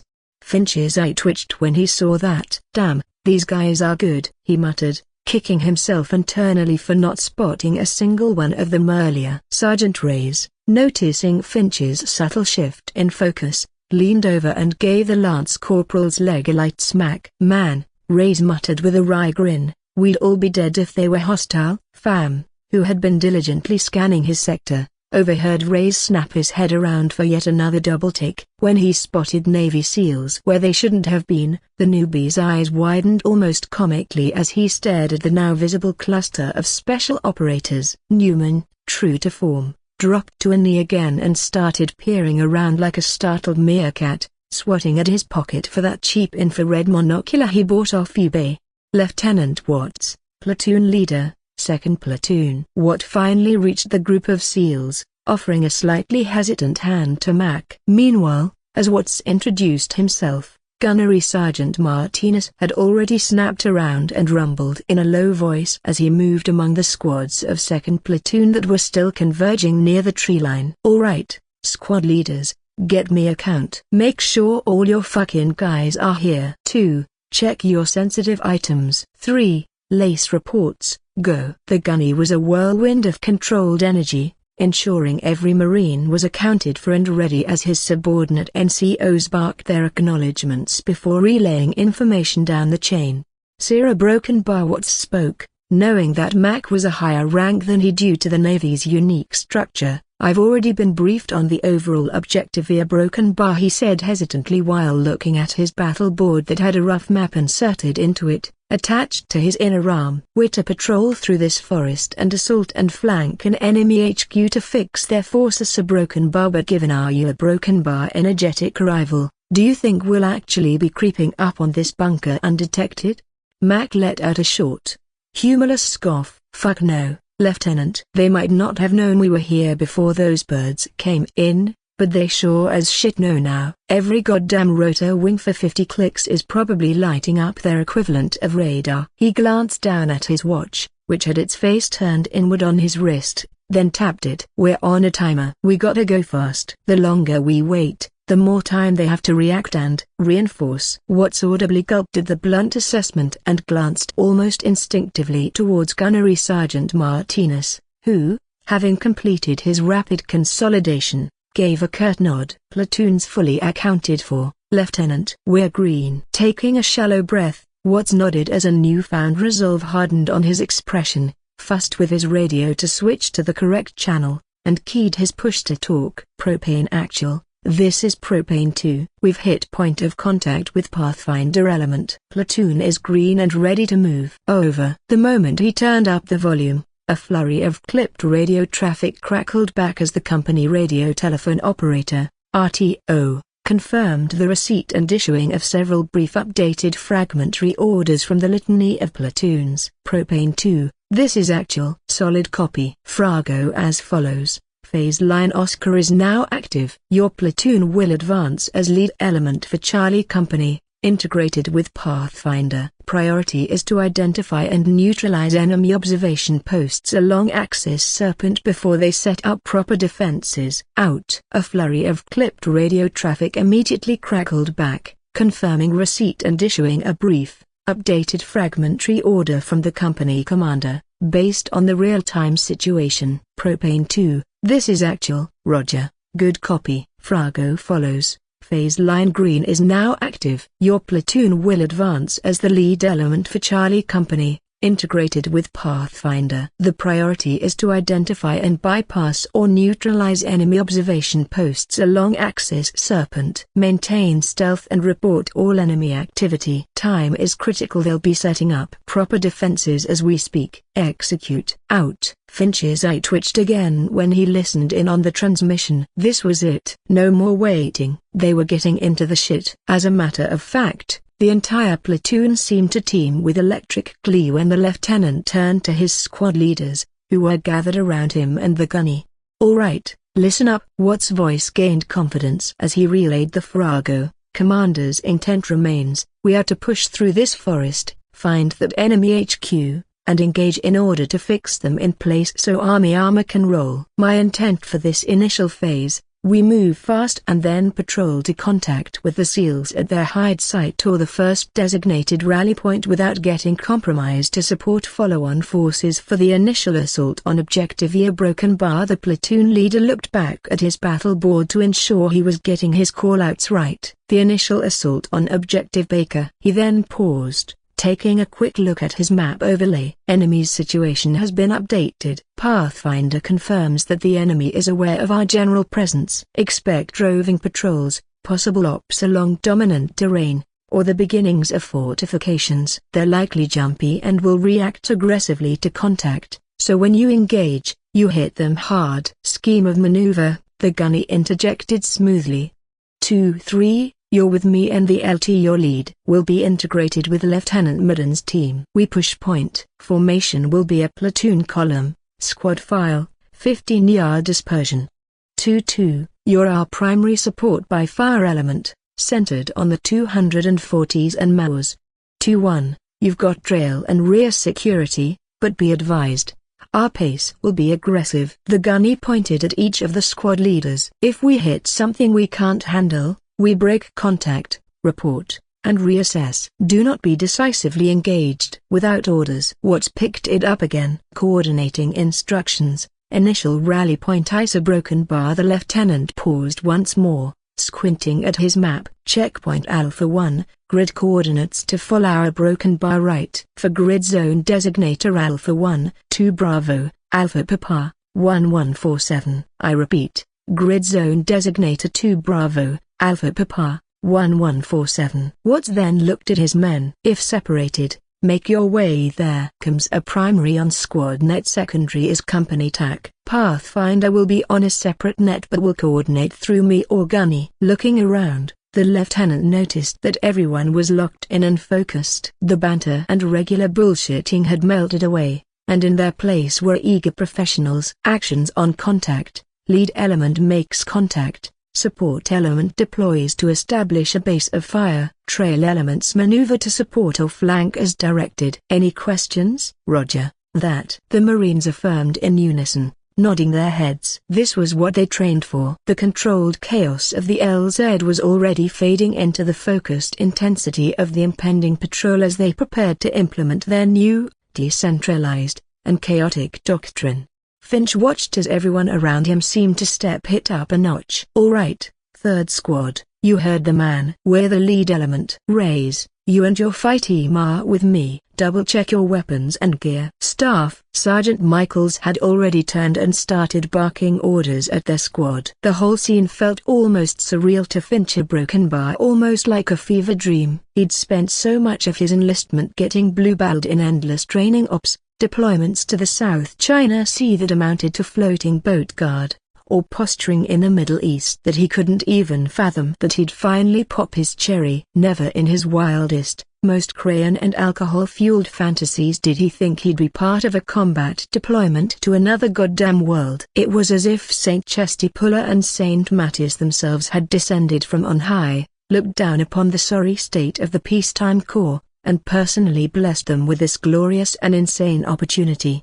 A sharp smack to the back of his Kevlar suddenly snapped Finch out of his reverie. You with us, Finch, or you still daydreaming about the gunny? Ray's grunted, already standing to his feet and checking that his night optical device, nods, had batteries and weren't all jacked up. Scrambling to his feet, Finch did the same and rushed to double-check his weapons and gear. But out of the corner of his eye, Finch noticed the butter bar was heaving heavily with a pale face.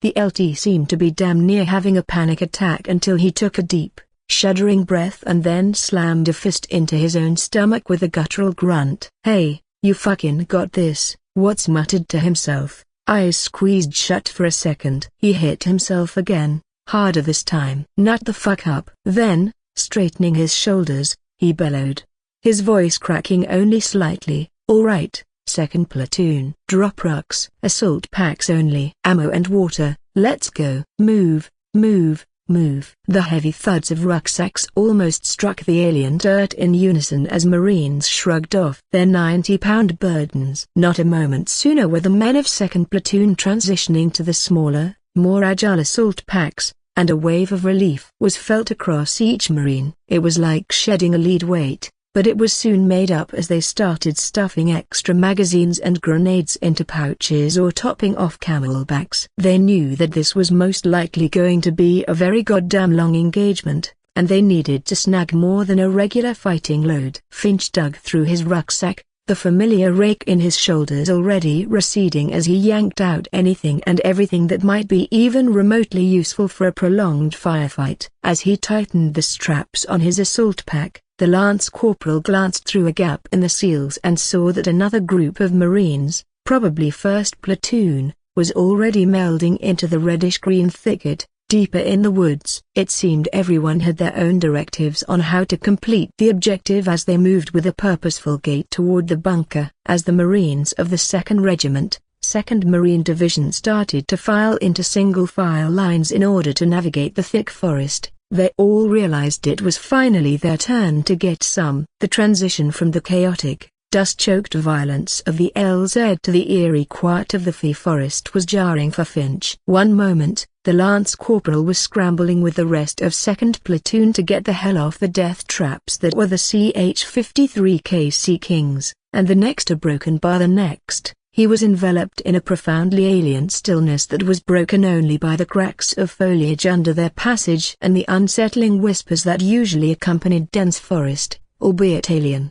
As the heavily armed column of Marines made their way through the landscape, they couldn't help but gawk at the insane shades of crimson and disconcerting twilight that painted their new environment. Everywhere they looked, there was something different. Even the trees here were unlike anything they had ever seen or imagined. Gnarled, ancient-looking trunks, some as wide as an Abrams, twisted towards the canopy that seemed to pulse faintly in the dim light filtering from above. When Finch glanced upward, instead of the green leaves typically associated with a tree, he found bruised purple and venous red leaves covering the tree's branches. In fact, the strange coloration cast an odd-tinted hue on the ground, as little light was able to penetrate the forest floor. It was almost as if the troops lurking nearby were lingering in some kind of blood forest as they skulked through the foliage. But what made this situation even wilder was the fact that the terrain was an absolute nightmare to traverse. The terrain was a nightmare of rolling hills and steep, barely navigable ravines filled with cold water and unexpected cliffs, all forcing them into a slow, arduous pace. Each step felt like a conscious effort as they had to carefully watch their footing to avoid unnecessarily eating absolute shit and becoming a casualty. Fortunately, they had been training for this exact environment as the South China Sea began to pick up. Jungle Warfare School and the countless training exercises in the far reaches of Japan, the Philippines, and Hawaii had prepared them for this specific scenario, although this environment was much colder. As the Lance Corporal slid down an incline after the silhouette of Sergeant Reyes in the crimson gloom, which was a good 15, maybe 20 meters ahead, Finch saw his team leader's fist shoot up and pull downwards while taking a knee. Mimicking the hand sign and also taking a knee, Finch communicated to the next man in the stack that they needed to stop. Finch couldn't help but wonder why in the hell they had stopped in the first place as he hid behind some massive roots covered in strange moss and squinted his eyes, trying to penetrate the unnatural gloom. He knew the SEALs were out there somewhere, skulking further ahead in their own formation or doing whatever spooky operator stuff SEALs do in this alien wilderness. Regardless of what the SEALs were doing, though, Finch still wanted to gawk at them like a tourist, but he couldn't see a damn thing past the dense foliage. The strange twilight painted everything in shades of blood that made his skin crawl. The crimson-tinted shadows, combined with the twisted roots and wild foliage, made it nearly impossible to see through his fog. The world appeared as a layered expanse of red, purple, and green vegetation, with each leaf capturing the scarce light filtering through the canopy, transforming it into something that seemed to belong in a horror film rather than a recon patrol. Popping off one side of his contacts, Finch cupped a hand to his ear and strained to hear something or anything that might indicate why they'd frozen in place. But all that reached him were the strange calls of alien fauna that had been their constant companions since entering this messed-up forest. There was the wet, bubbling croak of something that sounded like a bullfrog had mated with a garbage disposal, punctuated by high-pitched yowls cascading down from the canopy like some kind of demented demon cat. Occasionally, something would let out a warbling shriek that made the hair on the back of his neck stand up, but nothing sounded remotely human or threatening in a conventional sense. No boots-crushing alien undergrowth. No whispered commands. Hell, not even the distant thump of rotor blades that should have still been still audibly. They hadn't humped that far from the LZ yet. With a frustrated exhale through his nose, Finch glanced back up the incline he'd just slid down, and sure enough, there was Newman. That brain-dead idiot was peeking around a particularly gnarly-looking bush that resembled concertina wire more than anything natural, peering around with his piece of shit Chinese-made thermal monocular pressed against his eye. It was the same device he'd bought off some sketchy website and wouldn't stop talking about during the flight to Ohio. Newman panned the device slowly across the forest as his face scrunched up in what he probably thought was tactical concentration but looked more like he was trying to shit out a brick. It was obvious Terminal Private was trying to spot the SEALs or whatever had caused their halt. But knowing the quality of that thermal piece of shit, he was probably just picking up heat signatures from alien squirrels or whatever the hell passed for small animals in this living nightmare.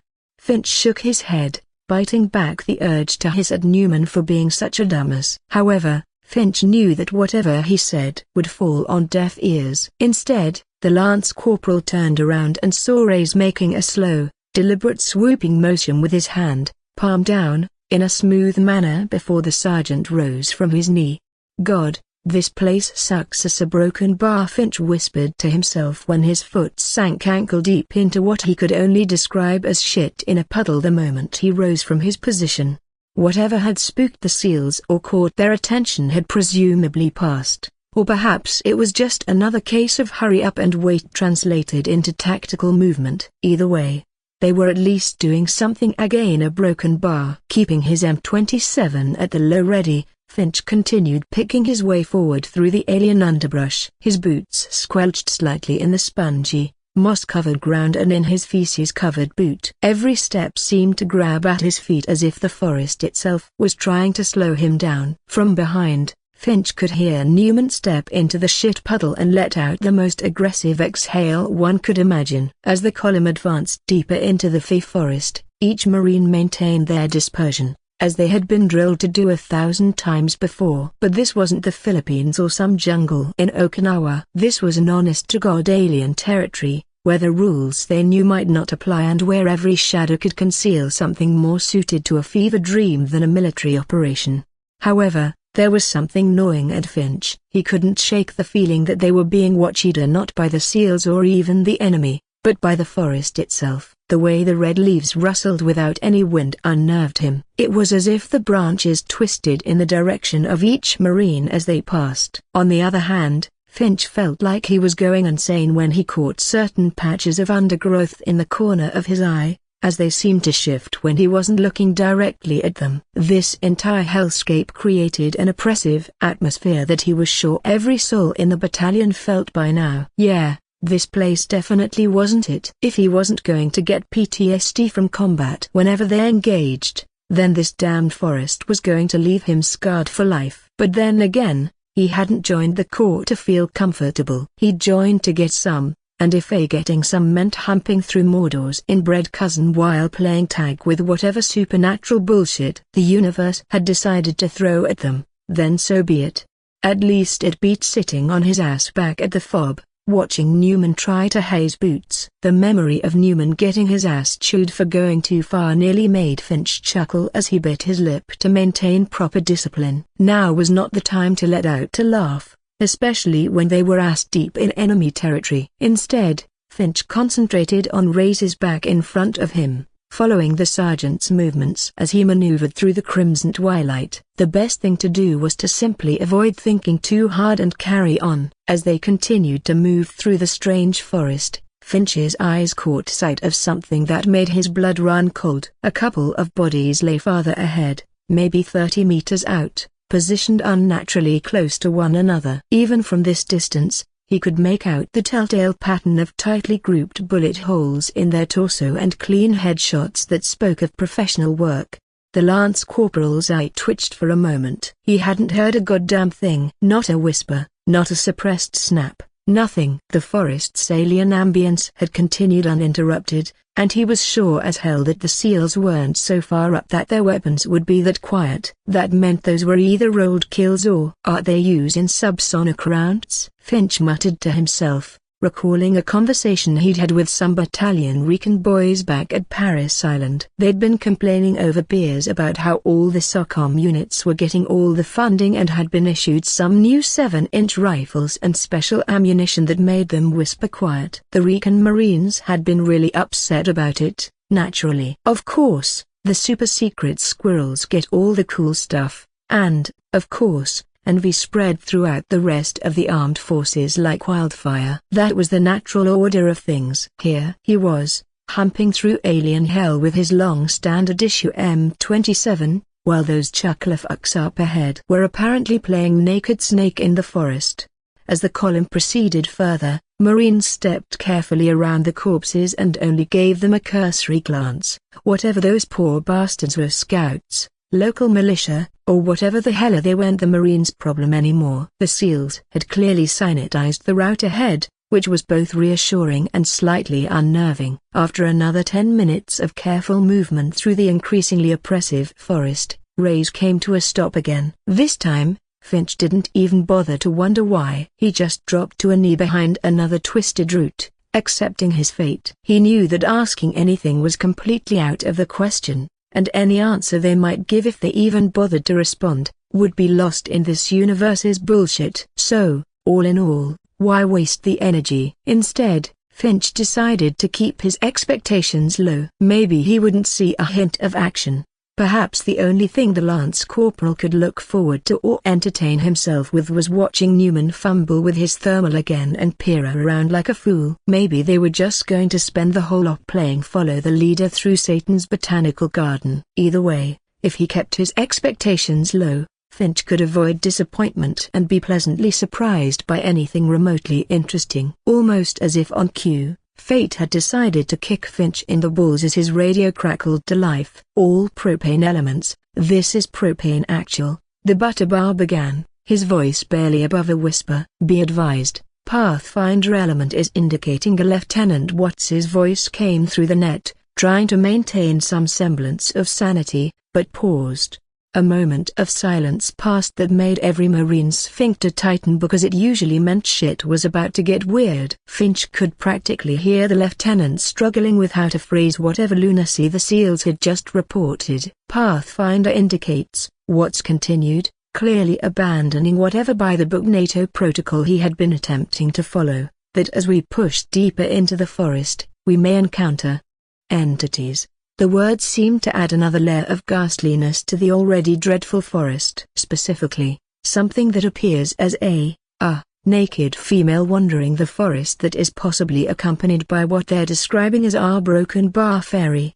What the fuck? Finch's brain short-circuited for a moment. Of all the things he'd expected to hear, naked forest chicks and sentient gnats weren't anywhere near making the list. These entities may appear and try to communicate directly with you. Watts pressed on, his voice taking on the edge of barely controlled unease that he was trying to mask with military professionalism. You are under no circumstances to interact, engage, or even look directly at these things. I say again, do not give the forest woman or fairy any attention. If you do make contact, you must note, I repeat, Must know to agree to anything they say. The pause that followed was heavy with implication. Do not talk to them. Do not interact with them. Do not agree to whatever they request, even if. Another anxious pause followed before Watts continued, as his voice had dropped even lower. Even if they promise you something you want most in your heart, and under no circumstances are you to follow them anywhere. Propane actual out.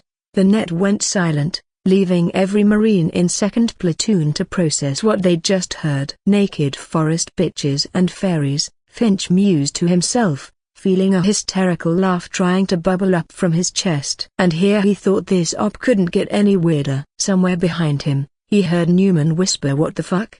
loud enough that it probably carried halfway back to the LZ. For once, Finch couldn't blame him. They'd trained for many situations at counterinsurgency, trench warfare, island hopping, IDs, chemical attacks, and even basic CBRN scenarios. But nobody at Soy or Jungle Warfare School had prepared them for Tinker Bell and her exhibitionist friend showing up to play Let's Make a Deal in an alien forest.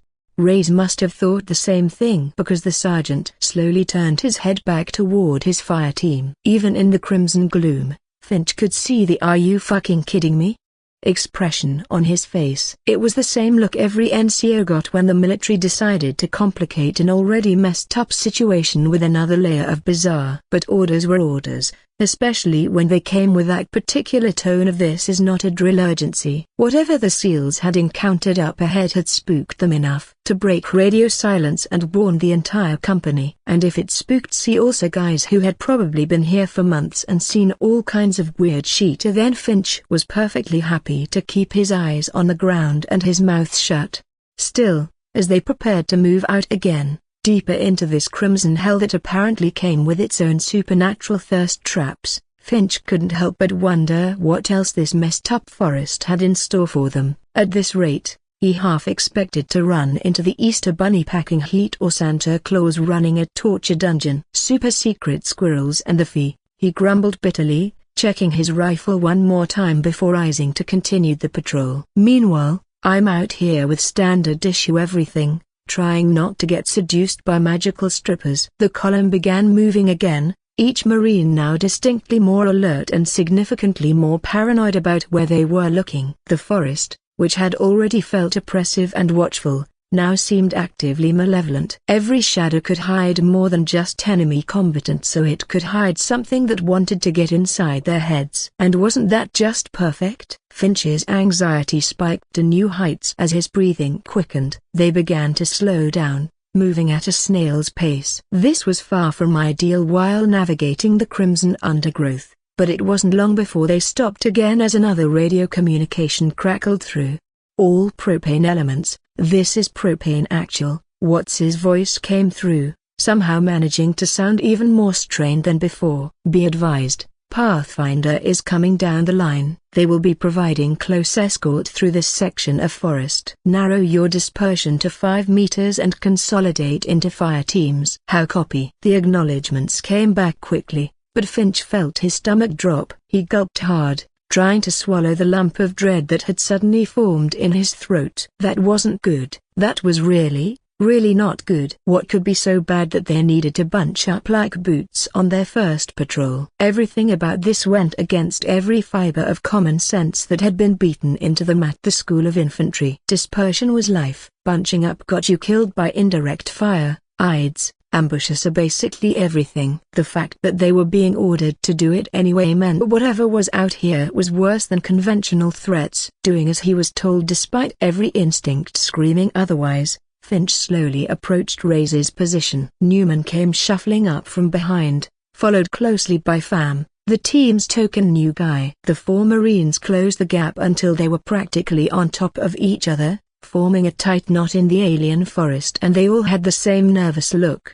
"Sup?" Newman let out a barely audible whisper. "Shut up," Reyes hissed back. But there was no real heat in it, just the shared anxiety of Marines who knew they were about to step into something that was completely out of their depth. Even Pham's naive and usually jovial face set in grim lines as he adjusted his grip on his M27. Without needing to be told, they oriented themselves into the rough circle, each marine covering different sectors while they waited for whatever came next.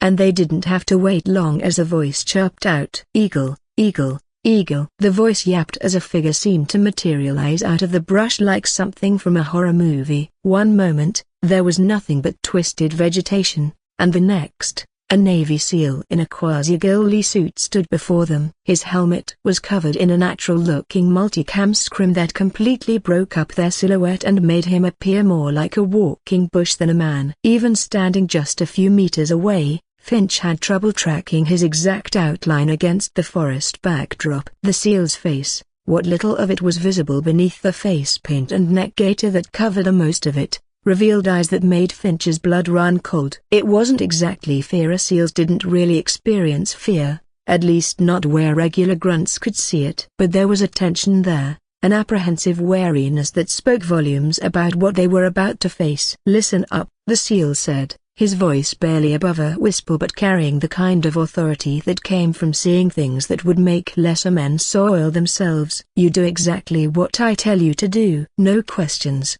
No hesitation." "Clear?" Four heads nodded in unison. "You're gonna grab onto each other's gear, walk forward, and under no circumstance are you going to let go until I tell you to." The SEAL positioned himself directly in front of Reyes, presenting his assault pack. "You, grab my pack." Reyes reached out and grasped the SEAL's kit so tightly that his knuckles turned white, even in the dim light. Finch clung to Reyes's pack and felt Newman's hand gripping his own gear from behind, with Pham bringing up the rear. "No matter what," the SEAL continued, his voice becoming even more serious, "do not look away from the pack in front of you. Keep your eyes on the gear, nowhere else.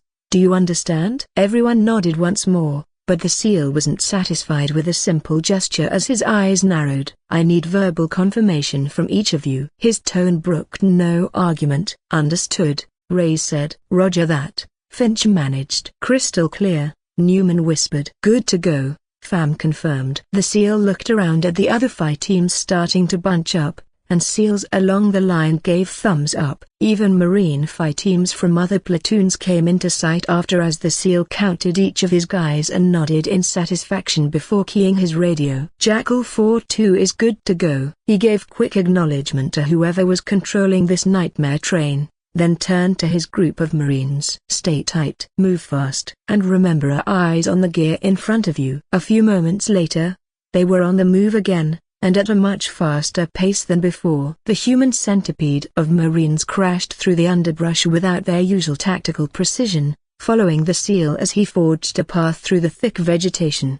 Finch did as he was told, keeping his eyes locked on Reyes's pack like it held the secrets of the universe. The Alice pack attachments bounced and swayed with each step, and he found himself almost hypnotized by the rhythm. His peripheral vision caught glimpses of the forest rushing by at twisted roots, hanging vines, patches of that bioluminescent moss, but he kept his focus forward.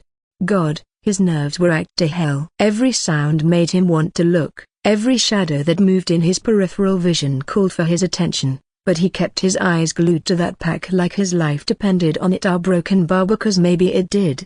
They'd been moving for maybe 2 minutes when he heard it. "A broken bar, is someone there? I need a little help. A broken bar please." "He broken bar." The voice was sweet and feminine, coming from somewhere off to his left. It sounded more innocent than some Mormon girl in a bookstore, with an underlying quality that made something primitive in Finch's brain sit up and take notice. Pham was the first to crack. "Hey, did you guys don't fucking listen to her." The SEAL's voice cut through like a whip crack, an aggressive, hushed whisper that carried more threat than a drill instructor's best tirade. "You keep your eyes on the gear and keep your fucking mouth shut." Never in his 20 years of life had Finch been more scared than when he heard that woman speak directly off to his left side. The lance corporal bit down hard on his tongue, using the pain to center himself as he felt a collective shudder run down the stack. The voice sounded so real, so close, like someone was walking right beside them just out of sight. Every instinct urged him to look at either his protective impulse from his caveman brain to see who needed help or his fight or flight response to spot a potential threat.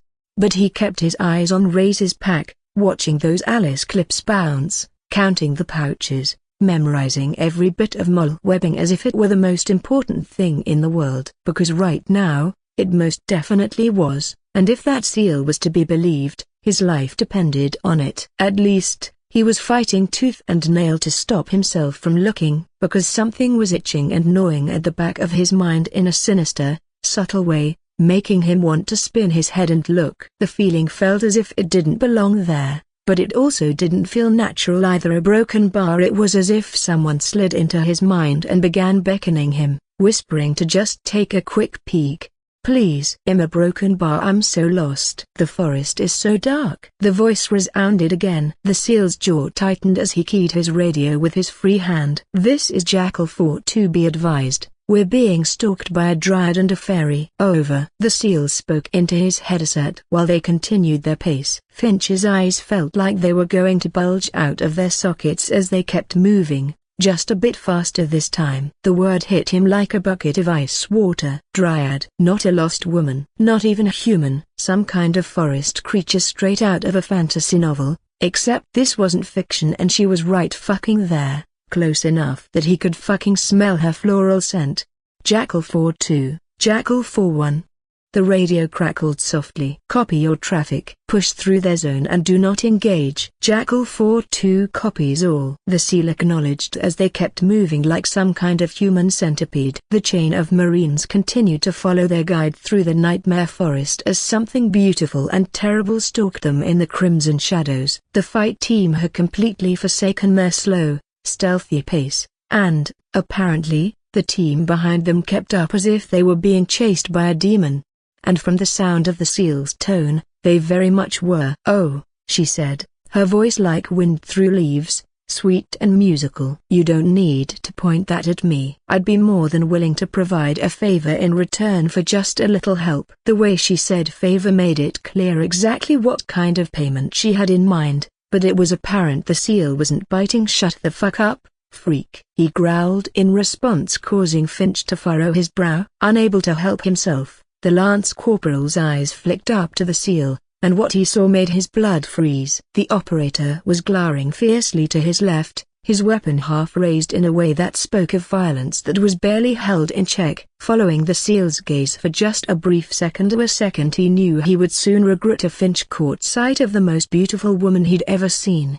She moved through the crimson forest as if she were part of it, keeping lockstep with their formation in a deliberate yet flowing manner. Her hair wasn't hair at all, but a cascade of living vines that fell in gentle waves around her shoulders, as soft green tendrils that acted like thick locks and seemed to glow with their own inner light. Delicate flowers of pink and yellow were woven throughout, as if they'd sprouted naturally from her scalp. From her forehead grew slender, branch-like antlers that curved gracefully upward, adorned with more of those tiny blossoms. To make things even more bizarre, broken bar and arousing, was the fact that this woman was also completely, utterly nude. Her proportions were perfect in a way that seemed almost mathematical, as if someone had taken the ideal feminine form and brought it to life. Her skin had a faint greenish tint, reminiscent of new leaves in spring, and shimmered with the same bioluminescent quality as the moss growing on the roots of each tree. Moreover, the woman or creature moved with a grace that made Finch's chest tighten, each gesture appearing calculated to draw the eye. However, the Lance Corporal physically jumped as his body tried to escape his own skin the moment the Dryad's head snapped toward Finch with such predatory swiftness that every fiber of his being screamed to run. Her eyes are honey-colored, with pupils that seemed to shift and swirl with a strange blue energy that looked as if it didn't belong, locked onto his own with the intensity of a creature that had just identified prey. They weren't human eyes. They were the eyes of something that had been hunting in these woods for centuries, something that knew exactly how to get what it wanted. In that moment, Finch knew with absolute certainty that a broken bar he fucked up. He really fucked up. Keep your goddamn eyes down. The seal's voice snapped like a bullet overhead, ripping Finch from his reverie and making his head jerk downward. Fuck. A yell of frustration resounded as the distinctive click of a safety flipping off punctuated the words. But it was too late. The damage was done. A soft, warm hand slid around the back of Finch's neck before gentle fingers began to slowly run down to his back in a silky, soothing manner, releasing the tension there. The touch sent electricity racing down his spine, not the good kind, but the kind that screamed danger, even as his body betrayed him by leaning into it. "Shhh," the Dryad whispered, her breath somehow warm against his ear despite the fact she should have been too far away. Her voice was like warm honey to his ears as Finch fought tooth and nail not to look again. "I'm not dangerous, sweet thing. But this forest is. I could guide you through it if you wanted me to. Do not accept a goddamn thing he offers." The seal's voice had taken on a desperate edge now, his weapon tracking the creature even as they continued to move. "No matter what crawls into your head, no matter what thoughts pop up, I do not accept." The operator's hand flew to his radio, keying it with frantic urgency. Broadcasting over the main net. "Jackal 4-1, this is 4-2. We have been compromised." Damas made eye contact, and now the Dryad is attempting to seduce the idiot. A beat of silence came over the net that felt like an eternity before the radio crackled back to life in everyone's ear. "Jackal 4-2. This is 4-1. The voice on the other end was cold and professional, yet it was also laced with an undercurrent of grim understanding. "You are to push through their territory. Do not engage under any circumstances. If he goes with her, just put the poor fuck out of his misery before they can make a deal." 4-1 out, the SEAL platoon leader said flat out, breaking all pretense of NATO protocol. The transmission went out over the main net, ensuring every Marine in the company heard it. Finch bit down on his tongue so hard he tasted copper, forcing his eyes down to stare at the ground as they continued their desperate march through the forest. But even as he focused on the alien moss and twisted roots passing beneath his boots, he could feel something was wiggling around in his mind. It wasn't painful, exactly. More like fingers gently probing at the edges of his thoughts, looking for a way in. Testing defenses, finding cracks. "I know what you want," the Dryad continued, her voice somehow both outside and inside his head now. Her other hand started to slide along his waistline in a knowing manner while her fingers traced just below his belt. "I know what you all want." Her touch was electric, sending shivers through him that had nothing to do with the eerie cold penetrating this hellscape of a forest. Every point of contact felt sensational, almost like a warm, enticing pleasure luring him into the abyss, which his brain couldn't properly process. "I can see it in you," she whispered, and now her voice had taken on an almost sympathetic quality, like a therapist who'd finally gotten to the root of the problem. "The loneliness, the fear, there. Wanting." The last word dripped with promise and understanding. It was the kind of offer that every young Marine's dreamed about during long, boring nights on fire watch. "I can make it go away," she continued, her fingers still working their magic on his neck, his waist, somehow touching him in ways that shouldn't be possible. While he was still moving, still holding on to Ray's pack. "All of it. The pain, the fear, the endless nights wondering if you'll ever feel whole again. Just." She paused, and in that pause, Finch could feel the hook being baited. "Just agree to help me with a near-broken bar smaller broken bar thing." The words of acceptance desperately wanted to come out. They pushed at Finch's lips and tried to force their way past his clenched teeth. Yes, such a simple word, 3 letters that would end this torment and give him everything he'd been missing since he'd signed his name on that recruitment form and shipped off to Paris Island. Finch focused all his attention on where he was placing his feet. As they jogged through the thicket, the alien undergrowth snagged at his boots with every step, threatening to send him sprawling, but he kept his eyes locked on the ground ahead. Even as the lance corporal maintained his grip on Ray's pack, his hands were shaking so badly that he could barely keep a steady hold as he clung on for dear life. Every word the Dryad spoke seemed to shake his very being, and each syllable rattled around inside his skull like shrapnel. In essence, he was scared shitless, and if the SEAL was this spooked, then they were dealing with something way beyond his understanding. The operator's anxiety was infectious, spreading through the fight team like a virus. For a full minute, the seduction continued. The Dryad's honeyed words poured over him like warm syrup with each breath designed to wear down his resistance. But somehow, through sheer terror and the taste of his own blood from where he'd bitten his tongue, Finch held on. He didn't speak. He didn't agree. He just kept moving, kept staring at the ground, kept fighting that insidious presence trying to worm its way into his thoughts. Then he heard a sharp click of a tongue, the universal sound of feminine frustration. The hands retracted from his neck and waist, leaving behind a cold absence that was somehow worse than the touch itself. But something felt wrong. Strange even. The frustrated noise hadn't come from his left where the dryad had been. It came from his right shoulder. Instinctively, against every order and ounce of common sense, Finch turned his head to the right. There,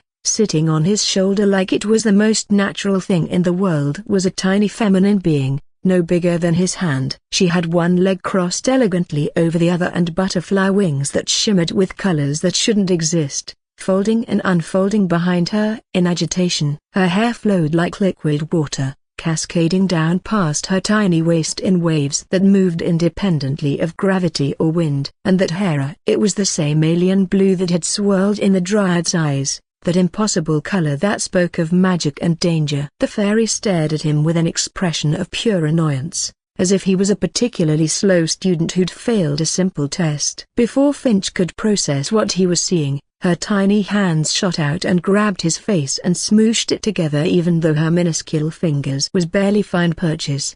"Stupid idiot!" she shrieked, her voice high-pitched but carrying surprising volume. "Why can't you listen, you insignificant mortal? We're trying to talk to you." "Oh shit!" Finch yelled in pure, primal fear, his body reacting before his brain could catch up. He stumbled backward, feet tangling in the alien undergrowth, and went down hard. His death grip on Ray's pack meant the sergeant came with him, both Marines crashing to the forest floor in a tangle of limbs and gear. Stumbling as the human chain suddenly collapsed, the Navy SEAL also let out a quieted yelp. Oshia the SEAL started, but he somehow caught himself and somehow remained standing while his rifle smoothly transitioning between the Dryada who now stood obediently off to the side, posed in an even more seductive manner as she observed her master worker and the fairy who now hovered in front of Finch's face. "Hey, will listen to me." The fairy jabbed a tiny digit within inches of Finch's nose. Despite her size, there was something deeply unsettling about having those alien blue eyes focused on him with such intensity. The SEAL kept his weapon trained on the new intruder before one hand flew to his radio. "This is Jackal 4-2. We've come to a full stop. The Dryad's patron just revealed itself," he nearly shouted as he sent a rabid broadcast over the entire net. Whatever response came through was lost as the SEAL immediately shot an eye at Finch. "No matter what happens, no matter what you see or hear, do not accept or agree to anything it says," he growled in an almost desperate voice. After the SEAL's interruption, the fairy's head snapped around at the man, sending her beautiful features twisting into something ugly with rage. The temperature around them seemed to drop 10 degrees as her tiny face contorted with fury. "You!" she hissed and raised one delicate arm to the side. What happened next made Finch's brain short-circuit completely. The air around the fairy's arm began to shimmer and distort, like heat waves rising from hot asphalt. Moisture seemed to condense from nowhere as droplets of water rapidly materialized from the humid forest air, swirling toward her outstretched hand. A moment later, it all coalesced into a thick band of silver-blue liquid that wrapped around her tiny forearm like a living bracelet. Then, with a gesture that was both graceful and violent, she flicked her wrist, sending the water outward, extending nearly a foot from her hand before coming to an abrupt stop. While mesmerizing, this water was no longer just a liquid, and no, it had transformed into something impossible. A perfectly smooth blade formed from the fairy's tiny arm, not quite solid but also not quite liquid. The magical weapon's surface flowed and shifted like a hypersonic river as it compressed into a sword's edge. It caught the crimson light filtering through the canopy and refracted it into prismatic patterns that hurt to look at, as the edge itself seemed to retain insane speed while constantly flowing along its length. It was as if the damned thing defied physics, creating a cutting surface that renewed itself thousands of times per second. Finch could even hear it, a high-pitched singing sound, like crystal glasses resonating at just the wrong frequency. The very air around the blade seemed to part before it, as if droplets of water that managed to escape instantly turned to steam. But everyone's thoughts were soon interrupted when the fairy pointed this impossible weapon at the seal, her tiny form radiating a kind of menace that had nothing to do with her size. "Hey!" she shrieked, her voice taking on harmonics that made Finch's teeth ache. "Hey, no interfering." "Shut your stupid mortal mouth. This is a negotiation between me and him." The seal, to his credit, didn't even flinch. His rifle remained steady, though Finch noticed that his finger had moved from outside the trigger guard to resting on the trigger itself. Behind them, Newman and Pham could do nothing but gawk in stupefaction as they muttered something incoherent. "Ma'am," the seal said in a careful, polite and controlled voice. "This Marine is already spoken for a broken bar under contract of the United States Armed Forces and any negotiation will go through her." I said shut up, shut up, shut up, shut up. The fairy's blade whipped through the air, and a tree branch the thickness of Finch's wrist simply ceased to exist where the water touched it. There was no cut, no violent sear, the wood just wasn't there anymore, leaving behind perfectly smooth surfaces that wept red sap. "I won't let you ruin my contract." As the branch let out a quiet and almost human-like moan of pain, Finch just sat there, frozen on the ground. His mind raced at 1,000,000 miles a second as he desperately to process what he was seeing. This wasn't supposed to be real. Fairies were supposed to be cute little things in children's books, not terrifying creatures with water swords that could delete things. And here was one such twisted horror with their water sword thing completely, utterly focused on him. "Now then," the fairy said, turning back to Finch with a smile that was all shark-like teeth and no warmth. "Let's talk about what you really want, shall we?" Finch's eyes darted between the fairy and the seal as his mind desperately reached to its deepest corners for some nid of solution despite the terror coursing through his veins. Something about what the operator had said about contracts, about already being under obligation seemed to have hit a nerve with the magical creature. And if there was one thing Lance Corporal Anthony Finch was good at, it was thinking on his feet when shit hit the fan. He's right. I'm already under contract," Finch stammered out, the words tumbling over each other in his haste. "With the United States Marine Corps." The fairy's expression shifted, her tiny features scrunching in annoyance. But she didn't immediately eviscerate him. Taking that as encouragement, Finch pressed on, his voice gaining strength, as he recited the terms that had been burned into his brain at MEPS. "A 6-year contract. I've only completed 2 of those 6 years." His words came faster now, almost babbling. 4 years active duty, 2 years in United States Marine Corps Reserve. I'm legally and contractually obligated to the United States of America until, he did the mental math quickly, until, cutting him off, the fairy's beautiful face twisted into something ugly or horrible, sneering snarl that revealed teeth that were far too sharp for something that looked so human. She zoomed closer to Finch's face in a flash with that singing blade of water following her movement with deadly grace. The Lance Corporal could feel the weapon's presence like static electricity against his skin as she pushed it closer, closer, until it was mere millimeters from his cheek. Finch held his breath. One twitch, one wrong word, and that blade would probably take his head off as easily as it had deleted the tree branch. Behind the fairy, he could see the seal's rifle tracking her movement, but Finch couldn't help but question how effective bullets would be against something like a broken bar. This thing, a broken bar. For a moment that stretched like an eternity, nobody moved. The only sounds were the alien calls of the forest and Newman's ragged breathing behind them. Then, suddenly, the fairy pulled back with a disgusted noise. "Bar!" She threw her tiny hands up in exasperation, the water blade dissolving back into harmless droplets that sparkled in the crimson light. "Fine, fine, fine, fine. This is boring anyhow." A beat later, she spun in the air, her butterfly wings leaving trails of that impossible blue color as she zipped over to the Dryad's shoulder. "Let's go. These stupid mortals are already spoken for." The fairy then looked over her shoulder and pointed at the group. You're lucky I'm not a contract breaker, idiots." The Dryad, who had remained perfectly still throughout the entire exchange, gave Finch one last lingering look. There was something in her honey gold eyes, perhaps disappointment, or maybe promise. Then, As suddenly as they had appeared, both creatures melted back into the forest. One moment they were present, the next they were simply gone, leaving no trace except for the cleanly severed branch and the lingering scent of tangy copper from the strange blood-red sap. For several seconds, nobody moved. They all remained frozen in place. Finch was still on his backside in the alien moss. Reyes was half sprawled beside him. The seal had his rifle still raised and aimed where the two beings had disappeared, while Newman and Pham huddled together like scared kids.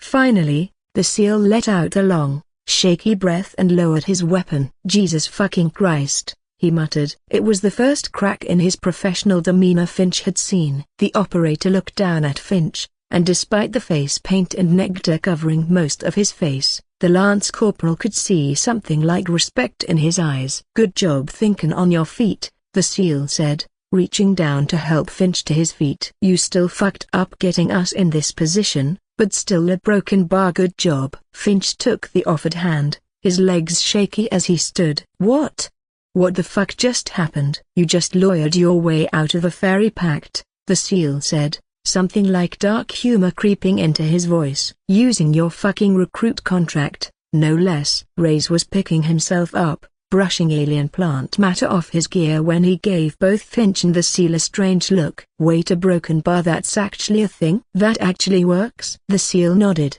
checking his rifle one more time before gesturing for them to reform their line. "They take contracts seriously." "Apparently, they take other people's contracts seriously too." "Who knew Uncle Sam's paperwork would actually save someone's ass for once?" "Holy shit," Newman breathed, still pale beneath his face paint. "Holy shit, we just met a real fairy." "And she tried to." "What was she trying to do?" "Who knows?" "It's always a crapshoot with those fucking things. Sometimes you get something harmless, or hell, one dude actually got a deal in good faith. But most of the time all you get is a monkey's paw or broken bar," the SEAL said grimly, turning to a tree that was especially blood red. "You see the trees? A lot of them scream when you burn them a broken bar." A deep and disturbed quiet fell over the fight team as a look of absolute horror clouded their faces. "Now a broken bar? Grab hold and let's move. We've still got a few clicks to cover. And that little failure to make a pact with you probably attracted more of those fucking things." With the virtual nightmare fuel a full mile behind them, Finch finally allowed himself to exhale a deep breath of relief as he and the rest of his fire team settled back into a proper patrol formation. Once more, each Marine maintained their 20-meter interval while their SEAL escort pushed ahead and faded back into the forest to rejoin his own team and carry out whatever it was that frogmen do in this supernatural hellscape. Thankfully, the eerie, blood-red forest had gradually given way to something more normal. Yet, Finch couldn't help but think that normal was a rather radically relative term when one was trudging through an alien world full of malicious entities that were suspiciously modeled after fantasy creatures. Instead of the crimson atmosphere and bleeding trees, lush greens had finally returned to the foliage, which was also accompanied by honest-to-God brown bark. Still, this wasn't Earth. The splashes of purple ferns, orange moss, and electric blue vines reminded them with every step that they were a long way from home. The only solace the Marines had, however, was the fact that at least nothing was trying to negotiate for their souls anymore. Finch looked down and checked his end-user device strapped to his chest to view the location of each unit on the very rough tactical map that outlined their area of operation. They were getting pretty damn close to Phase Line Oscara, a critical checkpoint that Intel had identified as a likely position for enemy fortifications, should any be erected. Given how fucking loud their infill had been with all those King Stallions and Chinooks thundering in, the enemy sure as shit knew they were in the area. They'd have to be deaf, dumb, and blind not to. As they moved, Finch couldn't help but wonder what combat would actually be like fighting these aliens. Were they even aliens? Unable to find the correct definition for these beings, Finch ended up scratching his cheek while his mind churned aimlessly. From all the briefings and PowerPoint presentations they had to endure, the enemy ended up looking like they came straight out of a random fantasy video game he'd boot up in the barracks after 12 to 15 hours of pure suffering or boredom. You had your standard humans, But then came elves with actual magic, orcs that could bench press a Humvee, whatever that fairy thing had been, and fucking goblins. However, his philosophical musings were cut short as the patrol came to a rather steep incline. Marines from his squad were already lining up in single file, preparing to crawl up it as quietly as their gear would allow. As one reached the top, they'd turn and help the next Marine up a standard buddy team movement up difficult terrain. As Finch lined up, he then noticed a few SEALs had positioned themselves off to the sides to maintain security while the grunts did their climbing. Looking around, Finch was thankful that this damn near cliff was on the more normal side of the forest. If it had that thick alien undergrowth that grabbed at their boots as if they had their own mind, then they'd never get up that damn thing. Soon, it was Finch's turn as he found himself grabbing onto a length of paracord someone had secured at the top and used it to haul himself up the muddy slope.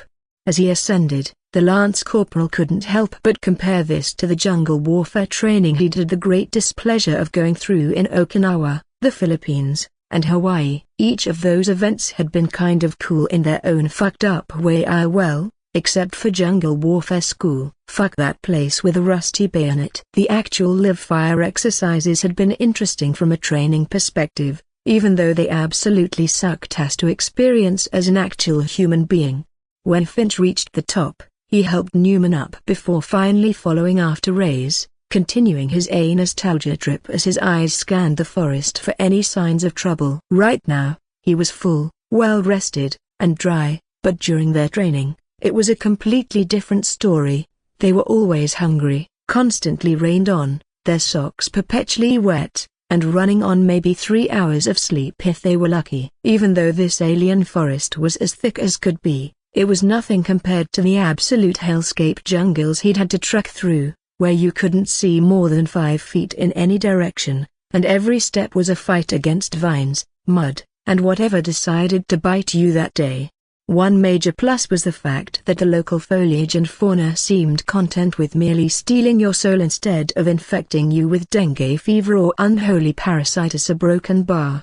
At least for now a broken bar. As those thoughts ran through Finch's mind, he saw Reyes's fist go up as the universal signal to stop. The Lance Corporal immediately raised his own fist, stopping Newman behind him. The private first class did the same, sending the signal rippling back down the line like a well-oiled machine. After a few moments of tense silence, broken only by the strange calls of alien birds and the rustle of that purple fern shit in the breeze, the radio in his ear crackled to life. All propane elements, this is Propane 2 Actual, Lieutenant Watts's voice came through, tighter than a nun's ass on Sunday. Despite the nervousness in his tone, Watts maintained proper radio discipline in a patrol-to-contact environment and continued speaking in a quiet voice. Be advised, Pathfinder elements are reporting enemy activity, time now at 1433. They've got eyes on defensive positions being constructed just beyond their hide site that overviews our target. Break. A pause as he probably checked his map again. Enemy strength appears to be a platoon-sized element,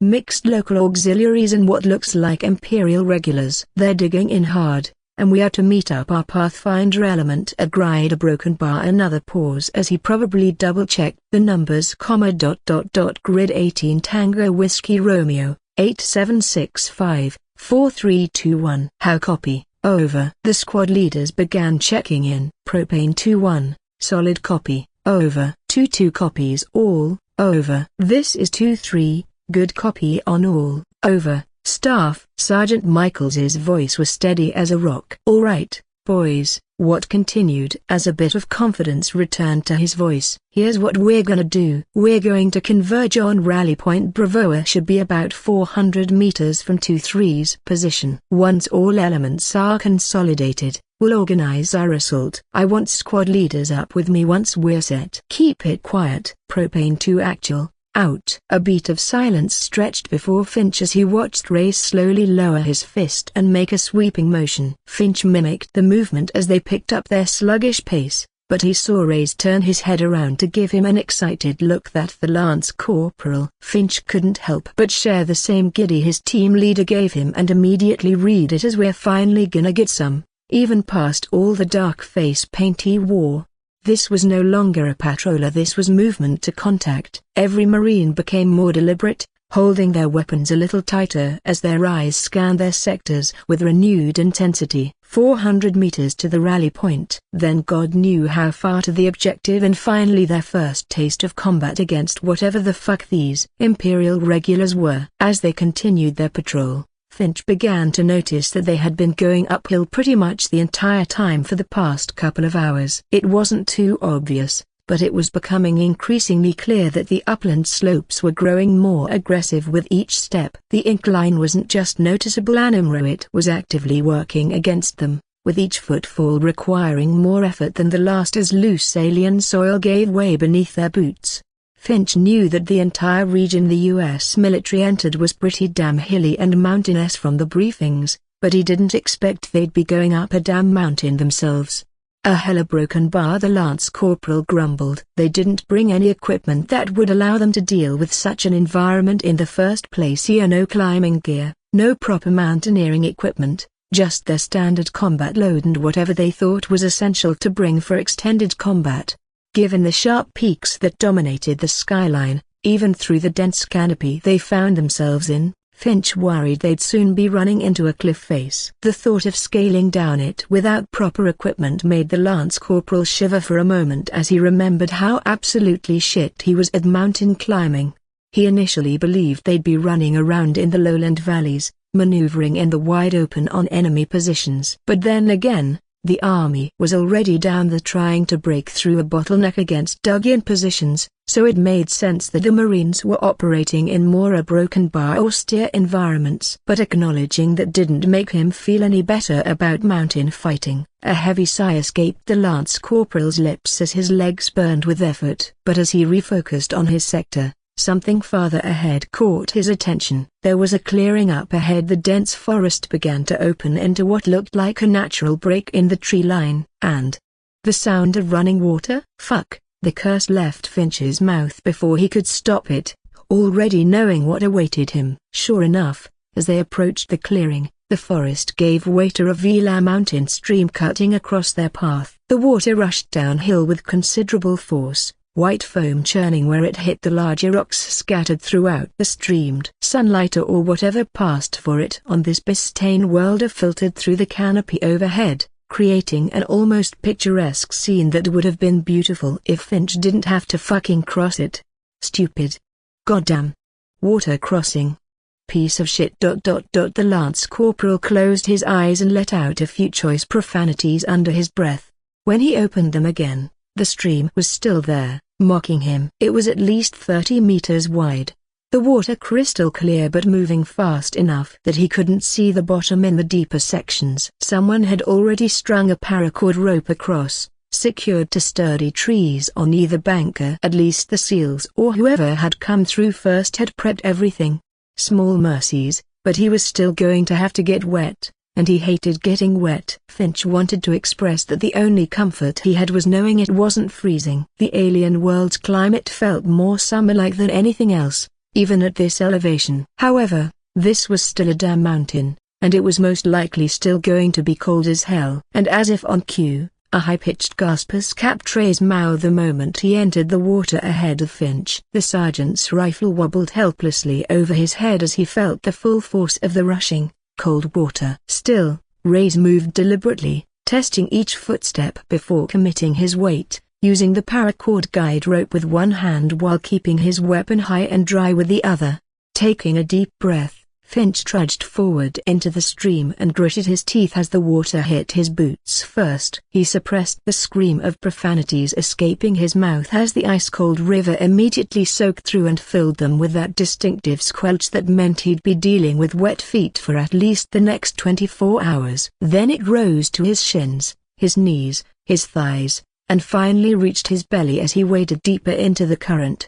The stream was treacherous, smooth. Algae-covered rocks shifted under his boots with each step, threatening to send him tumbling while the current was stronger than it appeared. The mass pushed hard against his legs with a force that threatened to sweep his feet out from under him, but luckily, The thick paracord guide rope was there to save him. He gripped it with white knuckles as his other arm burned from holding the M27 elevated above his head. "Fucking water," he muttered through gritted teeth, carefully placing each foot. The last thing he needed was to take a spill and get completely drenched or, worse, get swept downstream like some boot who couldn't handle a simple stream crossing. Behind him, he could hear Newman entering the water, probably cursing just as creatively. Unfortunately, or perhaps fortunately for Finch's amusement, the idiot took a spill and dipped completely under the current. However, Newman held tightly onto the paracord and emerged utterly furious, yet still maintaining sound discipline as a slew of profanities quietly left his mouth. 3/4 of the way across, the water level dropped back to his knees as Finch approached the far bank. "This is some bullshit," he announced to no one in particular, his voice barely audible over the rush of water. "This is complete and utter bullshit." A broken bar. Step by agonizing step, Finch made his way across. The rocks beneath his feet were always unstable, causing him to repeatedly stop and probe with his foot to find solid footing before continuing. Even the current seemed to want to drag him under as Finch almost felt as if the water tugged at his clothes and pack in a way that almost made him rotate. However, with a grunt, Finch held tightly to the taut paracord and pressed on until he finally found relief the moment he reached the shallow part of the river. As the lance corporal hauled himself onto the other side of the riverbank, water streamed from his gear, boots, and clothes, each step causing a horrible squelch to echo out. The only solace Finch had was the fact that everyone wore that same disdainful look on their faces as they found themselves completely soaked from the waist down. And boy, did misery love company, as a creepy smirk formed on the lance corporal's face when he saw that poor son of a bitch a Private First Class Newman A had been completely drenched from head to toe, with water still streaming from his helmet and pack. Newman wore a look that promised he was going to make this everyone's problem at the first chance he got, as water dripped steadily out of his suppressor. "Sick you that shit, Newman," Ray's muttered as they reformed. "You sound like a fucking washing machine." A hateful scowl formed on the private's face as Finch could practically see the rage-fueled steam coming off him despite the lack of actual heat, and it only deepened when Newman saw the very amused smirks on everyone else's faces. As they continued further up the increasingly mountainous terrain, the patrol's route seemed to loop around, following a game trail or the natural contours of the land. After another 20 minutes of climbing, they finally started going downhill. Finch's knees, already protesting from the uphill slog, now screamed in a different key as they absorbed the impact of each downward step. Eventually, signs that they were nearing their destination started to show itself as the patrol started to slow as hand signals came to close the distance. Finch saw Marines from his squad spreading out near a particularly thick cluster of alien vegetation, taking up security positions without being told as years of training kicked in. It seemed they had arrived at their rally point, and this was especially evident when Finch could finally see his platoon sergeant and platoon leader huddled near someone who looked like Maka, the Navy SEAL commander they met when this first kicked off. A bunch of other frogmen clustered around them and quietly chatted while studying something in the distance. As Finch approached his designated position, he caught fragments of their conversation. "A need to hit them hard and fast," Mac spoke in a hushed but concise voice. The SEAL looked over the brush, pointing at something Finch couldn't quite see from his angle. "They're starting to expand their defenses in the direction of where we first infilled. Bad news is they're already sending out patrols. Good news is, we've already neutralized them, but it's only gonna be a matter of time before they notice their people missing." Watts gave a troubled look, the butterbar clearly out of his depth but smart enough to know it. He deferred to the SEAL platoon leader with visible relief. "So what do you suggest, sir?" Mac thought for a moment, his eyes scanning over the thicket with the practiced gaze of someone who'd done this shit way too many times.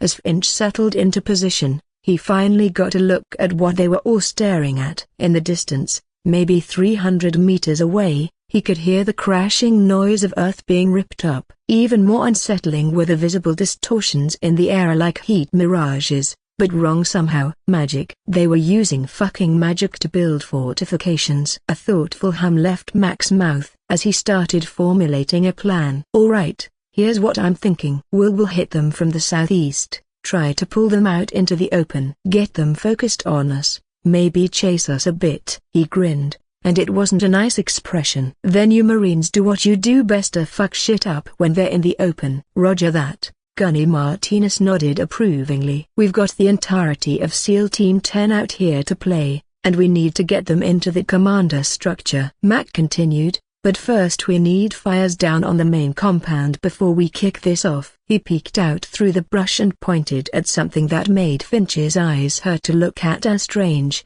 bare mound of dirt that his gaze naturally wanted to slide away from. Some kind of magical fuckery, no doubt. So, Mac asked, turning back to the Marine leadership, you have a way to bring in fires? Our Soflum is having a hard time penetrating this canopy. Flights are having issues picking up the laser, which makes calling in anything precise a real bitch. There was a pause as everyone looked up at the dense canopy above them. Thick, alien trees with interwoven branches formed an almost solid ceiling of vegetation. Light barely filtered through, and Finch could see the problem immediately. There was no way a laser designator was getting through all that clutter cleanly. However, the vegetation didn't seem nearly as robust as that bloody hellscape they went through earlier. A silence stretched as everyone deliberated on how to get ordnance on target. Nobody wanted to assault dug-in positions without prep fires. That was a good way to fill body bags. But the thought about the density of the foliage kept pestering Finch until, despite knowing he should keep his fucking mouth shut, he heard himself speak up. Why don't you just strap a strobe to a drone and have it hover above the canopy, mark the target that way, and have the planes drop some big-ass ordnance to clear it out? Everyone turned to look at the Lance Corporal like he was stupid as shit, causing Finch to feel he tries to his face under their scrutiny. Here he was, some junior enlisted fuckwad, suggesting tactics to officers and special operations personnel. But Mac's expression shifted from skepticism to consideration. "Goddamn," the SEAL said slowly, a grin spreading across his face. "That'll actually work." Without another word, Mac turned and moved over to one of his SEALs, already barking orders in a hushed tone. "Yo John, break out the quadcopters. We're gonna need ear strobes and 100-mile-an-hour tape." Finch tried to shrink back into the brush, uncomfortable with the attention. But Gunny Martinez caught his eye and gave him the slightest nod of approval. Coming from Gunny, that was practically a Medal of Honor commendation. "Good thinking, Lance Corporal," Lieutenant Watts said quietly as he looked down the line. "Let's get our own shit in order." A broken bar. The lieutenant then started issuing orders on how they wanted their assault to progress as he organized machine gunners and squads in different locations. Meanwhile, other SEAL platoons, Marsic raiders, and multiple companies of Marine infantry were maneuvering around this base. Finch couldn't help but curse at how uncomfortable he felt as he leaned against the sharp and hostile shrubbery. It was almost as if every goddamn thing alive was out and about, trying to crawl on and nip at him. Every plant, every insect, every small animal clung to the wet bottom half of his body like it was trying to become one with his soaked utilities. To make matters worse, the vicious abominations in the form of alien insects weren't the most painful or disconcerting things Finch and the other Marines had to deal with. No, it was damn vegetation. It was as if every damn thing, except the cold, dead, hard dirt, was hostile as thorns shoved themselves into places where they had no business being, and something was trying to explore and dig its way into the inside of his collar and legs. Stupid. Alien. Bullshit, Finch muttered under his breath, trying to ignore the sensation of what felt like a centipede doing the cha-cha down his sock. Bearing down his optic, Finch twisted and turned to get a better view, but he just couldn't find a good position to see the SEALs as they stalked forward. The only thing that caught his eye was nothing but layers upon layers of far broken bar, mostly green alien foliage, which made target acquisition as easy as finding a specific needle in a stack of other needles.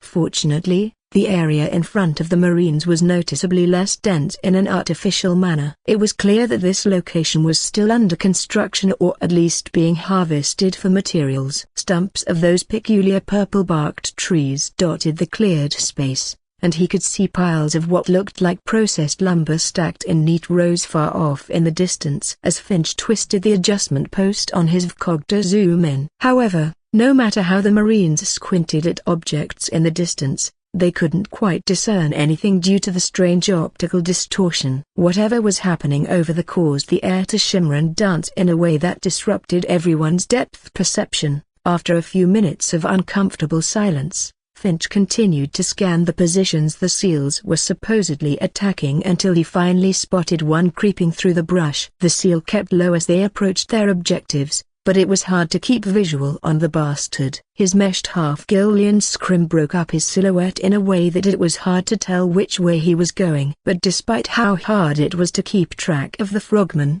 Finch kept tracking and studying him as he adjusted himself to get a better view. "Can you see anything?" Newman whispered from beside him, noticing the Lance Corporal caught sight of something interesting. Finch squinted through his optic again, trying to make out actual targets. "I've spotted one so far, but it's hard to make out anything specific." "A broken bar," he grumbled, adjusting his optic again. "You see the lowest set of purple vines? There's one kneeling by that jacked-up-looking tree stump." A moment of silence stretched between them as Newman started to adjust himself and scan the area that Finch pointed out. "Wait, yeah, broken bar, I saw one of them," Newman suddenly muttered. "Yeah, a broken bar, I see what you're talking about now." "Okay." As they watched the seals maneuver closer, the Marines couldn't help but admire the frogman's almost hypnotic and fluid movement as they crept closer and closer to whatever they were planning to attack. "Damn, these guys are hard to spot, and I'm actively looking for AM," Newman admitted as he closed one eye to try and focus on observing. Finch didn't bother acknowledging whatever the private said. He was too busy trying to track any sign of movement in the thick brush. Aside from a few seals who were staying put, the rest seemed completely out of sight. He knew there were many more than 4 of those bastards out there, considering a full platoon consisted of over 20 seals, but Finch couldn't find a single one aside from the few that remained in place. Ignoring the wet squelch of his utilities, Finch let out a sigh and pulled himself away from the firing hole he had made in the brush. He looked further down the line and noticed that most of their platoon had finally taken position and were spread out in a rough line through the alien underbrush. A few Marines were moving up and down the line, carrying ammo boxes for the machine gunners, MAWs, and extra warheads, but everyone was more or less ready to go. "You think we're actually gonna see action?" Pham quietly spoke up out of nowhere directly from Finch's other side. No one seemed to answer this question as they exchanged uneasy glances. The most probable answer was yes, but anything could happen out here. This was especially the case when SEALs were running around and the overwhelming amount of ordnance that the Anglico guys were set to drop on the enemy when things kicked off. A full few seconds of silence stretched out as they all listened to the strange calls of animals throughout the forest, weird trilling sounds that no earth creature had ever made, punctuated by what sounded like a bullfrog that had been hitting the gym and taking steroids. "I mean, maybe," Newman finally answered, peeling off his rifle and offering an uncertain shrug. But he soon rammed his face back into his optic to begin looking around again. "Maybe this'll all be over before I wait. Are they throwing grenades?" Finch immediately rolled back into his original position and peered down his optic, scanning the thicket. A few curse words slipped from his mouth as he saw many more SEALs scurrying around, and activity was in full swing. But a couple of heartbeats later, earth-shattering explosions shattered the forest, which was immediately followed by a full barrage of automatic gunfire that deafened the entire area. The peaceful alien forest transformed into a symphony of violence in an instant, sending ripples of murmurs throughout the Marine line. "Sheet a broken bar. Do I start shooting, Sarge?" Pham snapped his head to his team leader while bringing his rifle to bear. "No, you goddamn idiot," Ray's hissed at the green private. "Those are our guys shooting. Hold your fire until ordered otherwise. The interaction between Pham and his team leader played out throughout the rest of the platoon of Marines as they just lay there and watched as the SEALs darted around in the trees. Watching the fighting and the way they implemented violence of action, like a scalpel, was fascinating. However, the SEALs' method of war lacked a certain broken barge ni sequoia. It was clinical, boring even. It was missing the simple and overwhelmingly brutal destruction that the United States Marine Corps brought to bear, which felt fundamentally more honest and carried a certain beauty to it. Tracers from the machine guns zipped through the forest like deadly fireflies, tearing everything apart as grenades detonated in rapid succession. At first, Finch and the rest of 2nd Platoon thought this was a rather one-sided fight until they saw a multiple series of golden bolts of lightning ripping through the trees, shattering wood and sending splinters of every size flying through the air. More magical effects erupted in response to the SEALs' assault, each one just as vicious and violent as the last. Scorching blue flames snaked past the branches as if alive. Strange red beams twisted and weaved around the environment seeking something to pierce, dark purple orbs that seemed to absorb light, and other phenomena that made Finch's brain ache to process.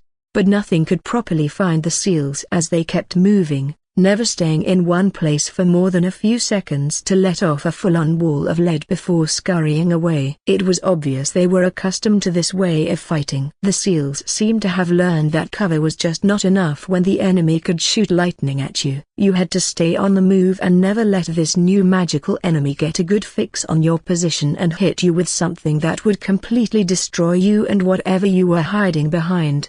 This became even more evident when a tree near a couple of SEALs suddenly shattered into shrapnel, tearing into the poor bastards. The men toppled over from the sudden explosion of shrapnel, yet they still managed to scramble away. However, not before nearly being taken out. When the instantly shattered tree felt drunk first, embedding itself into the ground. But instead of crushing those beneath it, the broken tree somehow remained upright, stabbed deep into the earth. But that attack was soon answered as another SEAL popped up with what looked like a Carl Gustaf and put a round directly into the hidey hole that spell came from. Dirt and debris were sent flying 30 feet into the air as a satisfying explosion tore through the still under construction structure. Before the dust even settled, more machine gun and rifle fire erupted from multiple angles as the SEALs pressed their advantage. The Marines remained dead quiet, transfixed by the supernatural firefight unfolding before them. Another magical effect to a cone of frost that would make El Sigilauza basically froze an entire section of the forest. Ice crystals formed instantly on leaves and branches as the temperature dropped so fast that steam rose from the suddenly frozen vegetation. Holy shit, Newman breathed, his earlier anger forgotten in the face of the sheer violence on display. This is awesome. Finch found himself nodding in agreement. This wasn't like the firefights he'd seen on the internet or heard about from the senior NCOs. This was something else entirely, a modern warfare meeting fantasy garbage in the most American way possible, overwhelming firepower. His awe was cut short, however, when he noticed movement much closer than the main engagement. A small group of figures broke from the chaos and made their way directly toward the Marines' line. Finch's gut tightened as he tracked them through his optic and noticed they were SEALs. Two were upright, firing back into the woods, while others dragged 2 casualties from that concussive blast earlier. The 2 wounded hobbled and limped as fast as they could toward the Marines they were hiding behind and practically threw themselves over the defilade. Groans and howls of pain resonated as the SEALs corpsmen slid down between 2 fire teams and immediately got to work, ripping off their medpack and rifling through pouches. Doc, get the fuck up there," someone called, and the Marines corpsman came sprinting over. Keeping his head low and remaining unseen, the Navy corpsman scurried past the grunts, who couldn't help but shiver at the sight of the massive splinters protruding from the poor bastard's legs, arms, and torso. The wounded appeared absolutely mangled. Some of the shrapnel's width could be measured in inches and was twice as long, resembling organic spears. "Jesus fucking Christ," Newman muttered, his face going pale beneath the face paint. Feeling a bit queasy, Finch forced himself to look away and focus back on the battle. The SEALs still in action had shifted tactics and were bounding backward in textbook fashion with a zigzagging twist, dodging spells while unloading ammunition downrange. It was a fighting withdrawal executed with a level of fluidity that could only come from extensive real-world experience combating the supernatural. The frogmen moved in perfect synchronization, one team laying down suppressive fire while another displaced. Then the roles immediately reversed. They leapfrogged backward, making it look like they'd bitten off more than they could chew, and drew the enemy out, making them think they were on the run. More magical effects erupted through the forest, causing a tree 20 meters from Finch's position to suddenly splinter and shatter, sending shrapnel everywhere. Another bolt of golden lightning carved a furrow through the earth, leaving smoldering grass in its wake. This time, though, Finch could make out the silhouette of enemy combatants in the forest to actual targets he could track with his rifle instead of just magical nonsense flying from nowhere. His trigger finger started itching, tapping against the side of his rifle in an unconscious rhythm. He could see them clearly now. Humanoid figures moving through the trees, trying to outmaneuver the SEALs and give chase. Some looked human enough, others had that distinctive pointed ear profile of elves, and a few were built like brick shithouses with goat-like horns, probably those boar fuckers from the briefings. But the order remained, hold fire until given the signal. The SEALs maintained their fighting withdrawal, and Finch observed as most of them began to vanish into the forest, fading back like ghosts. The supersonic cracks of bullets still whizzed past, and the barks of gunfire continued to echo, but now they were a good 100 meters from where the initial contact had begun. And that's when Finch saw Thema really saw them. A hell of a lot more enemy combatants than intel had suggested. Dozens of the bastards had apparently spilled out of their half-built fortifications and started fanning out everywhere. Some carried those magical staff spear things they'd been briefed on, while others wielded swords, shields, regular spears, or whatever pseudo-medieval fantasy weapons some twisted nerd could imagine. A few even had what looked like strange magical metal orbs resembling fantasy grenades, because of course they fucking did. The enemy moved with surprising coordination for what looked like a LARP convention gone wrong. They maintained spacing, used bounding overwatch with the magic guys, and communicated with hand signals that wouldn't have been out of place in any modern military. These weren't just primitive peasant levymen, they knew how to fight. A group of them pushed forward aggressively toward where the SEALs had disappeared, but they were just under 50 meters away from the Marines' position, none the wiser, and were moving adjacent to them. They were so focused on pursuing the SEALs that they hadn't noticed the line of angry Jareds, internally screaming to pull their triggers while waiting in the brush. Finch kept his crosshairs on one particular asshole who was especially aware of his surroundings and kept glancing in his direction. The man had bolts of electricity crackling along his staff and up his arm while mouthing a chant in a way that looked like he was having a stroke, but it was obvious he didn't like Finch's specific mound of dirt. The magical energy built to a crescendo, and the staff glowed brighter, but a hoarse and cracked voice resounded over the explosions, gunfire, and spells. Light AM up. The call came from the gunny somewhere down the line, but Finch was already squeezing the trigger before the words finished echoing through the forest, which caused all hell to break loose. Every Marine down the line erupted in a symphony of semi-automatic and full-automatic weapon fire. Finch's cog reticle began to vibrate on the mage's center mass as he started mag-dumping the bastard. The first few rounds struck him high in the chest, spinning him around, and that should have been that.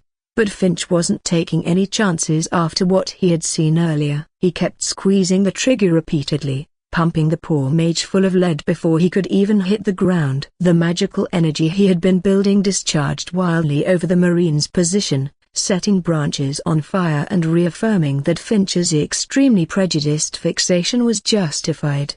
Weapons teams attached to each squad opened up with their distinctive heavy chatter as M240s tore through the forest, creating interlocking fields of fire that transformed the area into an absolute meat grinder. Tracers crisscrossed through the air, some ricocheting off magical shields in showers of sparks while others found flesh and bone with wet impacts. Get some! Newman screamed, his earlier discomfort forgotten as held down on his trigger and let loose a blistering staccato of fire. Get some, you medieval fucks! Fucking get some! Caught completely in the opener, or as open as a dense forest could be, the enemy had nowhere to go other than to hit the ground after pursuing the SEALs. Some tried to return fire with magical attacks, but the sheer volume of lead the Marines were producing made any coordinated resistance impossible. Finch burned through his first magazine in seconds, performed a tactical reload, and immediately got back on the gun. His next target was one of those giant motherfuckers trying to rally others behind a huge metal shield. The creature was built like a 7-foot-tall powerlifter who had taken more roids than an obsessed gym bro, but it seemed that no amount of lifting mattered.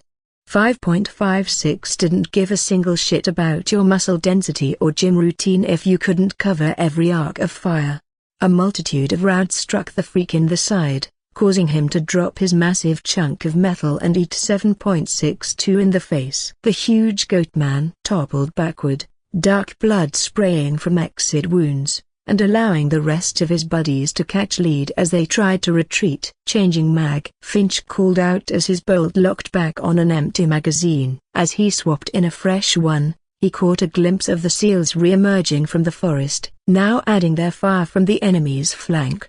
It was a perfect L-shaped ambush, and the enemy was caught in the kill zone with nowhere to run. At least a dozen of the enemy in the initial volley drop. The joint forces ambush was so devastatingly effective that the enemy forces broke instantly or went limp like a sack of medieval potatoes as modern ballistics met fantasy armor. But the rest of those lucky or quick enough to survive the first few seconds are routed and fled in every direction. Most tried desperately to make it back to their fortifications, stumbling through the thicket in a dead sprint as they succumbed completely to panic. Reality seemed to blur past Finch as tunnel vision took hold. He ignored every crackle over the radio, all the shouted commands, and status reports. The Lance Corporal's entire existence narrowed down to the rifle in his hands and any flicker of movement in his sector as he filtered out anything and everything that wasn't essential. The cog's reticle danced from target to target as he took more precise shots, trying to conserve ammo now that the initial mag dump was over. Finch was so focused on trying to throw hate at a flash of movement through the brush that he almost missed the SEALs diving into the Marine side of the defilade. They came diving and sliding in as if they were stealing home plate, gear rattling as they hit the dirt. One of them, Lieutenant Mack himself, landed practically on top of Finch, knocking the wind out of him before his voice cut through the combat haze. 30 seconds till ordnance splashed down. Mac bellowed directly above Finch's ear while simultaneously transmitting over the global net. Get your asses in cover. That was the only thing Finch's adrenaline-flooded brain could clearly process as his head snapped around in complete confusion. Every single Marine shared the same look before recalling the plan that had been outlined, essentially curling into fetal positions and shoving their faces into the alien dirt as if they were trying to dig foxholes with their helmets. The universal "oh fuck" position that every grunt recognized meant something very broken bar very big and unfriendly was about to happen. Immediately did the same. Finch dropped his rifle on its sling and pulled himself into the tightest ball his gear would allow. He pressed his face so hard into the ground that he could taste the alien soil through his grimace as his hands came up to cover his ears. The world paused for a heartbeat. Even the enemy fire slackened as if the universe itself was holding its breath. But then it all seemed to conclude with what appeared to be an unending series of earth-shattering blasts. With the world seeming to end 300 meters away, Finch tried to bury his head in the ground. The destruction's sound wasn't just heard, it was felt. It punched through every Marine's body like a sledgehammer, causing their very bones to rattle and their headaches to throb. The ground beneath those in the defilade bucked and heaved like an angry bull, sending dirt, rocks, and what might have been pieces of trees raining down everywhere. Multiple explosions merged into one continuous roar that went on and on, with each detonation feeding into the next until Finch couldn't tell where one ended and another began. The air itself seemed to be screaming, torn apart by the sheer violence of whatever ordnance the fast movers had dropped. The airstrikes continued for a full minute, each explosion as overwhelming as the last, until they finally came to an abrupt end. As an eerie silence settled over the forest, Finch noticed a few finally starting to stir, but the lance corporal kept his head clutched in his hands. He couldn't help but curse as his ears rang like church bells even through the pelters clamped tightly around them. Eventually, Finch cautiously lifted his head, and what he saw made him immediately cringe. The immediate area was more or less fine, as the groaning and moaning of those they had effectively mowed down were still dying. However, Finch could see in the distance where the vast majority of the Imperial forces had been retreating towards the forest had been stripped completely bare. Trees that had stood for who knows how long were simply gone, replaced by splintered husks. The fortifications the enemy had been building were now abstract art pieces made of shattered earth and pulverized stone. Holy fucking shit, some Ionia might have been fam. Raze or even Muka groaned from nearby. Finch couldn't have said it better himself. The adrenaline dump was so intense that when he tried to get back into a firing position, his rifle started rattling in his hand. Hell, even his ears were still ringing despite the electronic ear protection. Everything sounded as if it were underwater, muffled and distorted. The SEALs were the first to recover from the danger-close airstrike. Their years of operating in the shit shone through as they threw their weapons over the defilade and immediately started scanning the devastated forest through their optics. One of them, a stocky operator with a beard that probably violated 17 different grooming standards, muttered, "Damn, they fucked every goddamn thing up." He wasn't wrong. Where once stood Alien Forest now looked like the surface of the moon had hate-fucked a lumberyard. Then the distant sounds started rolling in. Explosions and gunfire resounded throughout the forest as other Marine and SEAL platoons engaged their own objectives. It wasn't the clean, Hollywood sound of battle, it was sporadic and chaotic symphonies that ebbed and flowed like a deadly tide. The distant fighting came in waves. First, the sharp crack of small arms fire M4s and M27s snapping out in individual disciplined bursts. Then the heavier, slower rhythm of machine guns laying down base of fire, their staccato-like reports echoing off the alien trees. Explosions punctuated the cacophony, some sharp and immediate like hand grenades, others deep and thunderous like artillery or air-delivered ordnance.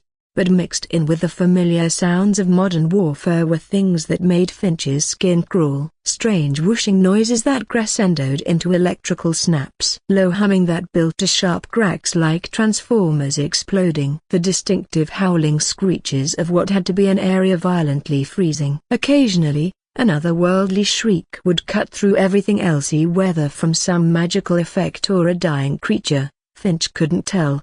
The sounds overlapped and merged, creating an audio landscape that was both familiar and terrifyingly alien. Distant firefights would peak with intense exchange, so the rapid cracking rhythm of M240s answered by that strange crackling of magical energy before dying down to sporadic pops and bangs. Then another sector would light up, the cycle continuing across the entire operational area. Finch looked to his right, further down the line of Marines, and saw Gunnery Sergeant Rodriguez speaking with Lieutenant Watts. The young officer appeared a bit frazzled as sweat carved clean lines through the camo paint on his face while they gestured animatedly toward the destroyed enemy position. Even from this distance, Finch could see the lieutenant's hands shaking slightly, a jarring blend of both an adrenaline dump and the concussion from the airstrike. Then he saw the lieutenant's hand go to his push-to-talk. "1, go." Watts yelled in his mic. It took a few seconds for the order to filter through the chaos before 1st Platoon's squad leaders started barking orders. Fire team by fire team, Marines from 1-2 started getting up and launching themselves over the defilade. Their movements were a bit stiff, but they were still well practiced and honed over the innumerable training iterations of one team bounding forward while another provided cover, then switching roles in a deadly game of tactical leapfrog, throwing his weapon over the defilade as quickly as his shaking hands could manage. Finch settled a cog's reticle on the smoldering hellscape ahead. He continued to scan, trying to pinpoint any movement among the destruction to ensure First Squad didn't face any nasty surprises, while trying to ignore how his heart was attempting to punch its way out of his chest. Movement. 11 o'clock. Mac's voice suddenly cut through the ambient noise like a knife. immediately followed by the sharp report of his rifle. Every Marine swiveled their weapons toward the direction the SEAL platoon leader had started firing, scanning for anything to fire at. Finch caught sight of a few stumbling figures in the distant haze, some unlucky souls who somehow survived the airstrike. However, they appeared off, resembling more like extras from a zombie movie than enemy combatants. Their clothes were torn and smoldering, their movements uncoordinated, leading Finch to realize that they were definitely not lucky after all. The SEAL's rounds found them first, dropping the first poor bastard face first into the churned earth. But then the Marines opened up. The next couple immediately at a wall of death as the jarheads lit up that entire area, suppressing it entirely as first squad bounded up. For a moment, Finch thought it was a bit overkill as his own reports of his rifles cracked off, but he thought better than to keep thinking that. There was no such thing as a overkill in the Marines, only open fire, and dead. And nobody was taking any chances with the magic shitheads that were in play. Lieutenant Watt's voice then crackled over the net again. 3, go. Finch's head snapped to his own squad leader, Staff Sergeant Michaels. The NCO's hand was already in motion, gesturing for them to rise as he shouted, raise. Get your team's ass over there. Wheeling, you're covering. Stay event. Prepare your boys to bound next. The familiar commands cut through the chaos as muscle memory took over and conscious thought faded. Finch's body moved before his brain fully processed the order. His boots found purchase on the loose earth as he hauled himself over the edge. Bounding, Ray's yelled, leading his team up and over the defilade in a scramble of aggression and hatred. They barreled through some thorny bushes that seemed almost as bad as concertina wire, getting stabbed and snagged on every piece of gear. Each Marine in Ray's fire team couldn't help but unleash creative curses as they shouldered their weapons and pushed up to a defensible position 30 meters ahead. Newman's colorful vocabulary regarding the local flora's parentage was particularly impressive, even by Marine standards. Ow, Jesus!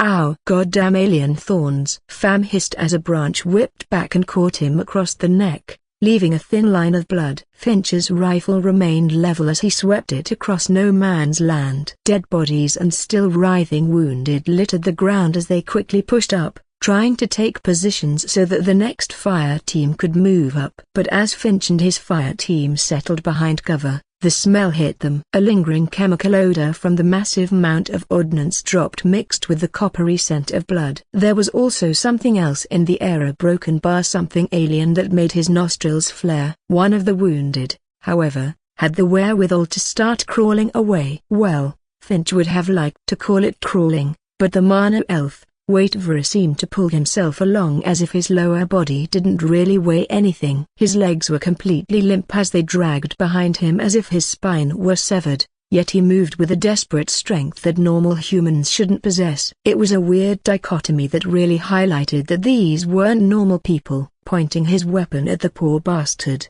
Finch's trigger finger twitched as his reticle hovered over the man's back as they pulled themselves toward a rather thick makeshift shield. The lance corporal's mind was racked with the decision. The guy was done, not really that much of a threat anymore, and what could he do with a shield? But then again, magic was a thing here, and who knew what kind of garbage a wounded mage could pull off given half a chance. But, just as Finch was about to make his decision, he nearly jumped out of his skin when a series of suppressed snaps rang out. The elf's head jerked once, twice, then went still as dark blood pooled beneath him. A hand then slapped Finch's shoulder, making him whip around. Come on, let's go. We gotta get on top of that shit as fast as we can. Finch's head snapped around, trying to find out who had blasted the dude as the voice traveled from one side to the other. It wasn't until he finally caught sight of that Navy SEAL who'd saved him from the ferry that he relaxed. The frogman's face showed all business behind the neck gaiter pulled over his nose,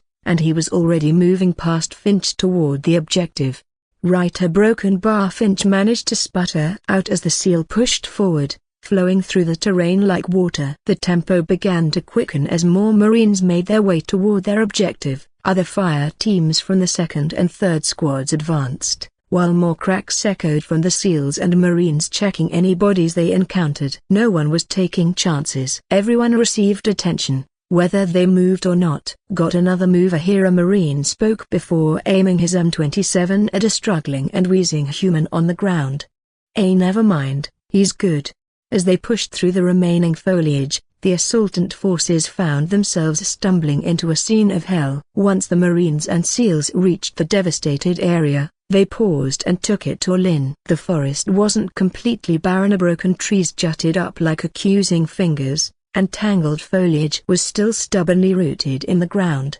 But the sky was visible now. Great tears had been torn in what had been a continuous canopy. Sunlight or whatever passed for it in this fucked up world just streamed down in dusty shafts, illuminating the destruction. About 200 meters ahead, where the enemy's fortifications had been, they were reduced to mere craters. The ones farthest away were still wholly smoking, but intact. Now that Finch had a good look at it, they realized they had caught them all with their pants down, mobilizing just outside the bunker proper. There were bodies or parts of bodies scattered around like a child's forgotten toys, leading all the way up to the broken entrances of their main objective. Jesus, a broken bar. Well, Newman said, settling into his position behind what might have been a tree stump or a chunk of fortification, this is properly fucked. Finch couldn't really argue with that assessment, especially with half the ground caved in from collapsed tunnels, trench lines that were demolished, and the remnants of what used to be people. They had definitely caught a couple of dozen of the Imperial Quick Reaction Force, QRF, out in the open and dropped so many munitions on their heads that it pulverized anything and everything. The devastation was so complete that in some areas, Finch couldn't tell where the enemy ended and the earth began. Deeper in, though, Finch saw the entrances of trenches and obvious fortification systems that remained intact. They were severely damaged. A smooth stone that was cracked and spalling, support beams that snapped like twigs but strong enough to still be defensible. A few figures emerged through the shattered entrance with nervous and cautious movements, clearly scoping out what had just occurred. The Marines' musing didn't last long, however. What the hell are you idiots doing? Staff, Sergeant Michael's voice boomed from off to Finch's flank, about 20 meters away. Get out of the open and hit those trenches. The SEALs were already sprinting forward like bats out of hell to assault a still intact bunker, while other squads from the Marine platoon began running for the first set of broken trenches and dove in. Snapping out of his reverie, Finch raised his weapon and fired a few rounds at the distant figures before taking off running. His boots slipped on the loose soil, causing him to tumble face first after Reyes, who was already moving down into a trench system that led to a caved-in bunker. The entrance yawned like a mouth, disappearing into darkness that suggested it went deeper, really deep. Finch hot on his heels when his foot snagged on something, sending the Lance Corporal diving face first into the trench system. Usually, Newman would let out a jeer and laugh at the Lance Corporal, but no words were exchanged as the senior private and FAM moved past Finch, taking up his usual position in the stack.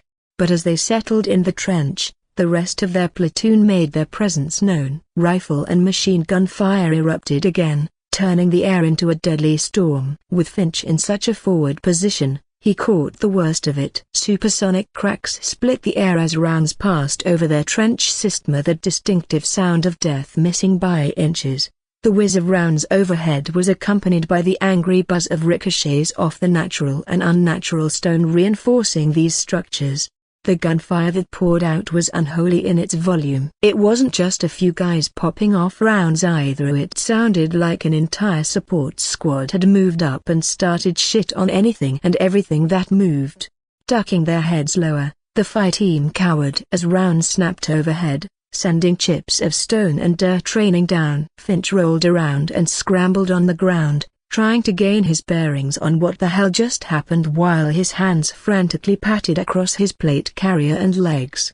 Shit, fuck, shit. Am I hit? Finch's voice cracked with pure, unfiltered panic as he continued his frantic self-assessment. His eyes were wide with that particular kind of terror that comes from not knowing if you're about to find a hole in your body. Newman simply gave him an incredulous and stupefied look, visible even through his dirt-caked face. No, you dumbass. You tripped on your own feet and fell like an idiot. Oh, Finch muttered as he stopped thrashing. Well, "Fuck you," he finished, jerking around to free his gear from all the sticks, twigs, and debris that had somehow managed to catch on every possible attachment point. His magazine pouches were tangled in what looked like alien brambles, and his hydration tube had wrapped itself around a piece of stone-like rebar sticking out of the trench wall.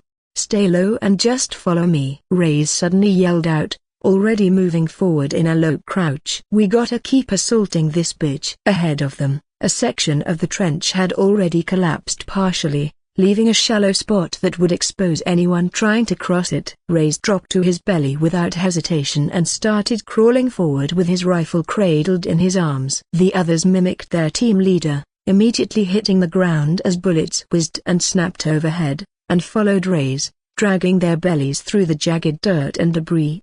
"Holy Jesus!" Pham yelled as another burst of fire crackled too close for comfort and ricocheted off one of the magically formed stone bars. "Don't they know we're still downrange?" Nobody bothered to answer the poor private. They were all in the shit now, and expecting any kind of organization when things were this chaotic was a fool's errand. The airstrike had turned their carefully planned sectors of fire into a chaotic free-for-all, especially since the main bunker complex was more or less intact. Sure, it created a huge bottleneck, but they were up against magic bastards who could create supernatural magical shields. As they kept crawling forward, Finch and his fire team heard shouting and signs of fighting as suppressed rifle fire echoed around them. Eventually, in their low crawl, someone up ahead yelled "Frag out," which was soon followed by the distinctive clanging of a grenade bouncing off stone.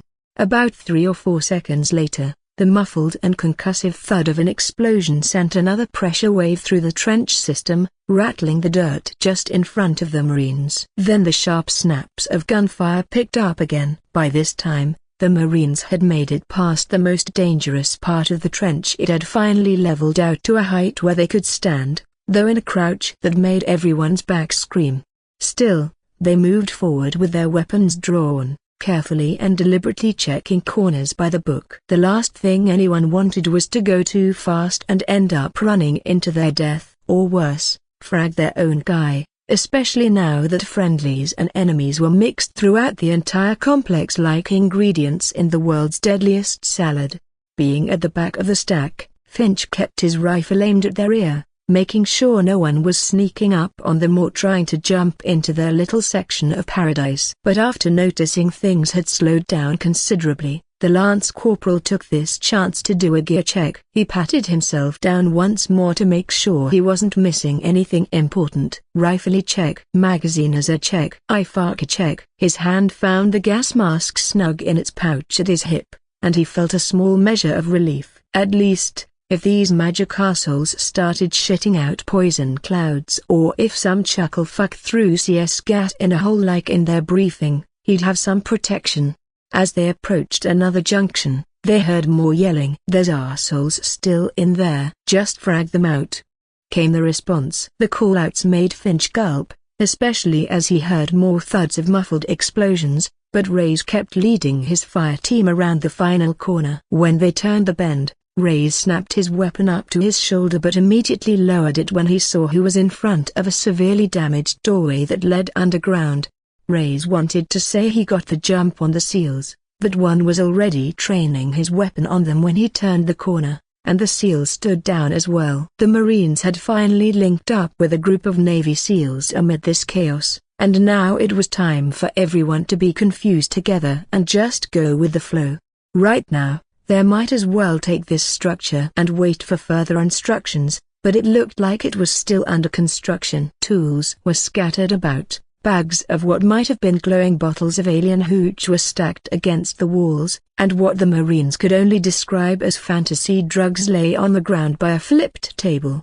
Just as one SEAL was about to pull the pin on his grenade, something bounced off the wall with a metallic clang and landed right in the middle of the group of operators and Marines. For a full second, both sides just stared at the strange, spherical, metal object before everyone made the same sound and screamed out the same thing. "Oh shit!" Both the SEALs and Marines yelped as they practically leapt out of the trench into friendly fire that was still whizzing overhead. As it rolled away, a deafening and fantastical sound of an explosion rang out, sending a vicious shockwave upward and deep blue flames licking at the walls moments after they escaped.